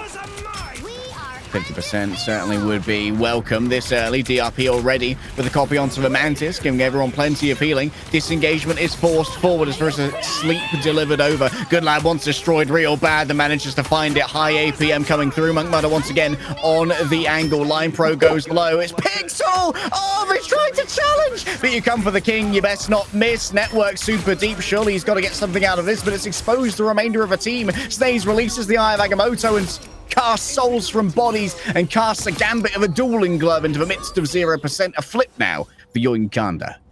All right, Young Kinda now in the advantage position, but I gotta say, Pixel trying to go for that KO onto McMahon. The flick with the mouse and the KO. That was crazy. They're finally finding the answer for that Hawkeye, being able to get those quick KOs. Line Pro again. Oh, if they continue with this, buddy, yeah, 0% ain't gonna be able to get that healing. When it rains, it pours. Monk Mudder finally finding their mojo here. On the Hawkeye at range, of course, can build up that hunter's instinct on the close vanguards and then use it to try and snipe down the longer range players that aren't able to feed over quite as much damage. Ooh, Judge, Jury, and Executioner comes out to play. The final judgment, trying to take out whoever they can. Young Kinda, though, they've backed on down to this objective. We're going to get McMahon trying to find an easy KO. The headshots are there, but the Meteor M comes out as well. Can they connect with anybody with it? Oh, the dance of the butterflies from Etsu is enough to take down here. This might be the difference, buddy. The 50% is on the board for Young Kinda right now. And 0%, they're struggling to get on through. A vertical assault now given over from the side of Yoinkanda to try and force back 0% again. Without their Magneto, they don't have a staying power. They desperately need to get in the way of this. Yoinkanda have overtaken in terms of percentage, and Fru almost has that healing ultimate again. Super important, especially to deal with Networks and Pixel. Pixel's going to be the one who's getting most of this pressure towards them as that Dance of the Butterflies is ready. Gonna try and see Pixel dive on in. They do. There's the Dance of the Butterflies. Network so gets eliminated by Mukmada, and the Dance of the Butterflies wasn't able to do enough damage to get any KOs. It seems like Yoinkanda have actually been able to deal with 0% really well in this game right now. Line Pro noted. Now Sylvie brings everyone forward. Must win here for the side of 0%. Yoinkanda can count on Mukmada though. Arrow after arrow after arrow. The archer that you've been waiting for to arrive. They say that he's a B team member of the Avengers. Nah, bro. He's A-list every day. 100% the Yoinkanda. And Mukmada still has a ult to play with. I love that. They felt like they weren't getting much out of it until the clutch needed to happen, and Mukmada found it. They take down the free, they give the game over to Yoinkanda, and now we're into this final sub-map. Who's going to be able to win it? If 0% do so, they're going to take this losers final. I'm starting to understand why they always banned Hawkeye. It's beginning to make sense. I've read the texts in old Asgardian laying down by Odin in the time before time. Hawkeye, strong. And 0%, they don't seem to be prepared to match the Hawkeye, so Stroid might not be as confident on it. Yeah, I think that might be the call, buddy. But this is it. It just comes down to getting that one shot. You can have 50 shots, but when you get that one, you've taken a hero out of the team fight, which makes such a difference in a game that's 6v6. So check this out. Pixel's actually going to roll out here on the Scarlet Witch to give the Chaos Blade on the rollout for that additional damage. And now it's going to move over onto the Psylocke instead. That allows to get a significant advantage here and really tax those healers. Snaze, though, could be cooking when it comes to this early Eye of Agamotto. Etsu's been overextended, though. So Stroid punishes that with the AR. And now we're going to see 0% just set up camp there. They put the decoys down with the low key on this point. They're trying to get themselves there, but there we go. Snaze comes in with the Eye of Agamotto, sticks them there. Good lad, trying to put up some defense as well. That Meteor M didn't connect with anybody, and we're seeing all these ultimates popped off. They haven't got a single cap on this yet. Mukmada found by Networks, and the expulsion of this energy is well placed. Good lad. Now able to break the shield, but not much more than that. But Etsu's here for the cleanup. Invest early and find that Etsu has your number. Bro is back when it comes to the Psylocke and is going to be throwing 1% off this point, or 0% actually. Oh, okay, so that's the difference right now. 0% have to come in for this next team fight. We do have Zestroid and Networks with their ultimates, but look at what Yoinkanda are doing. This is what 0% did previously on this map. They play up that close just to prevent you from getting anywhere near that objective. Sonic Boom deals plenty of damage. Just a nasty angle for Mukmada. Just going to be able to put down so much pressure. Line Pro's already feeling it. You don't want to use those totems too early. They need to be used as a defensive countermeasure. Destroyed brings out the final judgment. Mukmada up too high, unable to disengage in good time. The totems, though, plenty of healing for the remainder of the team, and Goodlad manages to get their man. Moving forward, Networks has the Eye of Agamotto. A pivot on the shield will protect many, but not Etsu, who was too far afield. And 0% finally seem to start to find these frags. DRP surrounded, overwhelmed, and torn apart. The knockout is delivered, and Destroyed just joins at the end like, oh, I'm here to help you guys. Bro gets KO'd from another postcode there with Destroyed coming on in, and 0%. They're actually finally able to cap it. 51% though for Yoinkanda. So if we look at what the previous map did, it was all Yoinkanda after that 50%, mate. Let's see whether 0% can do the same here. They're trying to play up close, up here, getting ready for these angles. They've got to be wary though. Mukmada, they're ready. They've got that hunter's sight. They're prepared to pop these angles themselves. Yeah, Mukmada will force them to disengage potentially with the hunter side, but you need to move forward into that to make sure the after image is behind the shields. Destroyed already, having to back away though. Uses for Scourge Grenade for a bit of burst movement, and Pixel may be looking for a means to get into the back line. deliver that dance of a butterflies. Fru is constantly on notice for it. There's going to be the after images generated. Hair starts to eat up incoming damage. Monk Mudder gets away, but Fru does not. And this is now an opening after Pixel manages to force that one out early. Etsu around the outside with the stealth. Maybe could find access to some of this squishy backline, but they're pre-squished for your convenience thanks to Monk Mudder. Caught in the corner, a double stun delivered. There's a self-sedation, a beard of peeling, but guess what? Good lads here for the second tier. I'm not sure if Etsu needed that, but in the end, a win's a win. Wow, okay, so we're flipping the map yet again. This is ridiculously close, is this game. This is like the Asia Grand Final, buddy. That's how crazy this game is literally becoming. Sylvie's prepared with their ultimate, but there's nothing else on the board. They do pop the portal out trying to get that high ground, but already a lot of damage thrown onto those vanguards. They end up having to fall down onto this objective, and it's really going to be a matter of trying to cap it as soon as you can. But that is still uncontested up here. We do see them trying to get up there with Zestroid, but they're aware that damage is coming their way. It's risky to try and take that peek. Fru found in the back. Pixel's now got 2 pickoffs in the name of this game. Snaze picks up the health pack, yes, and it will give a momentary bit of respite. There's still contestation happening over here. DRP can copy, if only they can find the right target to do so upon, but I think this one might be called already for your encounter. Did DRP just copy over the Siloco? What is bro cooking? Trying to get out with there, drop as much damage as they can. Crazy from DRP. It does, I mean, they've flipped it over on the side of 0%. It's at 96, though, for Young Kinda. So, again, this team fight, this is how this game is going to be decided. The portal is popped up yet again from Young Kinda. DRP finds Zestroid, an easy KO for Loki. The assassin, that's the mischief that you've come to expect from the god himself. Network surrounded and siege. Up goes the totems. Still DRP should have theirs available in a little bit now. Pixel! What a show you were trying to give us! But I'm afraid the show's over! Let the credits roll! Let the point be capped! Let everyone fall before the auspices of Estu! Now just gonna be a final dance, and it's a dance macabre. Yoinkanda, take us to a map number 7.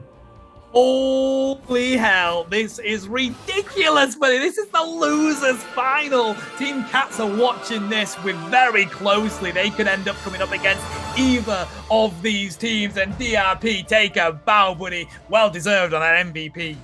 Unreal Loki performances, unreal team performance. Yeah, man, this is such a catch-22 when it comes to the ban. I think this was the perfect ban phase, honestly. Coming through from Yoinkanda, so well played. Forcing out that first ban on the Wolverine was crazy. And then being able to kind of massage this necessity for the Hawkeye to be allowed through the Protect. And Monk Mudder is so capable on this hero. Look at how much damage was laying down, but also Etsu being able to match that. When it came to the real pressure coming out on the Vanguard, it all came from Monk Mudder and Etsu being able to do so much.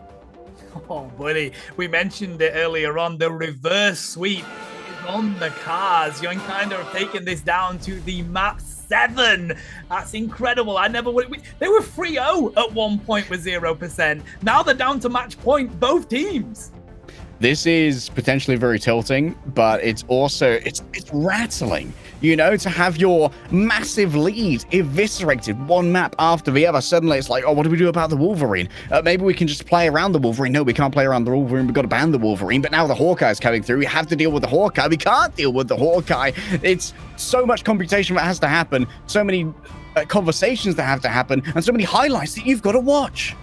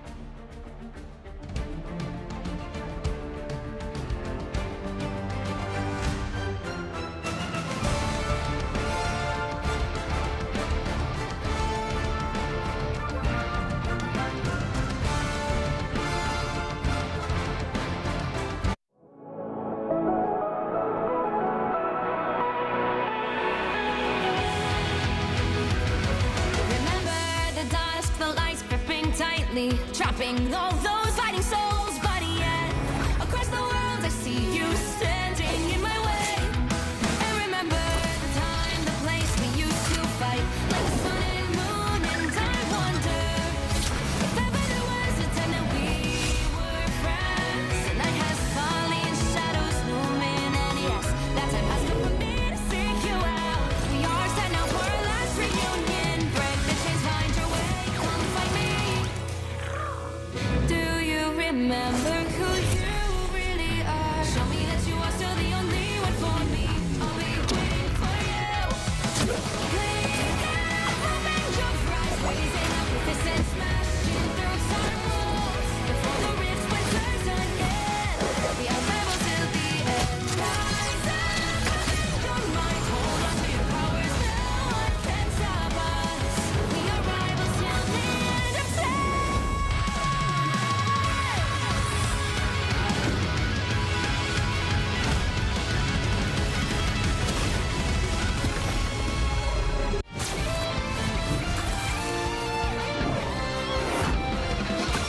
Eat nuts and kick butts. Got him, Tippy! Hey, check out this big acorn.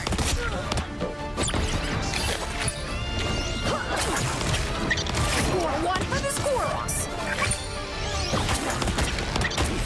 Ah, it's a squirrel nummy!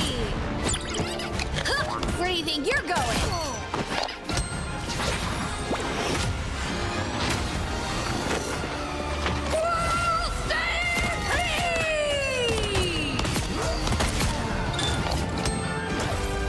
Anybody want some nuts?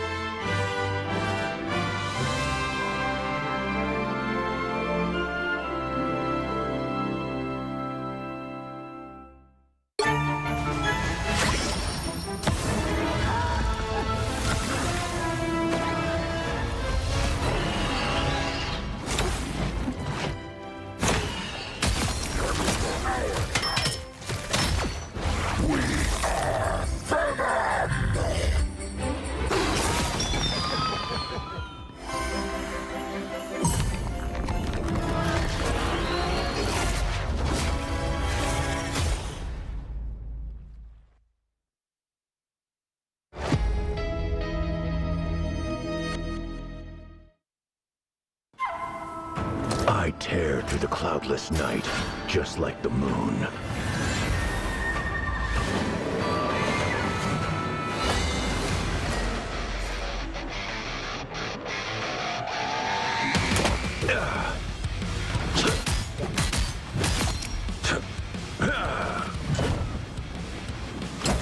To drain. The moon haunts you!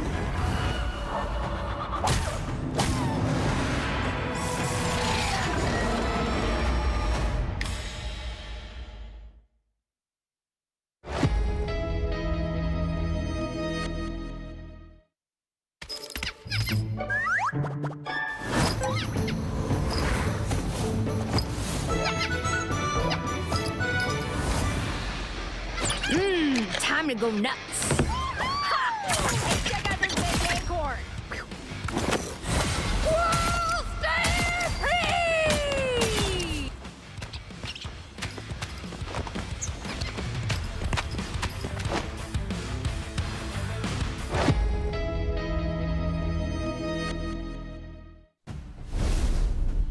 All right, 0% may be panicking now, buddy. We're down to the 7th map of our losers finals, and it can go either way. I mean, this is anybody's game right now, but it feels like momentum is all for Yoing Kanda as we look upon our 7th map.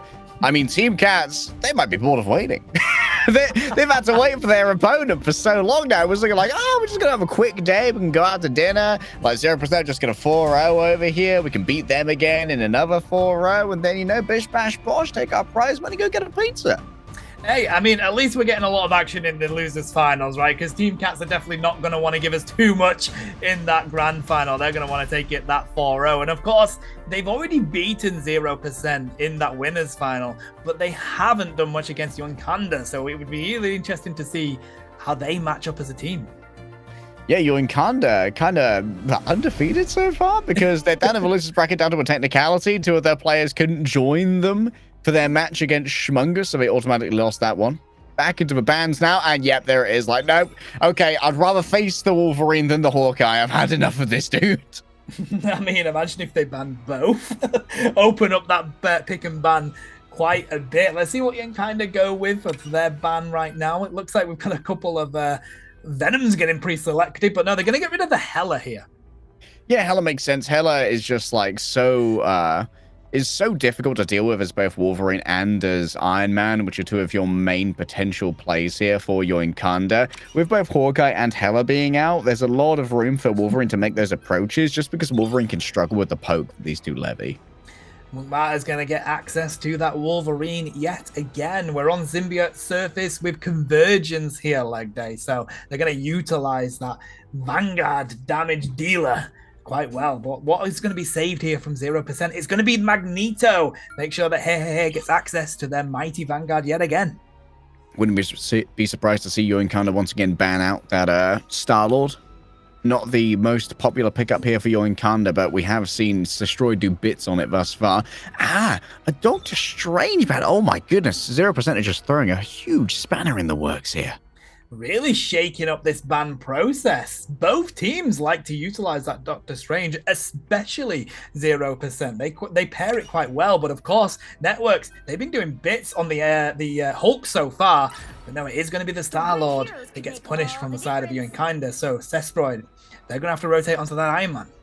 Yeah, makes sense. The Iron Man, of course, is not at all really worried about the about the Wolverine, unless there's a particularly ambitious throw from the Hulk of the Wolverine towards the Iron Man. I mean, I'd love to see it. I'm not sure if it's really enough of a surefire bit of value in at this level of competition to really risk it, though. I agree. I mean, to be fair, in this kind of map, Hulk themselves would be capable of grabbing down that Iron Man. It's actually not as open as you would expect for that Iron Man flying around. Although this first point, of course, they do have quite a bit of room. And once you get through this corridor, you also have an open space. But this bit here, this section, it's quite difficult for you to be able to get around. Okay, you're kind of actually going to go for a triple strategist play here. And just try and have enough staying power for Monk Mother to essentially play as a second Vanguard, potentially, where you just put so many resources into Monk Mother, they sort of gain that pseudo bulk that's necessary to stand up in front of both a Wolverine and maybe even a Hulk as well. It's going to work well when you chain those ultimate moves together, but it does mean you have a very squishy backline, and, Pixel is here, and you know what Pixel likes to do on the power of this Psylocke. Yeah, it's going to be very, very troublesome to try and deal with. One of the things that we are going to be looking at here is Etsu's ability to just constrain Destroyed. Between Etsu and Goodlad, they're going to be responsible for a majority of the damage coming in towards the Iron Man. And already Etsu is feeling a little bit of pressure, using both dashes to get away. Still holds onto the stealth, though. Mutmata's getting ready to dive onto one of these Vanguards. They do have to back on up. Etsu again. That Hulk is just pummeling their way in their direction. But Etsu, they want to take down Destroyed. They know that that's their main target. They're not able to find it just yet. But keep a close eye on that. We do have Networks caught out here just a little bit. But they're on the Hulk. They've got the power. Etsu hasn't found the answer to Pixel here. Snaze for now desperately holding up for shield. What a grab coming through from behind. Big plays from Monk Mother. I said maybe he had to be thrown in by the Hulk, but apparently under his own power, there's enough propulsion to find the Iron Man. Jarvis, remove that from everybody's memory right now. Ooh, Young Kinda backing up onto 0% here. That's a double KO. Snaze providing the assistance. And that's going to be an easy first defense for Young Kinda. I feel like 0% are struggling yet again with this Wolverine. Yeah, the Wolverine continues to be a real problem. Actually hasn't been grabbed yet, but Destroyed is playing a little bit lower to the ground, maybe to try and keep themselves out of Goodlad's sight line. For now, Etsu is surviving despite being constantly harassed by Pixel, whose location's now noted. It's going to be an important 1v1 around that area, but you do have Hair pairing up with Pixel. It's not going to be easy. A lot of damage, though, thrown onto that Vanguard, and they're trying to clean up Etsu here. It's going to be important to keep an eye on that. Bruce Banner, though, has been taken down, and the dance of the butterflies comes on in. Zestroid does manage to get off that pulse cannon, and they're not able to pick up a KO. What was propulsing is the question. For now, hanging out behind, plenty of damage coming on through. Asteroid M thrown in towards the back line. Line Pro able to avoid it. Now popping out the fate of both worlds. Lots of healing to be delivered. Nice sleep given over onto Pixel and executed on their disengagement. Monk Murder only adds to the problems here using their Q, but this just means that there's more value from Line Pro's ultimate. Asteroid M doesn't manage to find any knockout blows, and guess what's destroyed? Still has the armor overload. Monk Murder's unable to really deal with the amount of damage that's been levied here. Born again, bring back Mudder in short order, right into the fate of both worlds as well, so instantly healed back to full. Okay, now we've got 1 minute 25 on the board, but he's 0%. They're really struggling breaking through these lines and getting onto this objective. We do see the Hulk dive in there, but Zestroid trying to make sure they can pick up Mukbara, but they've got to be careful because that Wolverine is going to come their way. Snays here onto the point. They've been taken down by Hair, and 0% finally managing to get some sort of cap onto this point.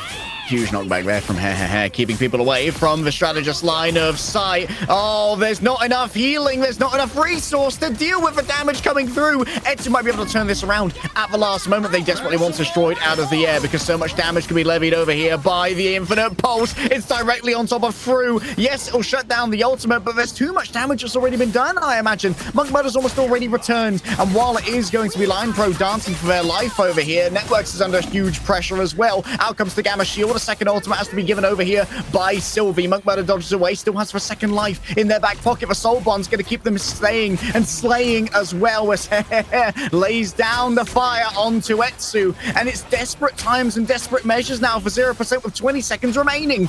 Through, just making sure Mankbata is still around. That's going to be really important to keep that Wolverine up. There's the dance of the butterflies coming their way. Young Panda trying to defend against it. They do drop that Meteor M, but they're not able to get it off because Pixel cleans them up. The fate of both worlds comes out from DRP. They're trying to keep Young Panda on this point, but oh my god, a Meteor in your face, and Through is taken down. Mankbata cleans up in the meantime, though. Can they take down the Mantis? Yes, they do. They also say goodbye to Hulk. Bruce Banner ain't going to do much there, and it's almost as if Young kind of got the ace. They're going to defend this without a cap from 0%.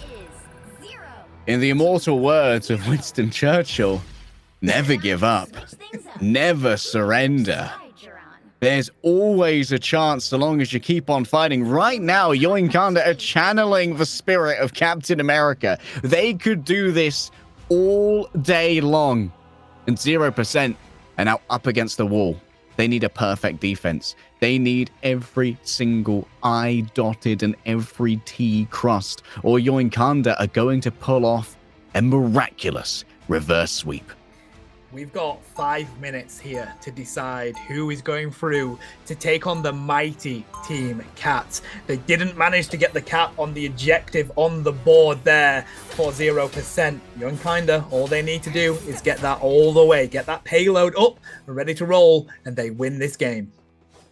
As we're looking at the stats, oh, Etsu's damage. Etsu is so far away from the rest of the field right now. Bro is in a different lobby, smurfing in Bronze 3. I mean, 12 KOs, 6 of them being final hits. They only fell once. Good lad, managing to stay up on their feet. Not a single death on the field just yet. Continuing to drop great damage and great healing. Triple strategist, man. The EU special. We have seen it pulled out in the most dire of straits so many times. And credit to Snays as well. Standing their ground with two knockouts after taking so much damage. That solo Vanguard role is so thankless, and you do get bullied. But what you do is buy space for Etsu. You're just the easiest target, aren't you? You're going to aim for the biggest person there, and it has been Snays for so long. We're trying to push onto the point here. Monkbat is just waiting for the right opportunity to try and pick up see if they can dive onto Networks as well. They're rotating round, and they do just that. They pick them up. Look at the damage coming their way, buddy. We have to see the Hulk retreat. And of course, what we've got to remember is they only need to get 3 segments of this cap. Mugmudder already healed up. That's what a triple strategist brings to the table, playing that pseudo Vanguard. 100 rage, so lots of damage to work with. And guess what? 0% have already given away a huge amount of space here that they were trying to work with. Etsu just putting in a lot of damage. That's a big kidnap. They got Pixel! How did they grab the Psylocke of all things? Unreal collection given over. Already a tick gained here by your Incarnate. It's going to be answered by Line Pro, bringing out the ever-trusty support ultimate of the Fate of Both Worlds. Flying low is destroyed, trying to make sure that they're a recipient of that healing. But Etsu's already got another one available. Psychotic Katana drawn, and both the strategists have fallen down. There's no healing remaining. All of the damage is permanent, Tano. Oh my god, we're getting there, buddy! It's happening! Oh, Yoinconda have pulled out the reverse sweep against 0%! They're gonna get the opportunity to come up against the mighty Team Cats, and that was an absolute walk for that team! We wrote them off. It was a foregone conclusion. It was a pre-pasted bracket when 3-0. We said at 3-0, Tano, that it was one of the closest 3-0s we'd ever seen. Yeah. And I think we're going to feel very vindicated now. Etsu walking away with MVP, and boy, is it deserved. What a performance here from both of these teams. But my goodness, for resilience, the grit, the determination, and the heroism here from Yoinkanda is legendary.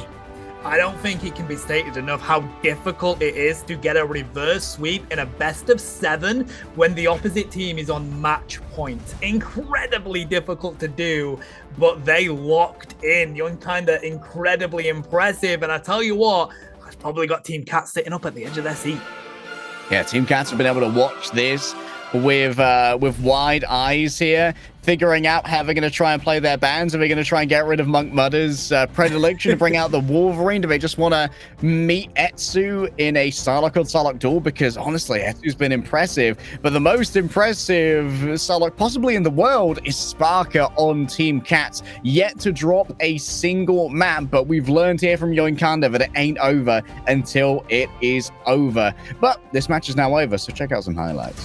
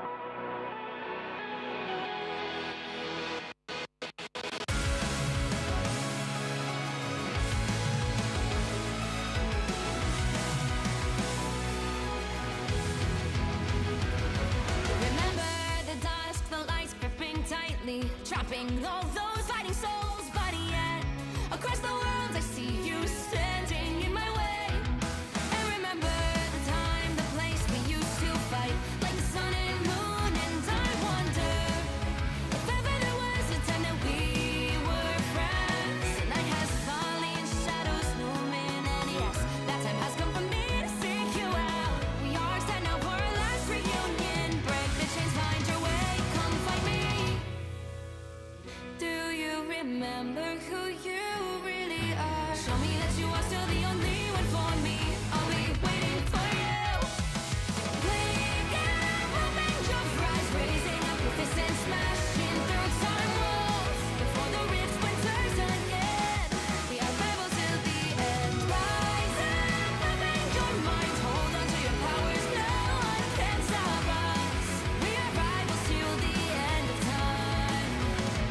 We will clash, no matter where. We will fight, reaching across time and space. 'Cause you are my destiny to the end.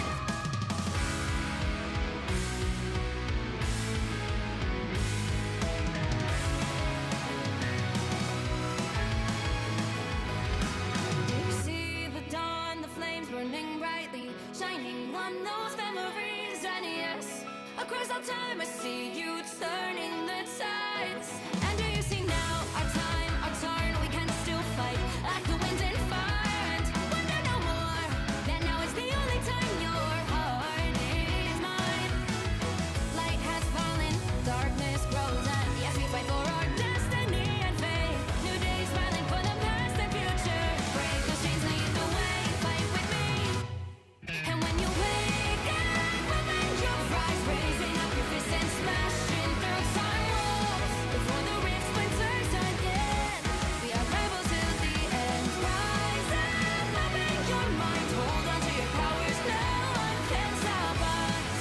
We are rivals again until the end of time.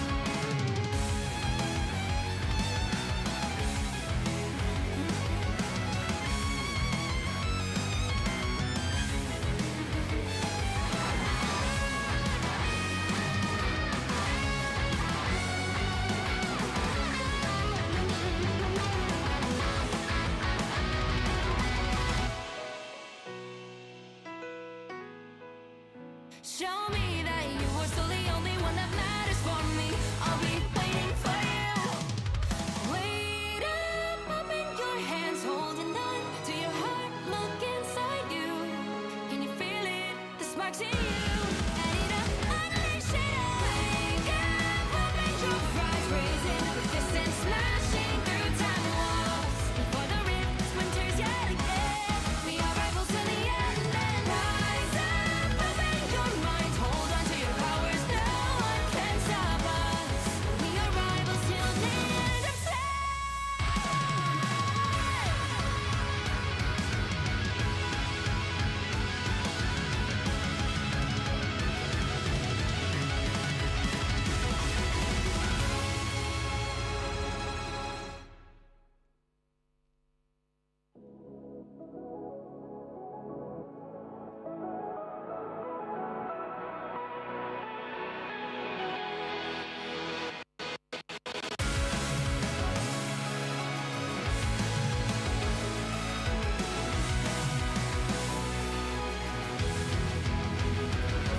Remember the dusk, the lights gripping tightly, trapping all those fighting souls. But yet, across the world, I see you standing in my way. And remember the time, the place we used to fight, like the sun and moon. And I wonder if ever there was a time that we were friends. The night has fallen, shadows looming, and yes, that time has come for me to seek you out. We are set now for our last reunion. Break the chains, find your way, come find me. Do you remember who you really are? Show me that you are still the only one for me. I'll be waiting for you. Wake up, open your eyes, raising up your fists and smashing through time walls. Before the rift splinters again, we are rebels till the end. Rise up, open your mind, hold on to your powers. No one can stop us. We are rivals till the end of time.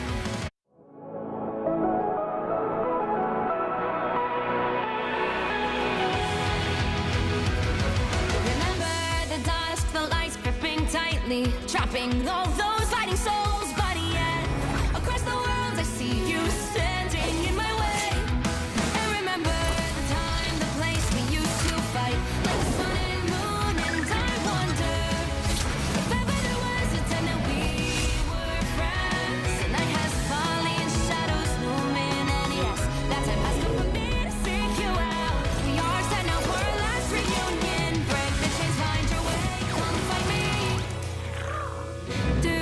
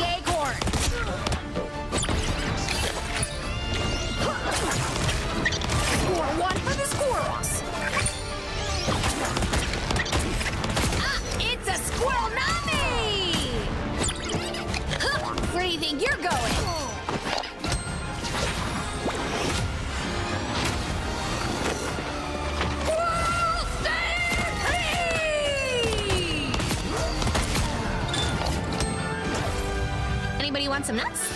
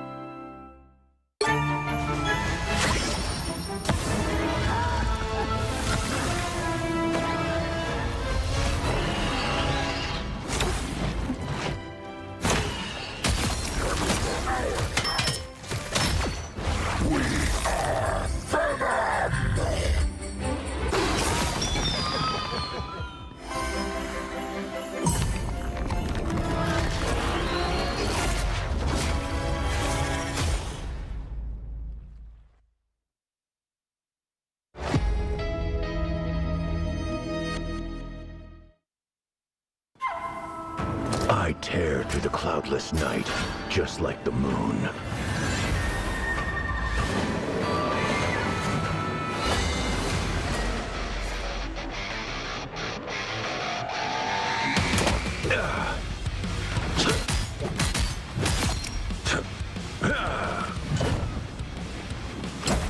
To drain. The moon haunts you!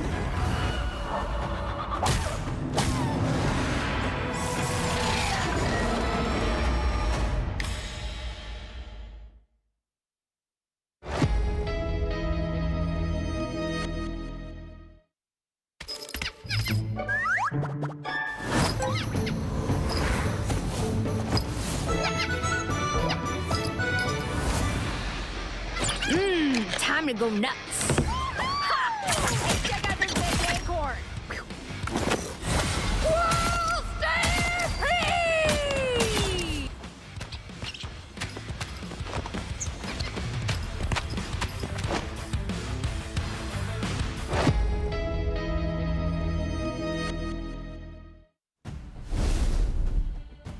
Probably one of the best series we've seen in this championship so far there, leg day, but it's not ending yet. Of course, we do have a grand final to bring you, chat, but we need to at least give the team a little bit of time to rest after that really intense 7-game fight. So what we're going to do instead, we're going to bring you a game of the console finals, the grand finals for the consoles, and I'm excited to see how different this could be on console leg day. Yes, I might be forgiven for forgetting we do actually have 6 different instances of the Marvel Rivals Championship across 3 regions. Each of our regions has 2 different formats of both PC and console, I believe both of which have identical prize pools. So the console players are also playing for 14.5 grand USD. 6,000 will go to number 1. I think we're looking into our grand finals. I believe that there is a team, maybe called Overlords or something, in the console bracket that is currently also, like Team Cats, yet to drop a map, and maybe we get to see them drop their first map. Maybe we're going to see some of the best players the console has to offer. I feel like, Tano, our region might be the strongest on PC right now, just the density of esports pros that we have here, and the real vigor of competition. I know that Nightmare scrims EU teams at the moment because they're let's see what EU console has to offer. Oblivion, oh no, Smelvin Industries, I believe, are the ones who are currently undefeated. Oh, okay, so Oblivion are trying to bring the action to Smelvin Industries. Okay, they do ban out their Hela. You can imagine how important that hero actually is on console as much as it is on PC. I assume there's some manner of aim assist that is also levied here. Interesting, a Mantis ban comes through from Smelvin Industries. Not a very common ban in our upper echelons, where we do get the Mantis players who can really flex their aim and have such amazing reset potential on those life spores. They do protect the Doctor Strange. Interesting. Usually, we don't see any threat to that. Maybe they're really wanting to make sure a door gets access to it. Oblivion, aware of how important that Doctor Strange can be. Yeah, counter protect here coming through from Oblivion. Do they also want to go for a Vanguard or preferring a Black Panther? Panther. Okay. Color me intrigued, Oblivion. I have raised an eyebrow suspiciously. What are you cooking over there? Last ban now. Do you want to try and get rid of the Gamma team up? Yep, indeed it is. It's going to be Iron Man taken out, which makes sense when you're trying to play the Black Panther. Not to mention we're on Spider Islands with the convoy, a pretty much easy route for Iron Man to be able to get those easy KOs with that Gamma Gang around to play. What's going to be the last ban here for Smelvin Industries? We have seen a possible Jeff the Landshark, and we've seen, oh, it's going to be the Wolverine they want to get rid of.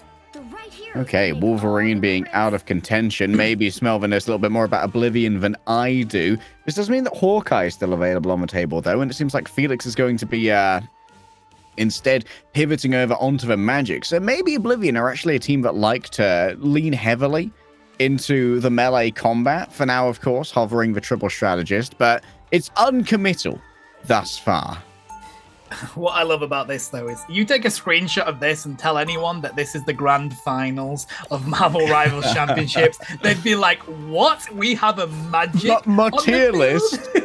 Yeah, but my tier list, bro.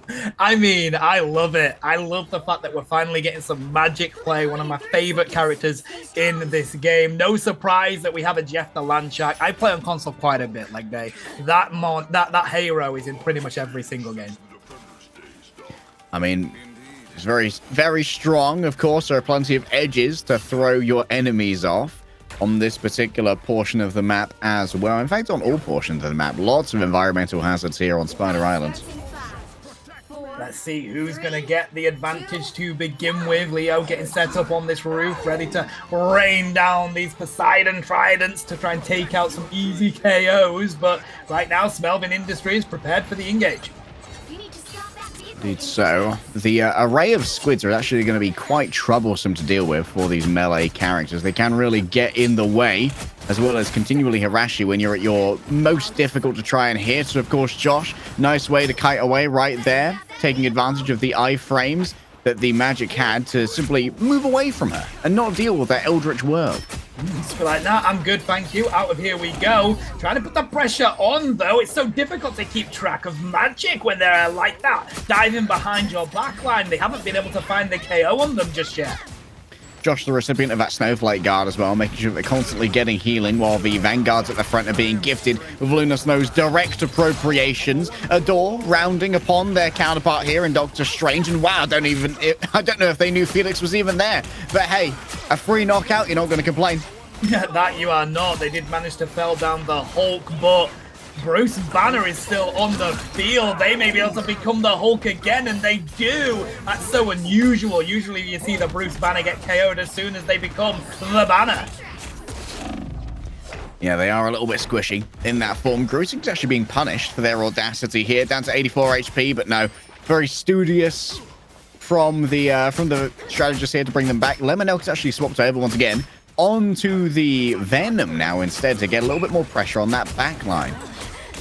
Haven't seen much of this Black Panther though yet. They're doing pretty much the diving that you expect them to do, but we haven't seen an easy KO. Kieran, does pick up Head Hippo, and they have managed to take down KO Fan as well. Josh finding the answer, trying to continue to put the pressure onto this Doctor Strange. They're trying to get that levied KO, but they're not able to, and yet again Oblivion are backed up to their spawn room. I'm beginning to see why Smelvin Industries are such a big tank in this area.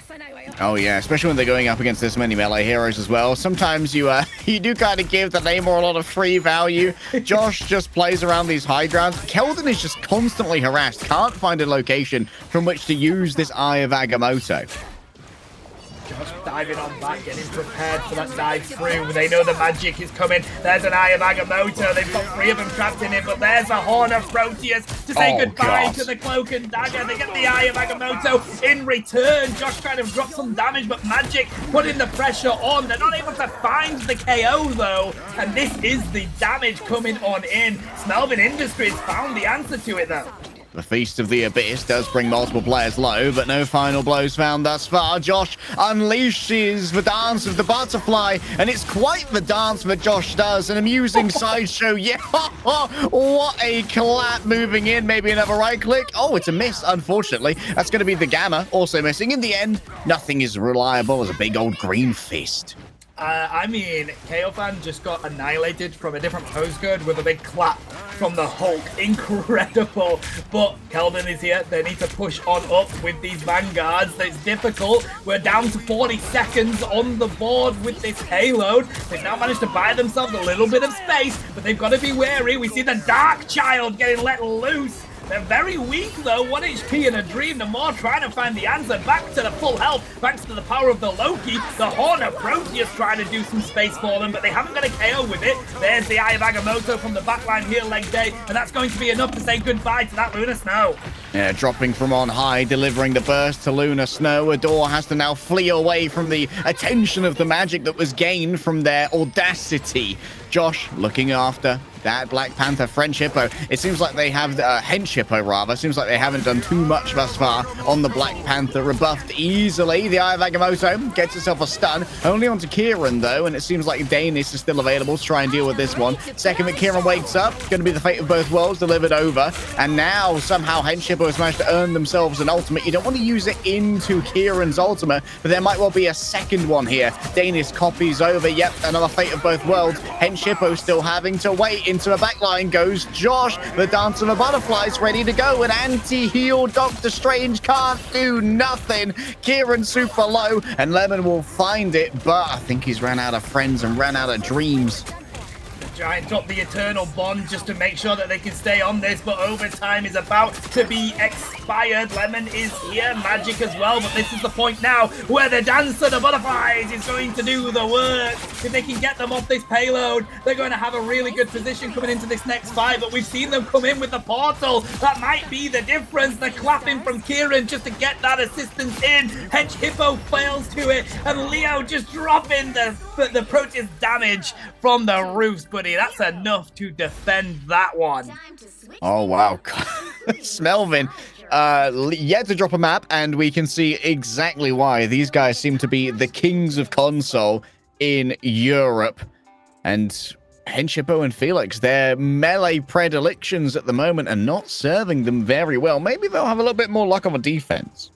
Yeah, I feel like Felix rotating onto the Star-Lord is a great shout here. You do want to try and utilize the Galactic Legend if you can. Let's see if they do lock that in. I feel like there wasn't much from the Black Panther. I feel like they had a difficult game in that one, but hopefully, you know, they are now on the defense. They know exactly where Smelvin Industries are going to be. I assume that Smelvin had a good idea what Oblivion were going to play coming into this, given that Oblivion are the second place team. I wonder if that's where they banned the Mantis, just trying to overall constrain how much support these melee characters can get at range, because obviously Mantis can help out in those duels without having to put herself in danger by giving that healing over time and the damage boost. And the damage boost is also super important for most melee engagements, because you need to be in, deliver your damage, and get out in such a short time frame without hanging around to try and find those final blows. And we do see Felix rotate onto the Psylocke now instead of the Magic. Seems like we're going to have a matchup here. Is it going to be much like the PC side of things? Josh, I feel like, was doing absolute bits in that battle there.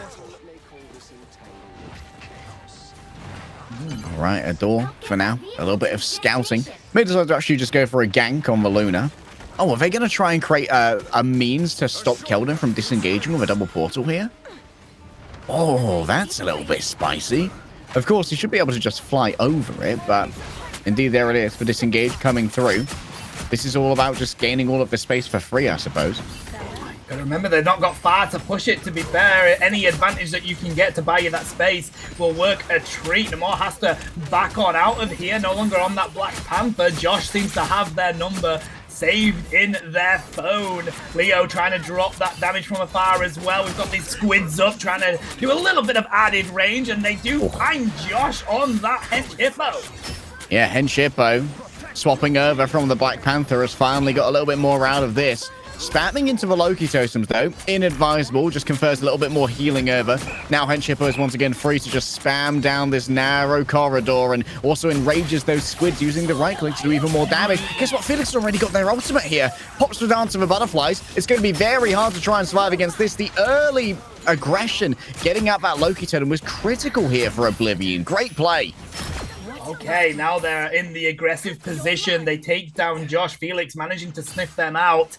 And now, Smelvin Industries, they're on a bit of a back foot here. They have to take this next team fight. They don't have any ultimates to play with either. KO Fan has theirs, and of course so does the other strategist on the field, Eternal Bond, capable of pairing that one up onto the payload, but very close to being able to win this game. Not far to go with the meters left.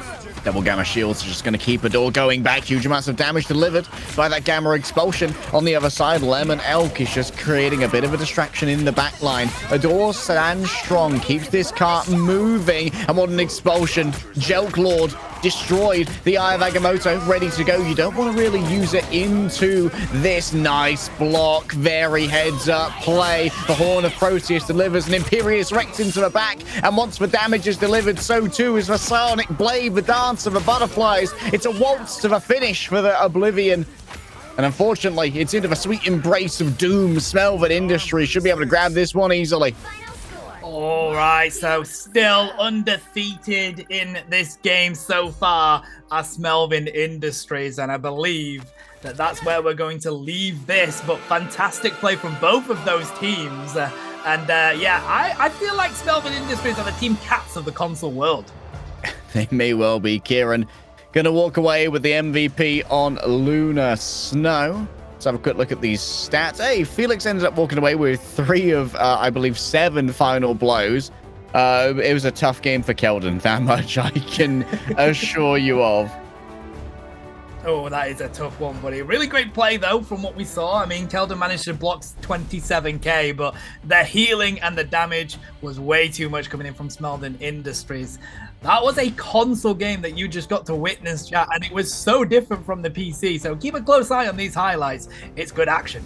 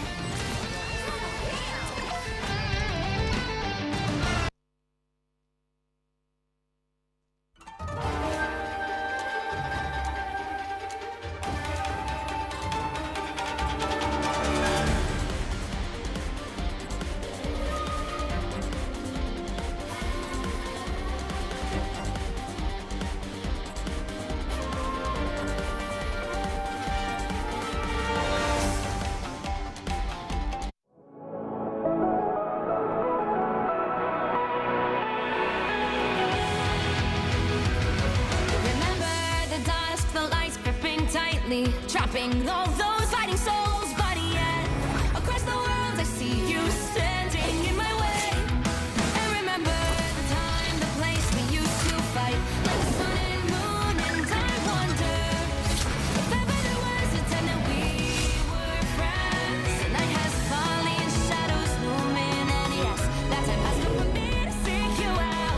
We are set now for our last reunion. Break the chains, find your way, come find me.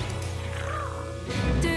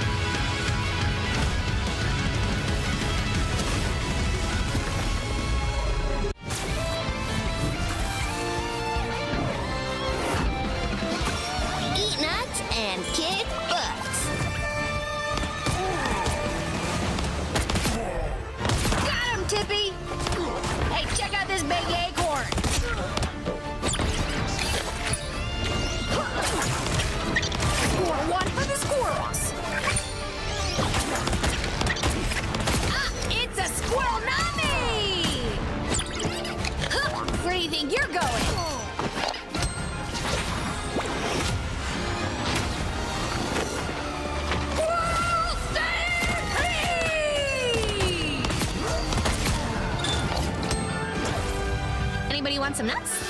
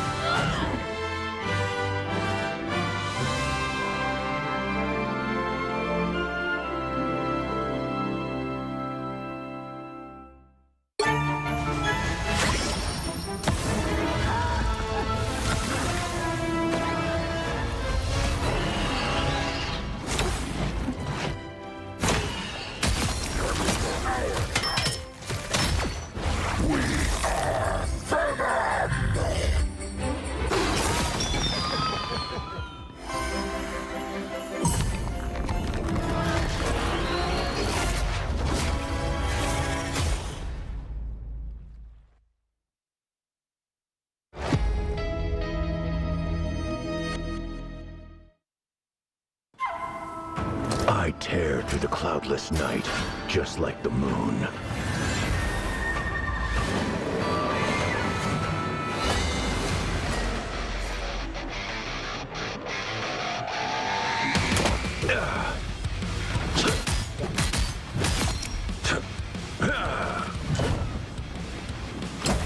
To drain. The moon haunts you!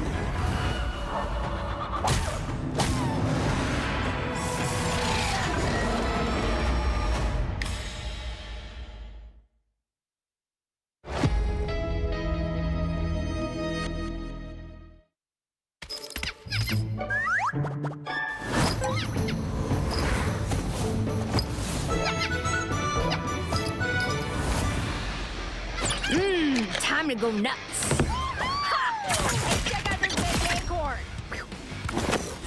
Whoa, stay!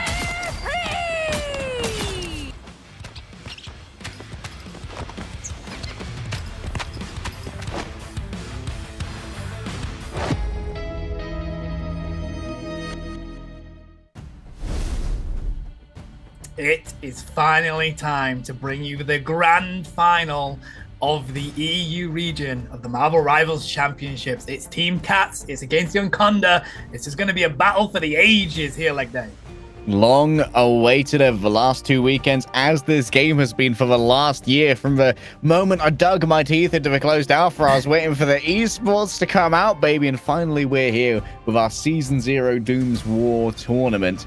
And like you said, Young Conda, they're going to be joining Team Cats in the final, but it was not easy to get here. A 7-map reverse sweep against 0%. We are getting right into the action. That we are. It seems like Team Cats, they've witnessed the power of Monk Mada on that Hawkeye. They get rid of it straight from the bat. Like, we're going to hard pass on that one, bro. Maybe we'll see Monk Mada bring out the Wolverine again here. Interestingly, an early ban here on the Hulk, which is one of Nevix's best heroes, but of course Nevix has a collection of heroes that they are very good at here. So banning against Team Cats is incredibly difficult compared to some other teams where they have pretty set strategies. We're actually going to go for the Protect on the... This might be a bit of a fake out, but I'd love to see you and kind of give it a go. I mean, if it worked for you in the previous game, I mean, you're coming up against Team Cats, right? You've got to try and work out what is going for you, because it's so difficult to go against, like, just counter pick Team Cats. We mention it all the time, don't we, when we're in this pick ban phase. It's so difficult to win the game here. Yeah, incredibly difficult against Team Cats. There's just so much versatility. For those of you who do not know the names on Team Cats, I can assure you that there are several world champions on this roster. Everyone on this roster has a degree of esports pedigree from other games. That is one of the reasons why I think that Europe might be the strongest region. Just we have one of the most concentrated collections of professionals from other games in this particular matchup. Like, if you start Googling the names of some of the players you see in the top 8, you'll see why I have such reverence for the talent pool we have here. So true. We're going to ban out the Star-Lord from Young Conda. Now, Fee uses that quite a bit during these battles, but of course, they're just going to rotate onto that Hela that is open, and no surprise here, leg day. Sparker straight onto that Psylocke. Yeah, Etsu's not going to be matching it right now, though. which might be a bit difficult. I'm surprised we don't see Monk Mudder picking up the Hela. Of course, at the moment, there's still time to shuffle. We don't have to make any some early decisions here. One person I want to bring everyone's focus onto who rarely gets enough attention is going to be the Mantis player, Saipe. Here up against Fru, it's going to be incredibly important to see how many headshots can be hit to reset those life orbs and really start pushing out a bunch of healing into the team. And Saipe has actually moved from being a duelist-esque DPS player in other titles to playing Mantis in this, so there is plenty of aim to go around. What a strategist battle this game is going to be. Dredro picks up the Rocket Raccoon for now. Thought they may be dropping those armor buttons with that, but it seems like they may stay on it. May well be real. I wouldn't be surprised, but I reckon Dredro's probably going to swap over onto the Lunar Snare themselves, just giving over that additional HP. Monk Mudder is actually the one who ends up in the end on the Hela. Should be a mirror matchup here, with the exception of Dredro, who is, of course, going to give Doge Biceps this rollout with the Chaos Blade and then swap back over. They've got the time to do so with the powers of the portals. Team Cats managing to get themselves right onto the point, as they always like to play on that aggressive side of things, and kind of trying to get themselves with a little bit of space here, but they haven't got the damage paired up to be able to do so just yet. So one thing you're going to have to watch out for here is how Fire's going to deliver damage without access to the high ground. Look at this. Etsu already forced to disengage. Both the dashes have been used. Nevix now puts feet on the point, as they are going to be matched out by Snaze and Good Lad on the other side. But it seems like even without the high ground, constantly Etsu and Monk Mudder have been forced away through. Needs to get more of these healing orbs out to distribute over to the Vanguards. And Etsu might have an angle onto Doge Biceps, but it should be a capture here for the side of Team Cats, as there's this continuous pressure that forces back the Vanguards of Yoinkanda, and DRP's already super low. Oh, so many of them are getting so low. We already have an ultimate coming out of DRP here. The fate of both worlds from both Lunar Snows. So much damage getting dealt. The healing is absolutely huge. We're going to see Mukbana getting very close to that goddess of death, but Saipe and Nevix are online. Sparker drops the Dance of the Butterflies to get an easy KO onto Mukbana right there. Etsu manages to trade it on the other side, though, and that's without investing the ultimate, so this could be a huge advantage. Wait, Etsu slept here by Saipe. I told you, look out for the play here from Saipe, and bro is hitting shot after shot. Knockout after knockout is delivered. Team Cats, 35% now. Okay, so Team Fight won twice by Team Cats so far. Of course, they only have the one ultimate on Doge Biceps now. We have more on the side of Yoinkanda. They could try and push themselves into this. They've got the Eye of Agamotto. They can pair that with a Dance of the Butterflies. But right now, Team Cats, they're feeling pretty tasty, getting all this healing from Cypher. Already, you can see Sparker starts to work the margins. Etsu's going to be the one to challenge out, and already has their ultimate available. With Saipe and Dredro not having strategy assaults to try and deal with this could be an incredibly effective ultimate. Fire's going to be the one to grab it, but Doge simply bubbles themselves to enjoy all of that incoming damage and turn it into rings of the right click through Revenged Upon. That's going to be a little bit of an interception. Not the most honest 1v1 when a meteor strikes one of the participants midway through, but Monk Mudder finally consolidates the gains. There should be a flip over here after Doge is expelled from the point. 81% on the board for Team Cats. They now need to flip this back their way. That was a great push from Yoinkanda. Etsu managing to get into the background and drop that butterfly dance was absolutely huge. Now we're seeing Team Cats rotate around this section, trying to see if they've got the sight lines on the Hela just to get a clean KO, but it's really difficult right now because guess who's there? It's the shield on the Strange. Yeah, shield intercepting all of this. Aggressive portions here from Sparker. Fi takes to the sky. Very good angle here onto DRP. That's an unfortunate forcing of the ultimate. And Etsu's so far away. Losing two players while you've got your fate of both worlds up is an unforced error here from Yoinkanda. Saipe was getting ambushed by Monk Mudder. Won that one out, by the way. Hela. I think she needs a buff or something. Bro, call an ambulance, but not for me, says Cypher. And they managed to get the flip again to Team Cats. Now we're at 85%. Feels like we've got one more team fight in this to see who's going to win it. Can they flip it? Can they take it? It's going to be bloody difficult to do.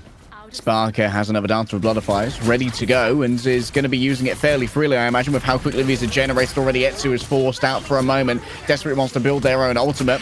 Going through this narrow corridor against the explosive Magneto is going to do so much damage. This is not the ideal angle here for Monk Mudder. There's going to be the dance of the butterflies coming through from both Etsu and their counterparts. Redro super low. Spark has got 2. No one's on the point. Oh, Etsu went so far, got so much done, but there's no touch.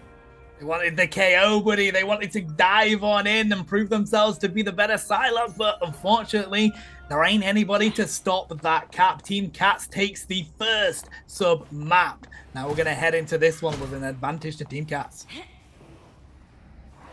Of course, Team Cats did manage to win in our closed beta tournament. 30 seconds before you attack. They won fairly handily.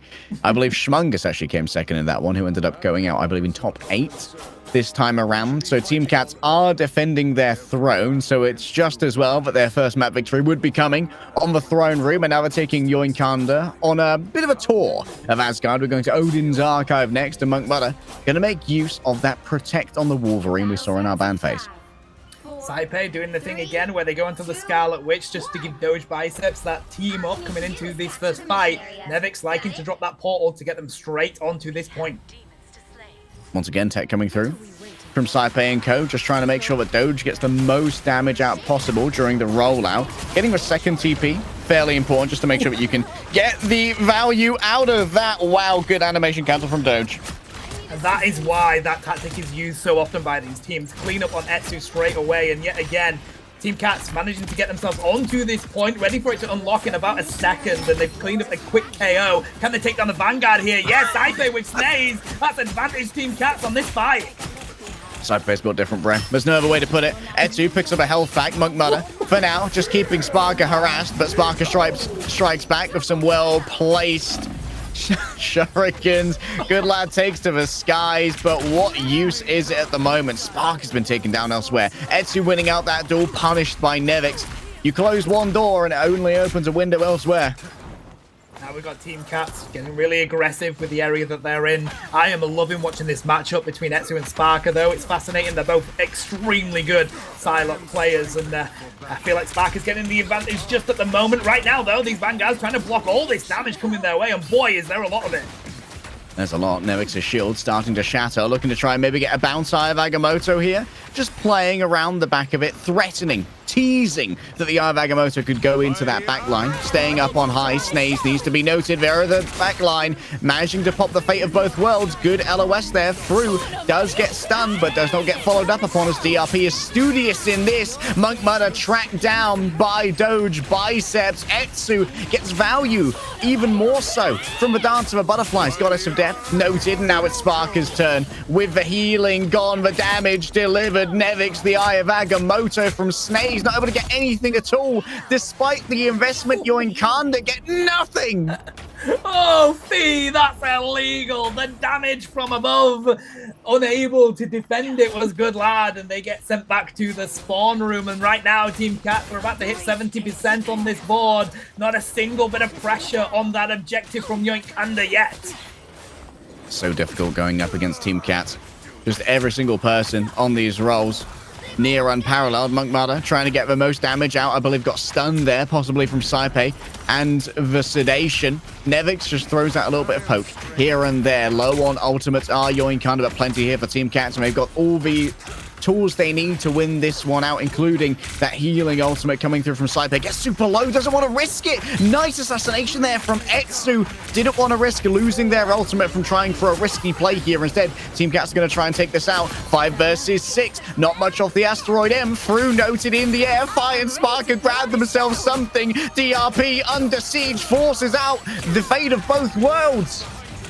We've got ultimates that could be used. We're at overtime right now, buddy. 99% on the board, and the Dance of the Butterflies comes out. They time it perfectly with the fate of both worlds, and they're going to get a KO onto Saipe there from Etsu. Can they do enough to be able to cap this? It's all coming down to the wire here. Good lad. Find themselves a bit of space from Doge there, trying to pick up Sparker. They want to, but they're so good at dodging these attacks. They're breaking ankles with that. DRP does manage to find Doge, though, and next 6 are also falling down to Monk Mudder. Oh, Etsu might be able to get a stagger here. Beautiful play from Etsu. Getting that early pick as well onto Saipe was everything here. Yoinkanda get themselves control of the point, win themselves their first fight in this grand finals. And we know that Yoinkanda are never the team to give up. They managed a 7-map reverse sweep previously. All they need to do is start downloading all the information about how Team Cats play. Oh my goodness. Are they taking them off the map? Montage just froze Doge off the map. You may be Magneto, but you can't fly away from that one, Willie. Etsu trying to drop that damage, and I think that might be the difference in this team fight, though, because they no longer have 2 Vanguards here. Oh, yeah, got us. Oh, again? Again? They can't keep getting away with it. Mr. White, we got to stop him. Oh, Fru caught out here. This should be plenty of damage from McMuddy. Yes, they're punished by Cyper. Surely can't get the 2v1. Yeah, DRP joins the chorus here. Dredro going to be executed. That's going to be a knockout blow delivered by DRP. And still Yoinkanda are in control, but it's a messy fight. Etsu needs to get healed up, and in the end, they will. Wow, Monkbat has now rotated back onto the Hela rather than going for the Wolverine. Interesting, because, I mean, that was illegal what they were doing there. Nevix, though, does have that Eye of Agamotto ready to go now, leg day. We're at 70% on the board for Yoinkanda. They're actually bringing this one down to the wire.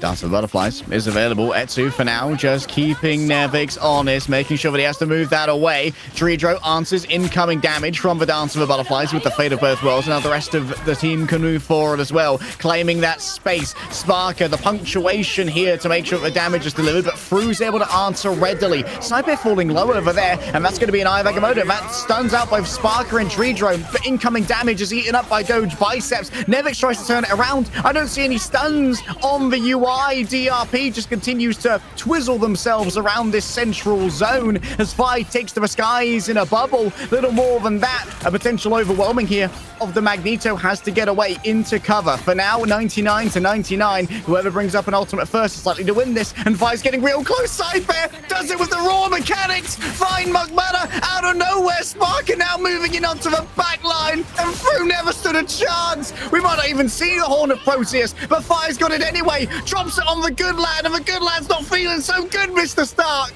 Oh, we're into the overtime, and they're about to win this one. Team Cats finding the 1v1 answers. They're going to take the first game of this grand final. We all expected our favorites to walk into this with a clear advantage, but credit to Yoinkanda, they made that second point close. Maybe there is hope that we could have ourselves a banger of a grand final. Shreedro's going to grab the MVP. Let's have a look at those stats. I gotta say as well, though, to be fair, I think Cypher picking up Mugmata on the Hela in that final fight was how they managed to win that one. But they look at the damage and the healing here. We've got that 17k there on Etsu, to be fair. 11 final hits. It felt like they'd managed to find the win on that Psylocke. And then the 32k healing from DRP and Dredro. 31 themselves, mate. Bro, these Lunar Snows are working overtime right now when it comes to getting that healing done. Etsu just put down so much pressure. We've been working for 2 weekends now to try and find a Psylocke who can hold a candle to Sparker. And it seems like finally, in our grand finals, we may have found someone who can go toe-to-toe with Sparker in these Psylocke duels. Yeah, and that is the difference, isn't it? Because Sparker, incredible player, and we've got these highlights for you to watch here, chat. Keep a close eye on that Psylocke duel.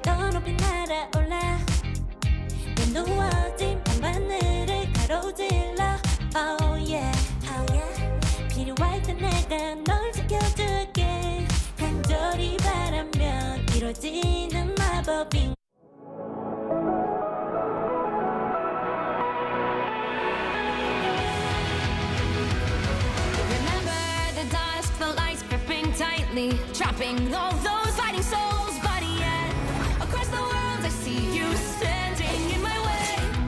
And remember the time, the place we used to fight, like the sun and moon. And I wonder if ever there was a time that we were friends. The night has fallen, shadows looming, and yes, that time has come for me to seek you out. We are set now for our last reunion. Break the chains, find your way, come find me.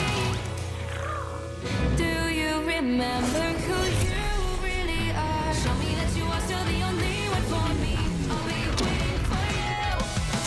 Please, open your eyes, raising up your fists and smashing through time walls. Before the rifts when turns again, the unravel till the end. Rise up, your mind, hold on to your powers. No one can stop us. We are rivals till the end of time.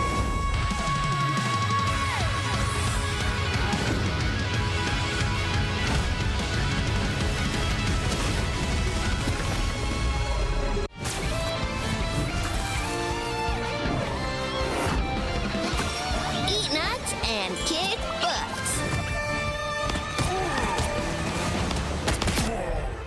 Got him, Tippy! Hey, check out this big acorn.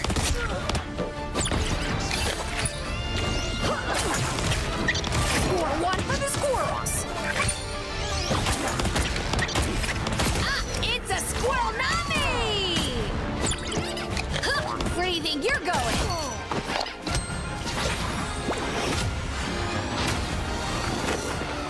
Squirrel stampede!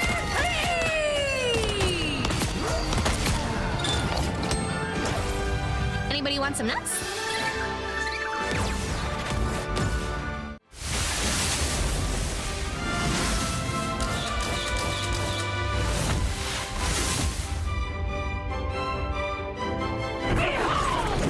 Child!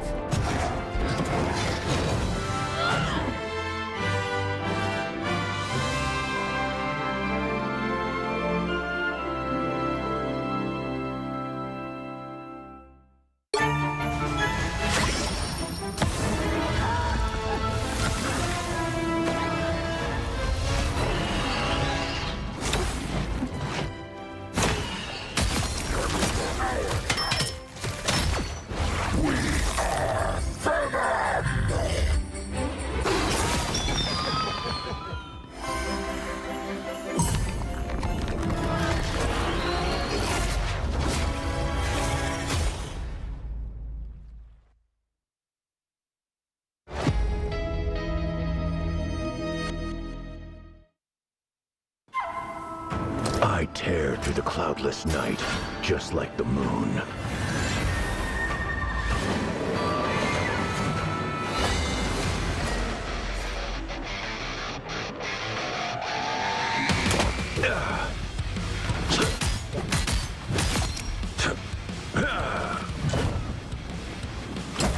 To drain. The moon haunts you!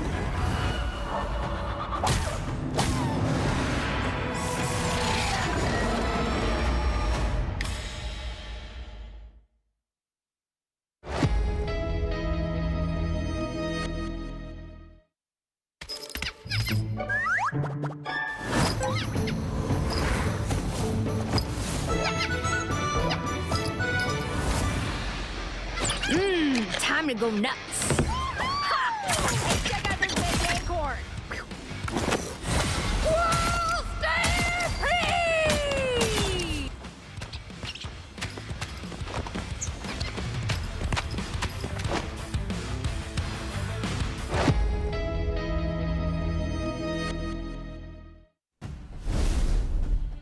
Potentially 6 maps ahead of us in this best of 7 grand finals between Yonkanda and Team Cats, but our reigning champions have started off with a bang, capturing Asgard and making sure that the throne room is ready and warm for them.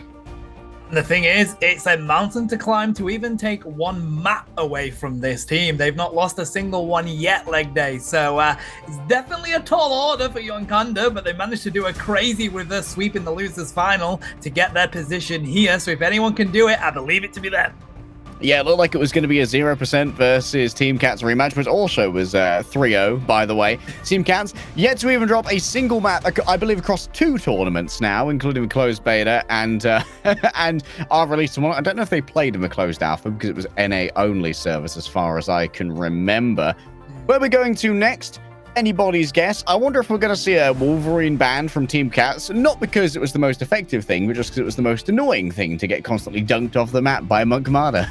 It was, but then they swapped off it for the Hella. I feel like maybe Yoinkind didn't feel like they could get that much more out of it. Going for those environmentals was crazy. We love to see it, but it depends what they're coming into in this next match, buddy. Are we going to see domination? Are we going to see payload? That'll decide whether we get that Wolverine or not. Yeah, like I wouldn't be surprised to see Sparker and Etsu continue trading blows on the Psylocke for the remainder of this particular matchup. Both players seem incredibly comfortable on the Psylocke. It's definitely Sparker's favorite. You can kind of get an early ban here on the Magneto. Interesting. Tries to deny that from Doge. I like it. Okay, we do ban out that Hawkeye. Of course, Team Cats, they just don't want to come up against that at all, and there's no blame for it, is there at all? But they do protect the Doctor Strange. They want to make sure that they've got access to that. At least one of their preferred tank picks is going to be here. I wouldn't be surprised to see Team Cats actually go for a Gamma Gang. Ewan Kanda, likely happy to try and match that one, as I Good Lad is fantastic on the Hulk thus far.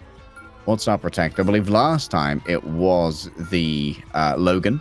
And now it's going to be the Hela, keeping that on deck, just as a little bit of a cautionary tale towards bringing out the Gamma Gang.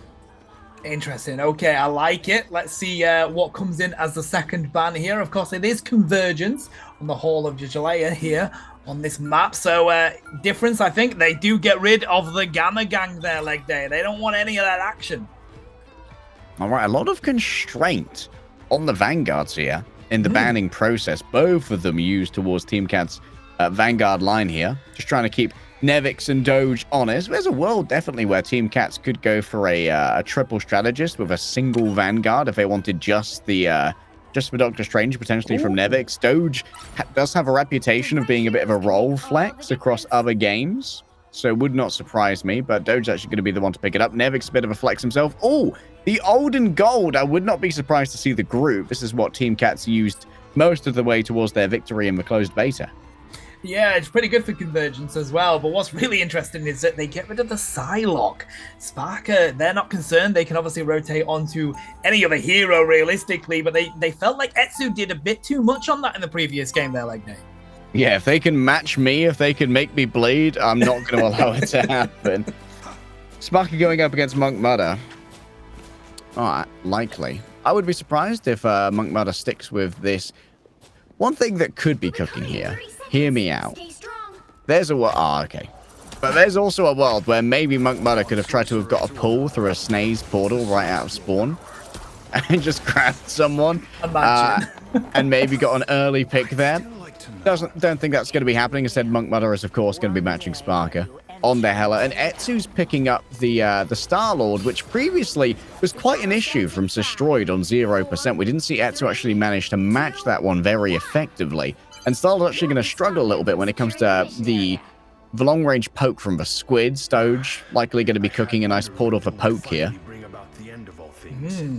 Oh, they're trying to find out where Yoinkind are coming. We see the rest of Team Cats just trying to work out where the direction's going to be. They are aware it's going to be down that right-hand side. B, they're going to try and see if they can get a bit of a flank on here.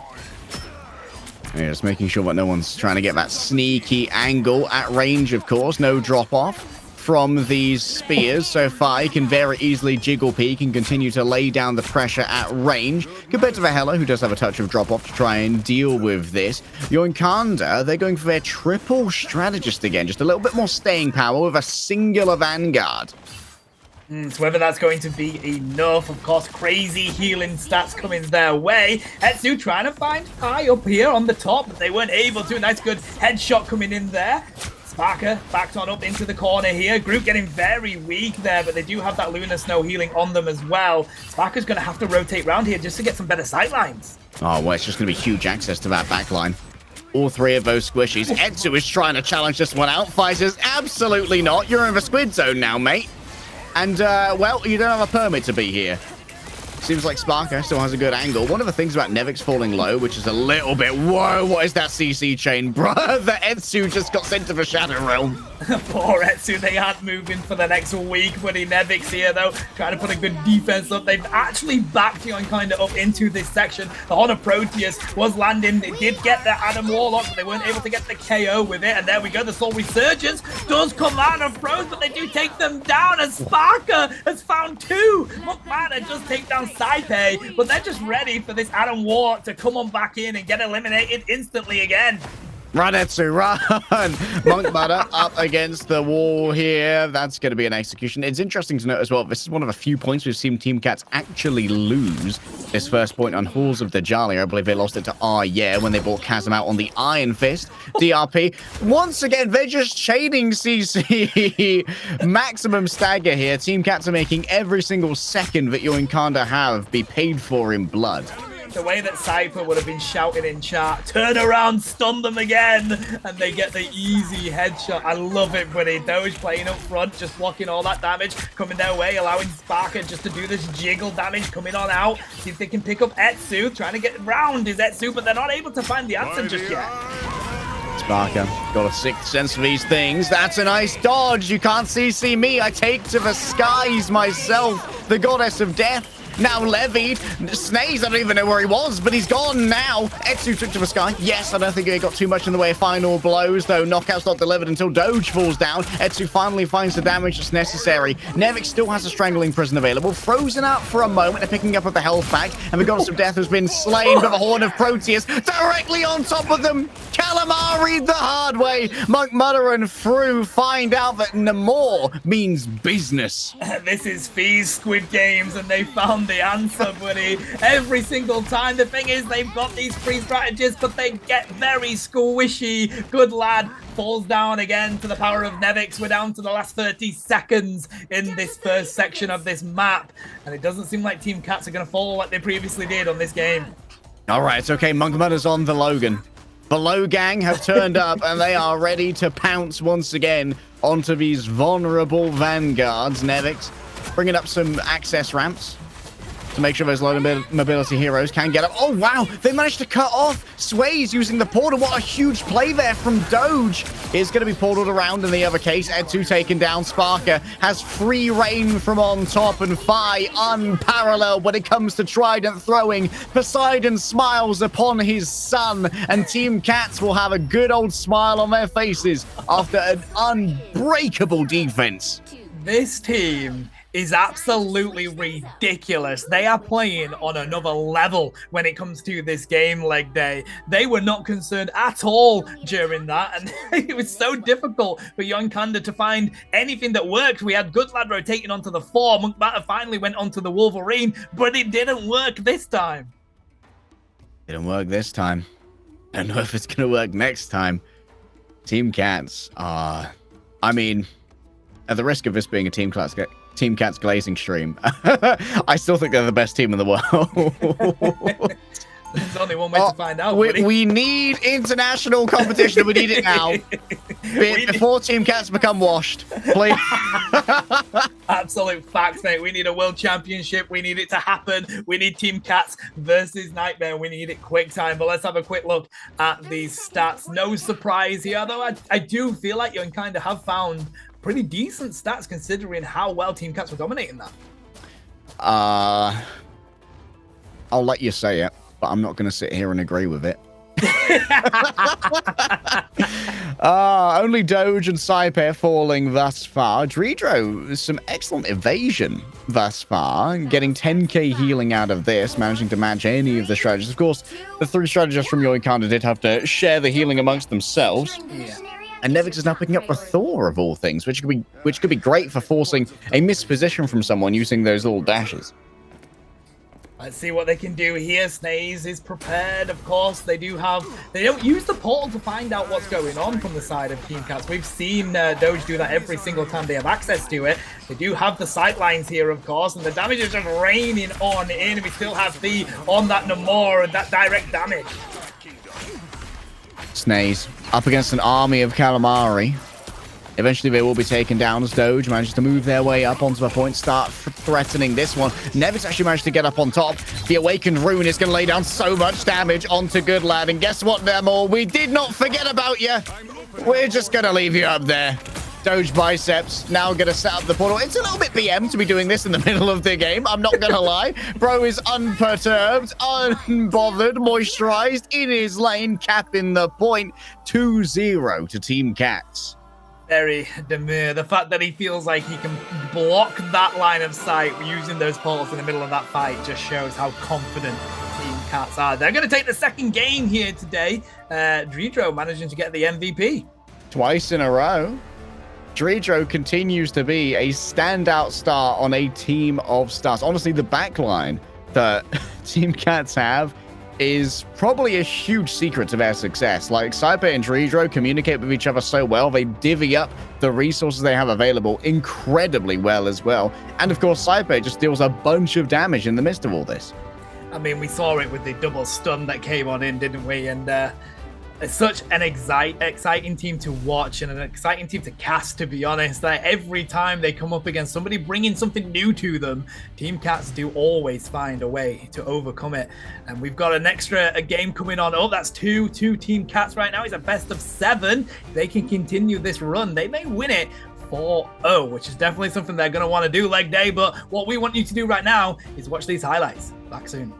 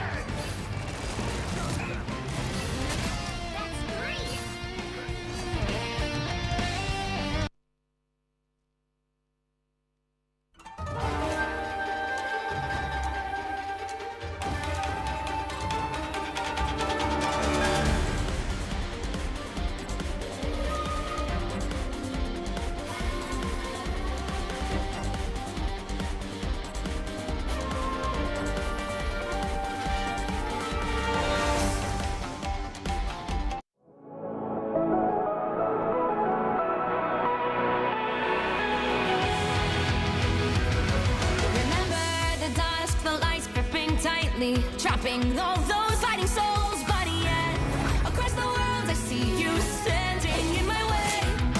And remember the time, the place we used to fight, like the sun and moon, and I wonder if ever there was a time that we were friends. The night has fallen, shadows looming, and yes, that time has come for me to seek you out. We are set now for our last reunion. Break the chains, find your way, come find me.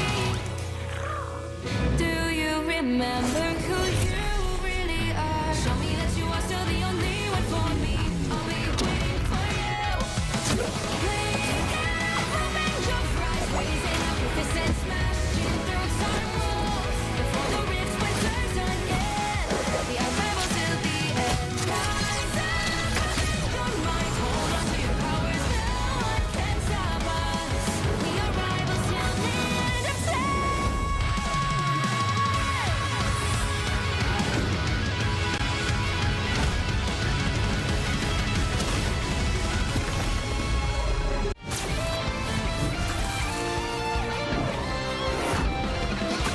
Eat nuts and kick butts.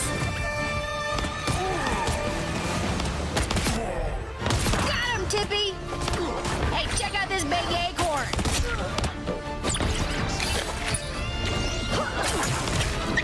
Score one for the squirrels. Ah, it's a squirrel nami! Huh, where do you think you're going?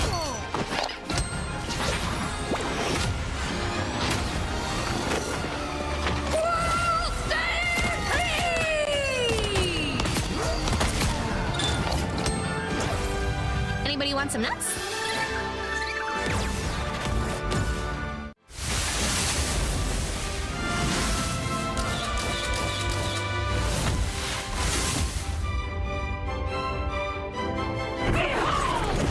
Child!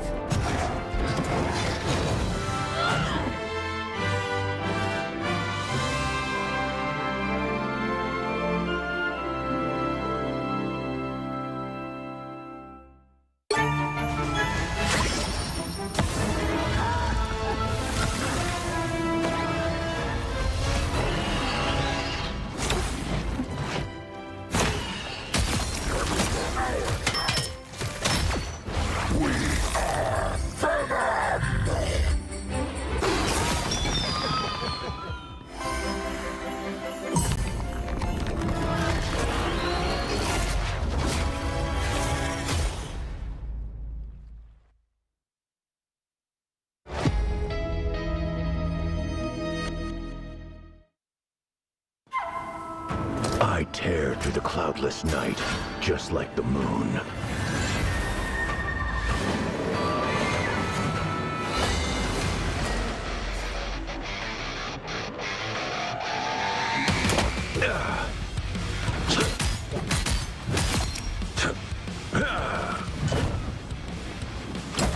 To drain. The moon haunts you!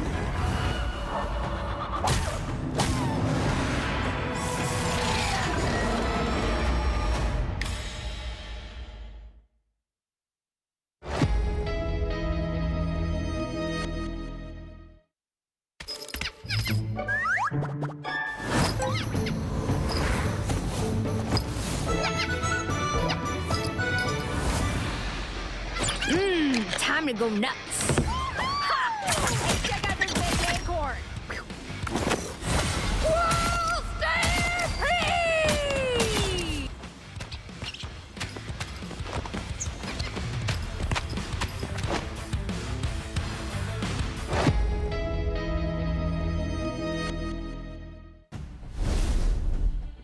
All right, Team Cats continue to show why, in my opinion, they are the best team in the world at this game, buddy. They've managed to take the 2 maps quite easily away from them. Will they continue that victory up next? Yeah, they may say that like best team in the world is EU bias, but I mean, there's news coming out of North America that maybe Nightmare have lost a series. They've at least lost a map, and we saw how close the grand finals were in Asia. Both those teams lost 3 maps to get a 7-map grand finals. Imagine your #1 team in your region not just going, not just undefeated, but without losing a map the entire tournament. they ain't got what Team Cat's got. Obviously not. They're clearly built different, buddy. And the fact that they haven't lost a map makes them the best team in the world, in my opinion. They are going to ban out that Hawkeye here, continuing to stick with the bans that they usually go for. The Hulk has already been taken off the field here by Yonkanda. No, Yonkanda just removing that one, despite it being clear that Team Cats have no real predilection towards using the Hulk. Like, they're very capable of bringing out the Groot. Like, Team Cats are an old head team. In the closed beta, when Hulk was kind of useless, and Groot was better. Well, I guess Groot was the same as they are now. Groot didn't really get much in the way of changes from closed beta to release. And Nevik still has that in the pool and can use it at their beck and call. A protect here onto the Psylocke makes sense. This was probably the best look, I believe, for Yoinkanda, having Etsu essentially match Sparker on that role. Removing here Balloon Snow, I think, is very intelligent. Try and mess with Team Cat's backline, because Saipe and Dredro are essentially unassailable right now in any 2-2 matchup when they're on both Mantis and the Lunar Snow. They're probably just annoyed with that dual CC that was coming their way as well, mate. But I've had enough of it. I don't blame them at all. But it's going to be interesting to see this Sparker Etsu matchup yet again. It did feel like one area in this game where Yonkanda could get themselves a bit of an advantage, to the point where Team Cats felt like they needed to ban it in the previous game. Yeah, it definitely makes sense. I'm excited to see DRP at least pick up the Loki again. I was very surprised at how well DRP stacked up on the Loki against Line Pro, who I think is one of our best Lokis, possibly the best individual Loki in Europe at the moment. We haven't seen too much of Dredro on this hero, but then again, people often get a little bit flustered when banning against Team Cats. Once again, we're going to be able to see Cypher do the rollout tech here, just to give Doge the initial blade of chaos when they go through Nevix's initial portal.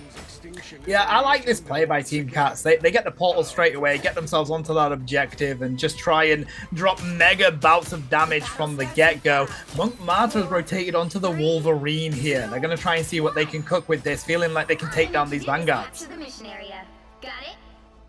I'll have to see if that's the case. Monk Martyr certainly cooking it. No environmental kills available here, at least on this part of the Wakandan domination map. Going up high, laying down the damage already. DRP's been taken down from afar. The Chaos Blade combines with Sparker's damage to remove the God of Mischief in good time. Sparker doing as a means to go on straight from the get-go. The mission area is not even unlocked yet, and we've said goodbye to Etsu and Monk Marta. Team Cats are just annihilating Young Kanda right now, buddy. DRP and Snaze, the only ones up. They have to back on up out of this area. Oh, was that 6 frags to 0? And now, of course, you can see Dredro set up their clone army up on the high ground to put out maximum throughput through 3 or 4 Lokis blasting at once. That's a lot of damage and a lot of healing that can be delivered if the homework isn't done by Yoinkanda. And Monk has noted on their approach here. They've been spotted.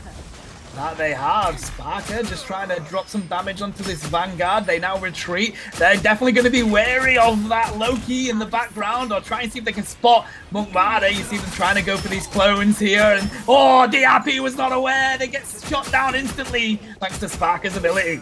Bro simply didn't know. Sparker getting the ideal engagement. Monk Mother doesn't have that second life available. Neither does Etsu. Never had it to begin with. A big old grab onto Doge biceps. But hey, if you're going to grab onto those biceps, you better squeeze for all your life, because he's going to flex you right off. Wow, okay, so, I mean, Sparker, anytime they get access to this Psylocke, just does bits like this. Etsu trying to match it themselves, but when your team isn't managing to stay up around you, it's so difficult to try and get in the backline when they don't have the distractions of the Vanguards there.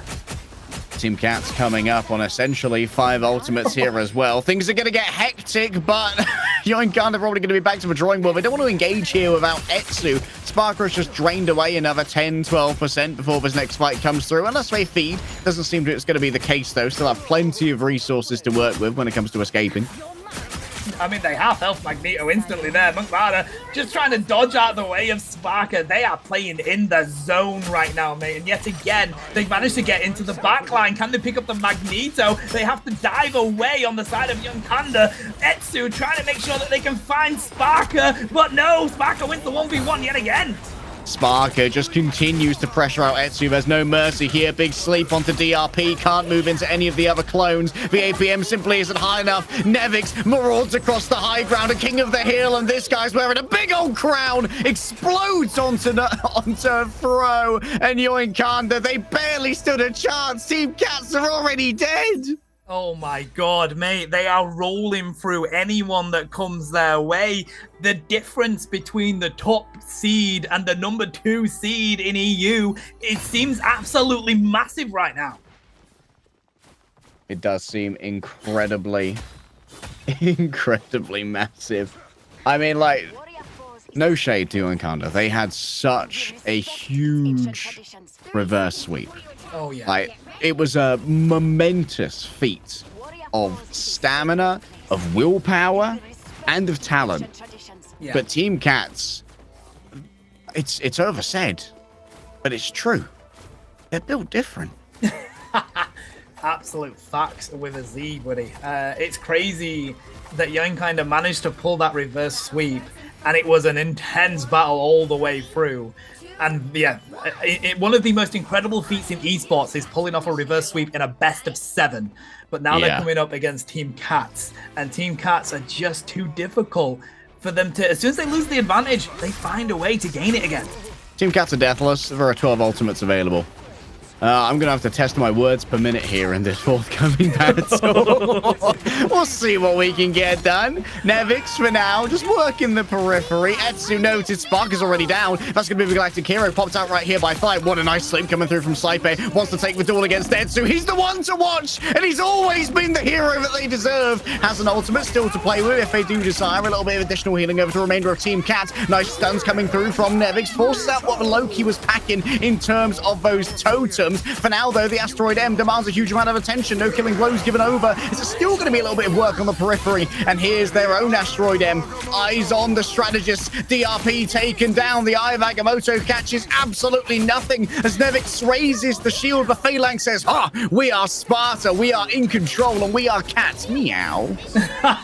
Leg Day's rap album dropping sometime soon, Shaq. Keep an eye out for that one. But Yoinkanda, they have been pushed off this objective. Team Cats found the answer. They used every ultimate that they possibly could. We had all 12, buddy. Now we have 0. And it was Team Cats coming out on top of that. that one. Moncanda trying to get themselves into the background here. Oh, Monkman has been pushed on away. Fee's just finding the answer with the ranged DPS right now. And these Vanguards are too tough for Moncanda to get the advantage from. They do dive on down to Fee, but look at the healing, the damage coming in the background. They're going to pop that one. Can they find a KO with it? Loki's got the clones on up. Whilst we have the dive from the Dance of the Butterflies, and that didn't get a single KO. But I tell you what, Sparker and Fee's found a triple. Oh, 5. Catch. Thick Fies and lives, you know? Fi just continues to find all of the... I love how Fi also disengages into the jump pad as well. The map awareness is crazy to make sure that you're consistently able to not tax your resources to get the uptime on your pistols. Works so well. Like, it just shows the level of play that these players have. Sparker just trying to find a good engage angle there. They're getting prepared. They do have the Dance of the Butterflies. They're just waiting for the right opportune moment. If they can get that strategist to pop their ultimate, that Dance of the Butterflies will do bits. Etsu, though, does manage to find Fi, and that's going to be huge. No longer having that damage coming on into this. Monkman are trying to find Nevix. They weren't able to. Charging it up here with the Dark Battle from Naz. Sparker, though, they do use their Dance of the Butterflies. They haven't found an answer. Oh, Sparker between two strategists is not an ideal place to be. That's going to be the Eye of Agamotto. Blocked out momentarily there by Snaze, but the range of a team not so lucky. Element Guns now going crazy from Fi. Eaten up now. Going to be answered. Coming through from Goodlad. A copy over from the Loki, and Snaze finally runs out of luck. Comes back real quickly, though. DRP reses them up. Etsu with multiple players in there. Like, what just happened? Did they just get hit by an asteroid M? The Soul Link must have diverted the damage elsewhere. Getting through his totems really quickly, but can't stick around long enough to get rid of a remainder, and so Fi is able to hunt down the Psylocke as she flees. Okay, I mean, there we go. Game over, buddy. Team Cats finding that third victory in this best of 7. It's a complete opposite to those loser finals. Team Cats are walking through this. 3-0. Match point, like you said, it's a walk in the park right now for Team Cats. They are giving it all of the arrayed talent they have. Dredger with their 3rd MVP in a row, by the way. Kinda unreal right now. You can ban away the Lunar Snow, but you can't ban the talent that Dredger has. And I feel like Young kinda are trying to play so well. They're dropping the 10k healing there on Frodo. It's just so difficult coming up against this team right now. 12k blocked on Goodlad. Snaze with the 22, but it's just that pair of Sparker diving into your backline, and as you mentioned, the heroes that are Cypher and Dredro, just making sure the core of Team Cats are just too tough to take down. Cypher sitting on 7 final blows is a little bit ludicrous, isn't it? Ivy's managed to find plenty of those. Team Cats, just every single player on this team is at least top 3 in the world on their preferred heroes, their preferred role. Sparker might be the best in the world at Psylocke as it currently stands. Cypher, for my money, the best Mantis. And in case you don't believe me, I want you to look really, really closely at these highlights.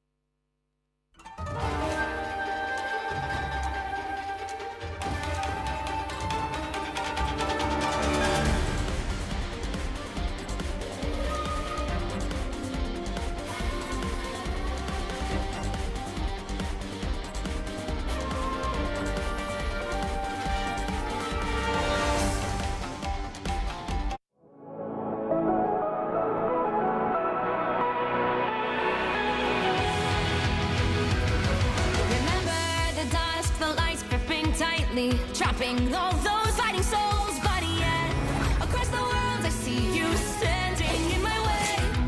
And remember the time, the place we used to fight, like the sun and moon. And I wonder if ever there was a time that we were friends. The night has fallen, shadows looming, and yes, that time has come for me to seek you out. We are set now for our last reunion. Break the chains, find your way, come find me. Do you remember who you really are? Show me that you are still the only one for me. I'll be waiting for you. Blink out, open your eyes, raising up your fists and smashing through time walls. Before the rifts burst again, we are rebels till the end. Rise up, your mind, hold on to your powers. No one can stop us. We are rivals till the end of time.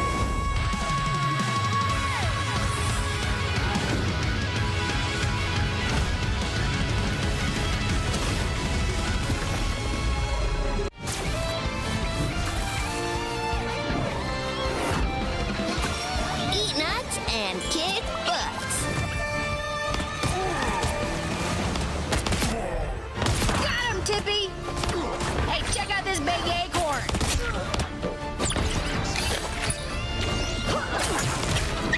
Score one for the squirrels. Ah, it's a squirrel nami! Huh, where do you think you're going?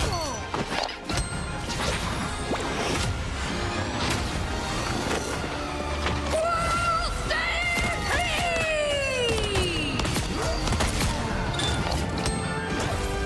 Anybody want some nuts?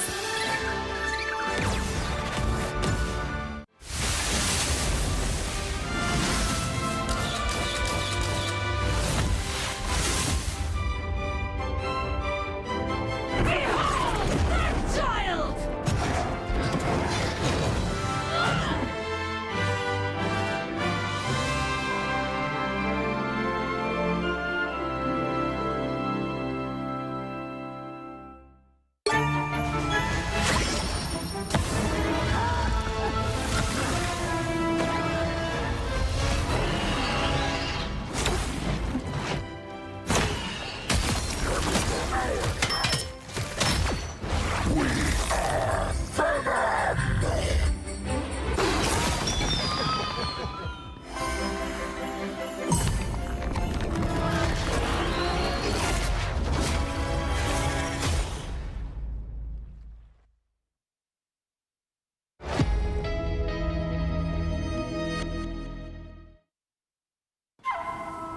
I tear through the cloudless night, just like the moon.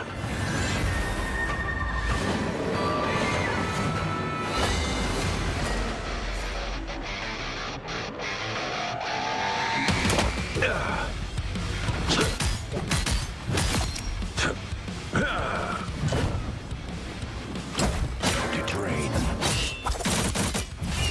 The moon haunts you!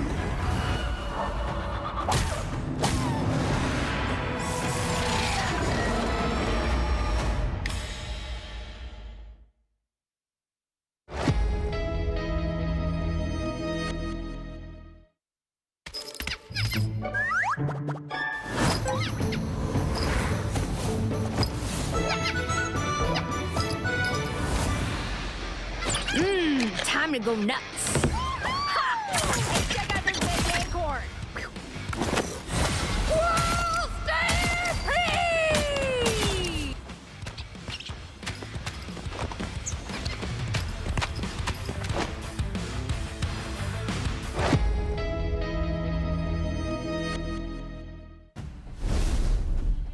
It might be a touch early to try and rename Team Cats to Team Goats, but I think we should have that name in reserve just in case. We're heading into our fourth and potentially final map here for the European Marvel Rivals Championship for PC, and Team Cats are on match point, some might say, predictably. Yeah, I mean, I do feel for you and Kanda because they went through the gauntlet to get here with that reverse sweep, buddy, and they're playing their minds out. But Team Cats are just another level. Just the pedigree of skill on the Team Cats roster is unbelievable. Google any of these names and you'll have a long list of competitive gaming achievements to try and browse through and watch some VODs of. If you're a fan of any of these players, like Saipe has been competing almost as long as I've been casting, and I'm old. Let's get right back into our ban phase and let's see how Yoinkanda are going to try and turn this one around. I mean, we mention it all the time. The ban phase, there's just no way, really no way of catching Team Cats out with it. They're so versatile. They do ban the Star-Lord off the bat here to Yoinkanda. They're a bit concerned with the capability that Fi had with that. Yeah, don't want Fi dealing with those Team Cats. This seems to be their standard ban. Like, Hawkeye just brings a lot of inconsistency to the table. Suddenly, all of your excellent planning can go down the drain when you get headshot by an arrow across the map that you had no idea was coming. And another protect here just to make sure that Doge's beloved Magneto is going to have a good time. Yeah, I mean, Yoinkanda, they did save the Psylocke in the previous round. They're going to save the Wolverine here because they wanted Etsu to have access to that. So, interesting. What's going to be the ban? Let's keep a close eye. I feel like...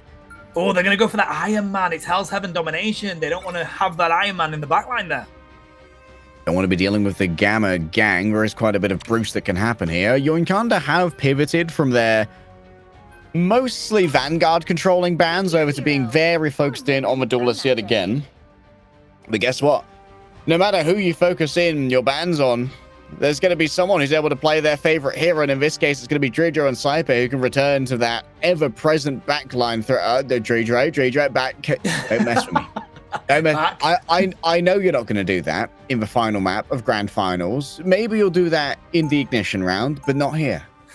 Bro's just teasing you there, buddy. Look at Fi locking in that Namor from the get-go. This is going to be an exciting match for Team Cats. Of course, they know if they win this one, they win the entire tournament for PC in this EU region, and that's a grand total of 6K that they're going to be able to take home. $6,000 on the line. Team Cats are hungry for it.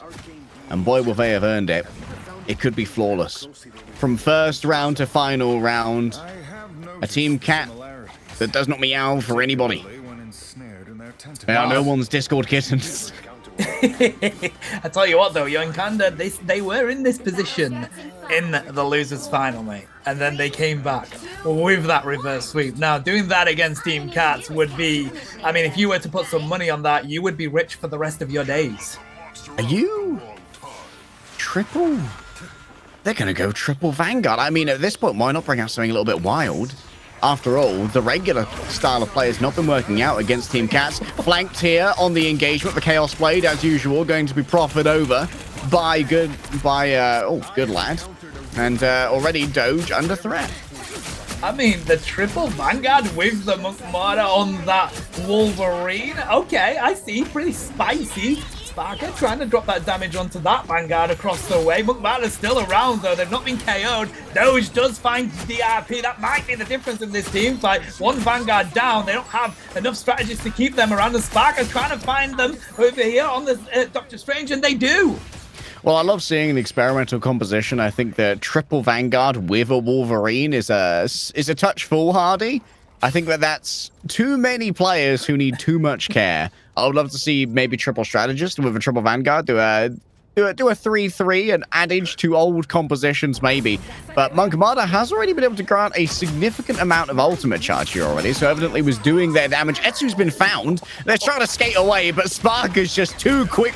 His hands are like lightning, bro. There's just no getting away from Sparker when they've got you in their sights. Good lad Doge has managed to find a hit onto Cypher. They've fallen, and Doge takes Good lad in revenge for it. Faze takes down Fee, and Doge comes into Monkmada, and it does feel like Team Cats yet again are getting the advantage in these team fights. I think Yoinkanda are going to need to swap a couple of things around here. They do have Big that Eye, ultimate, of course. Big Eye of Agamotto comes in, but Sparker finds the answer to throw, and Etsu does have to pop their own ultimate just to keep their team around.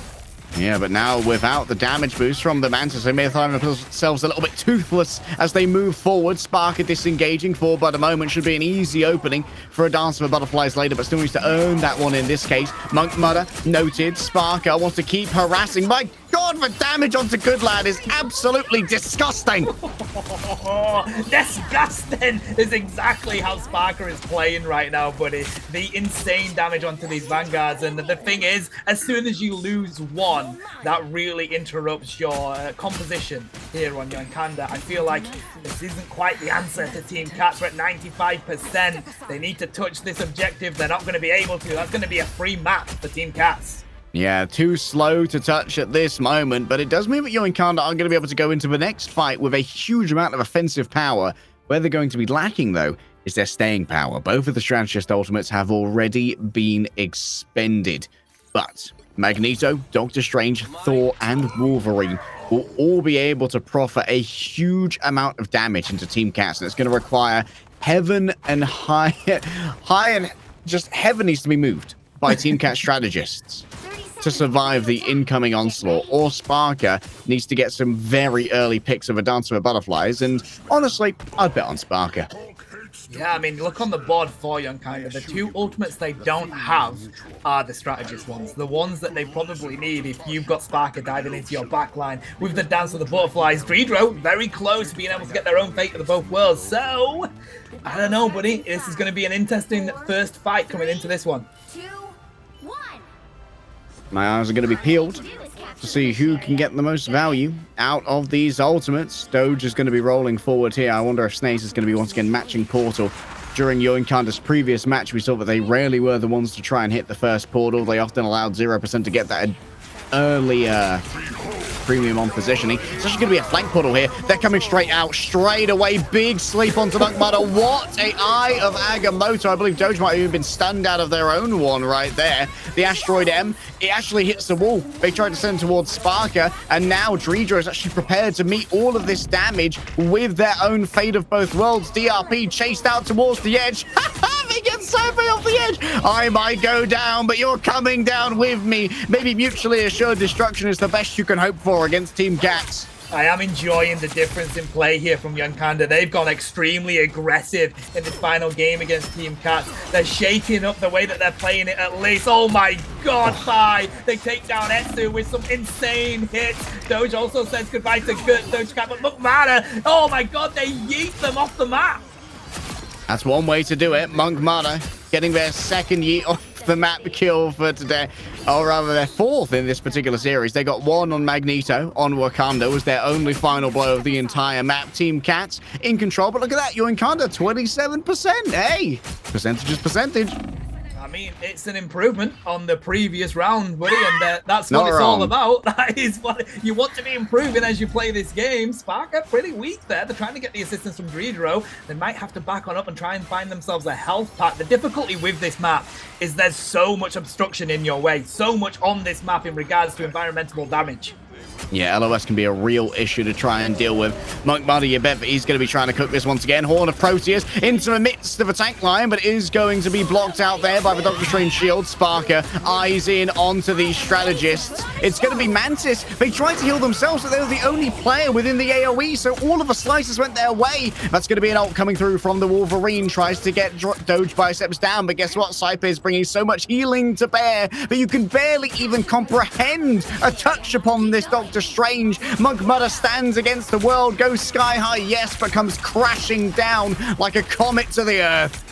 It feels like that's the rest of Yoinkanda also getting yeeted down out of this game. Etsu, they're trying to block everything coming their way. Eventually they do fall and the fate of both worlds comes on out. And it just feels like Team Cats are cleaning up the remnants of Yoinkanda right now. There's a Meteor M. It doesn't connect with anybody though. Sparker still trying to find an even KO. They do have somebody trying to go for the back cap here. They're going to be able to make it. It is Monkmudder. They're currently on their own though. They're trying to prosthetics onto the side and they do pick them yet again.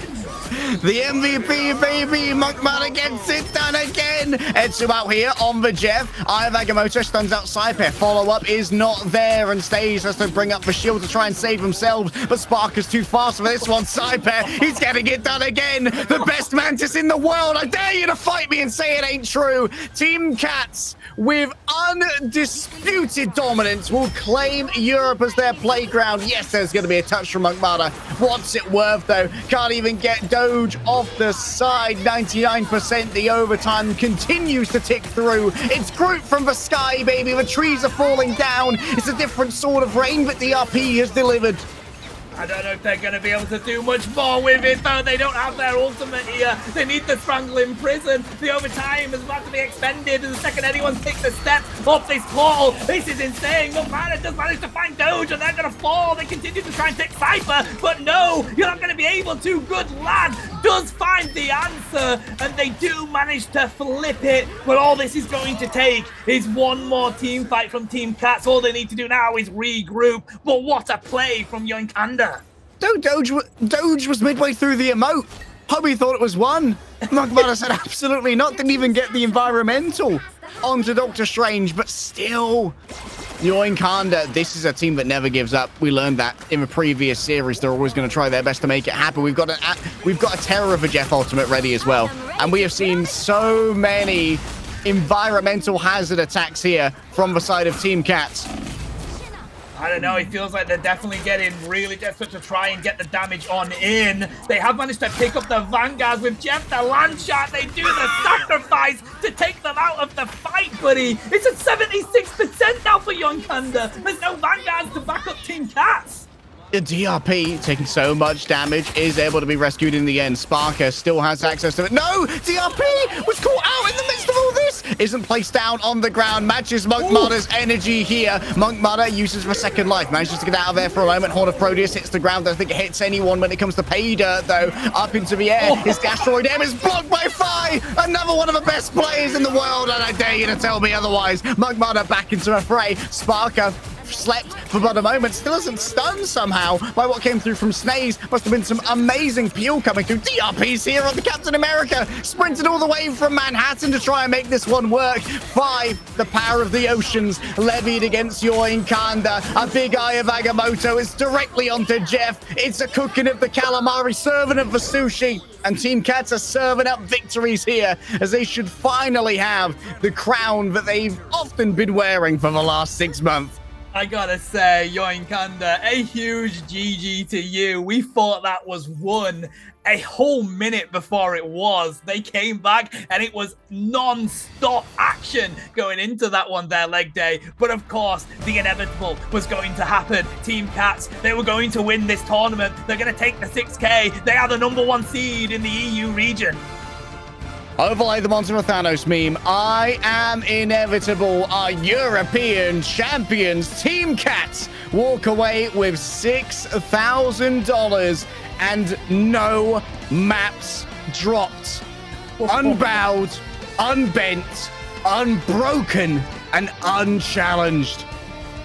Incredible. I feel like every single region is going to be keeping a close eye on Team Cats. They're going to want to try and take them on, but I honestly feel like they are the champions of every region right now, buddy. Until they lose a map in any tournament, they are going to be the OGs, and they are definitely our European champions. Team Cats, a huge GG to you. Give yourselves a pat on the back, and hey, spread out that 6K between you. It's well deserved. Commiserations and congratulations to Yoinkanda. What a performance from so many of our teams. We actually saw our seeding structure for Europe basically torn apart with the exception of Team Cats. Our second seed, Schmungus, I believe, went out in the round of 8. Same for our third seed of Niceland. We had a bunch of teams come up from either previously fairly weak placements, like 0%. I believe they didn't make it into top 8 last time. They made it into top 3 this time around. Team 1 came out of nowhere as definitely one of the teams to watch in Europe. It's a wide open playing field, but right now they're playing for second place. And these highlights will show you exactly why that is.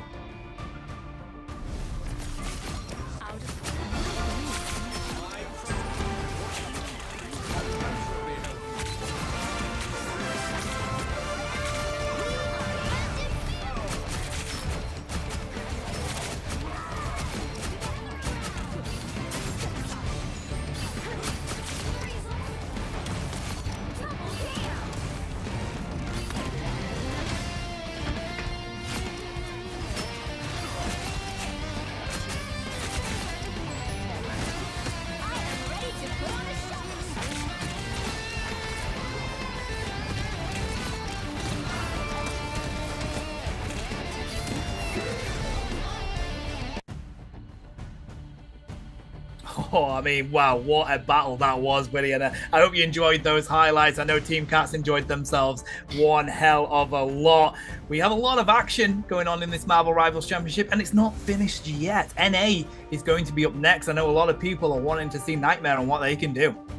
Yeah, Nightmare, of course, coming in as the first seed. They did win the Invitational fairly cleanly, but there are other teams like Mutants in North America that are constantly threatening that top spot. It's anybody's game over in North America. I feel like it's going to be incredibly close, and there's going to be a show going on through the night for that to make sure that you are well served in esports entertainment here for Marvel Rivals. And let's not forget, if we're going to have future tournaments, there's going to be even more heroes to try and shake up the meta. Team Cats might not stay on top forever once a Fantastic Four get in here.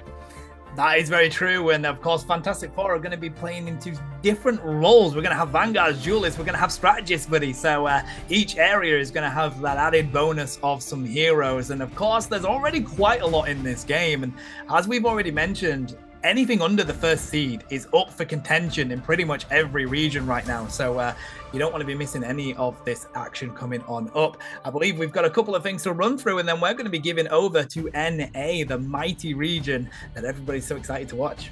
Yeah, among things you don't want to miss, how about the skins that have just dropped in Marvel Rivals? New ones on deck right now for both Squirrel Girl and Moon Knight, the Lunar General, and the Dragon Squirrel, I believe. Dragoness Squirrel? I don't know.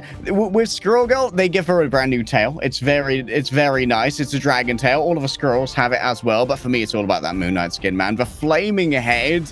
I've got a thing for flaming heads on skins. Just the animated flame hair. It reminds me of me if I could maintain good hair.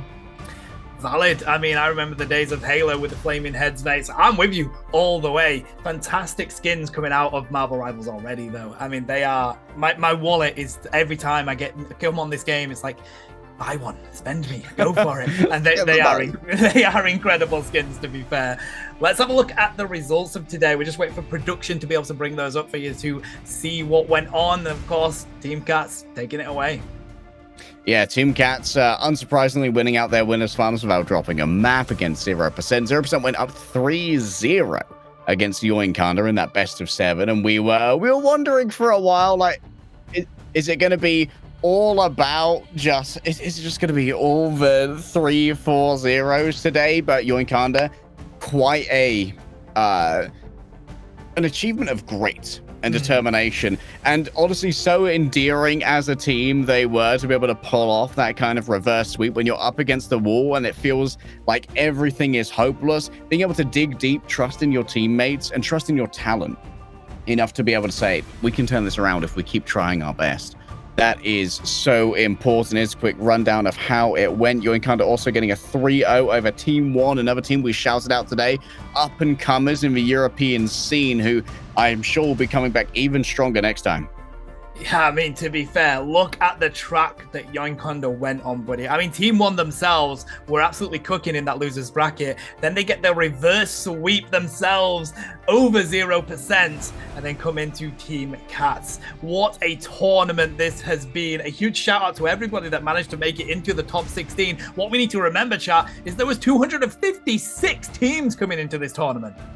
Yeah, 256 teams, and we narrowed it down to only one. It feels like this was a far more interesting tournament with like the democratization of Marvel Rivals. No longer a closed beta. Anybody can join up and get themselves a team together, try and prove just how good they are. And that's how we got so many skillful entities making their way into our pool. Here's a quick look at those skins that I described earlier, the Cheerful Dragoness and the Lunar General. If you want to strike fear into the hearts of your enemies, Moon Knight is the commander to do it. I can't believe these are the level of skins that we're already getting in this game, but it's been out like less than a month. We're about to hit, I think, probably a month today, I believe, or tomorrow. Incredible scenes. And then, as you mentioned, we've got more heroes coming. This was just the first Marvel Rivals Championship for each region. Asia has their champion being Invincible. EU has their champion being Team Cats. We're yet to find out who the NA champion is going to be. Yes, last but certainly not least, North America is going to be an incredibly contentious region. I'm sure that they're going to have a bit of a longer grand final than we did, Tano. Ours was a little bit spicy, yes, but even with Monk Miner being able to get a bunch of environmental knockouts, it was still pretty zippy, pretty quick. That it was. And that's going to be it from us today, chat. But I just want to say it's been an absolute pleasure to cast this game for you, to witness these teams playing at this high level, and to be able to cast alongside yourself, Leg Day. It has been an absolute pleasure. Thank you. It's been a pleasure to cast with you as well. Be good to each other. Enjoy North America. We will see you next championship.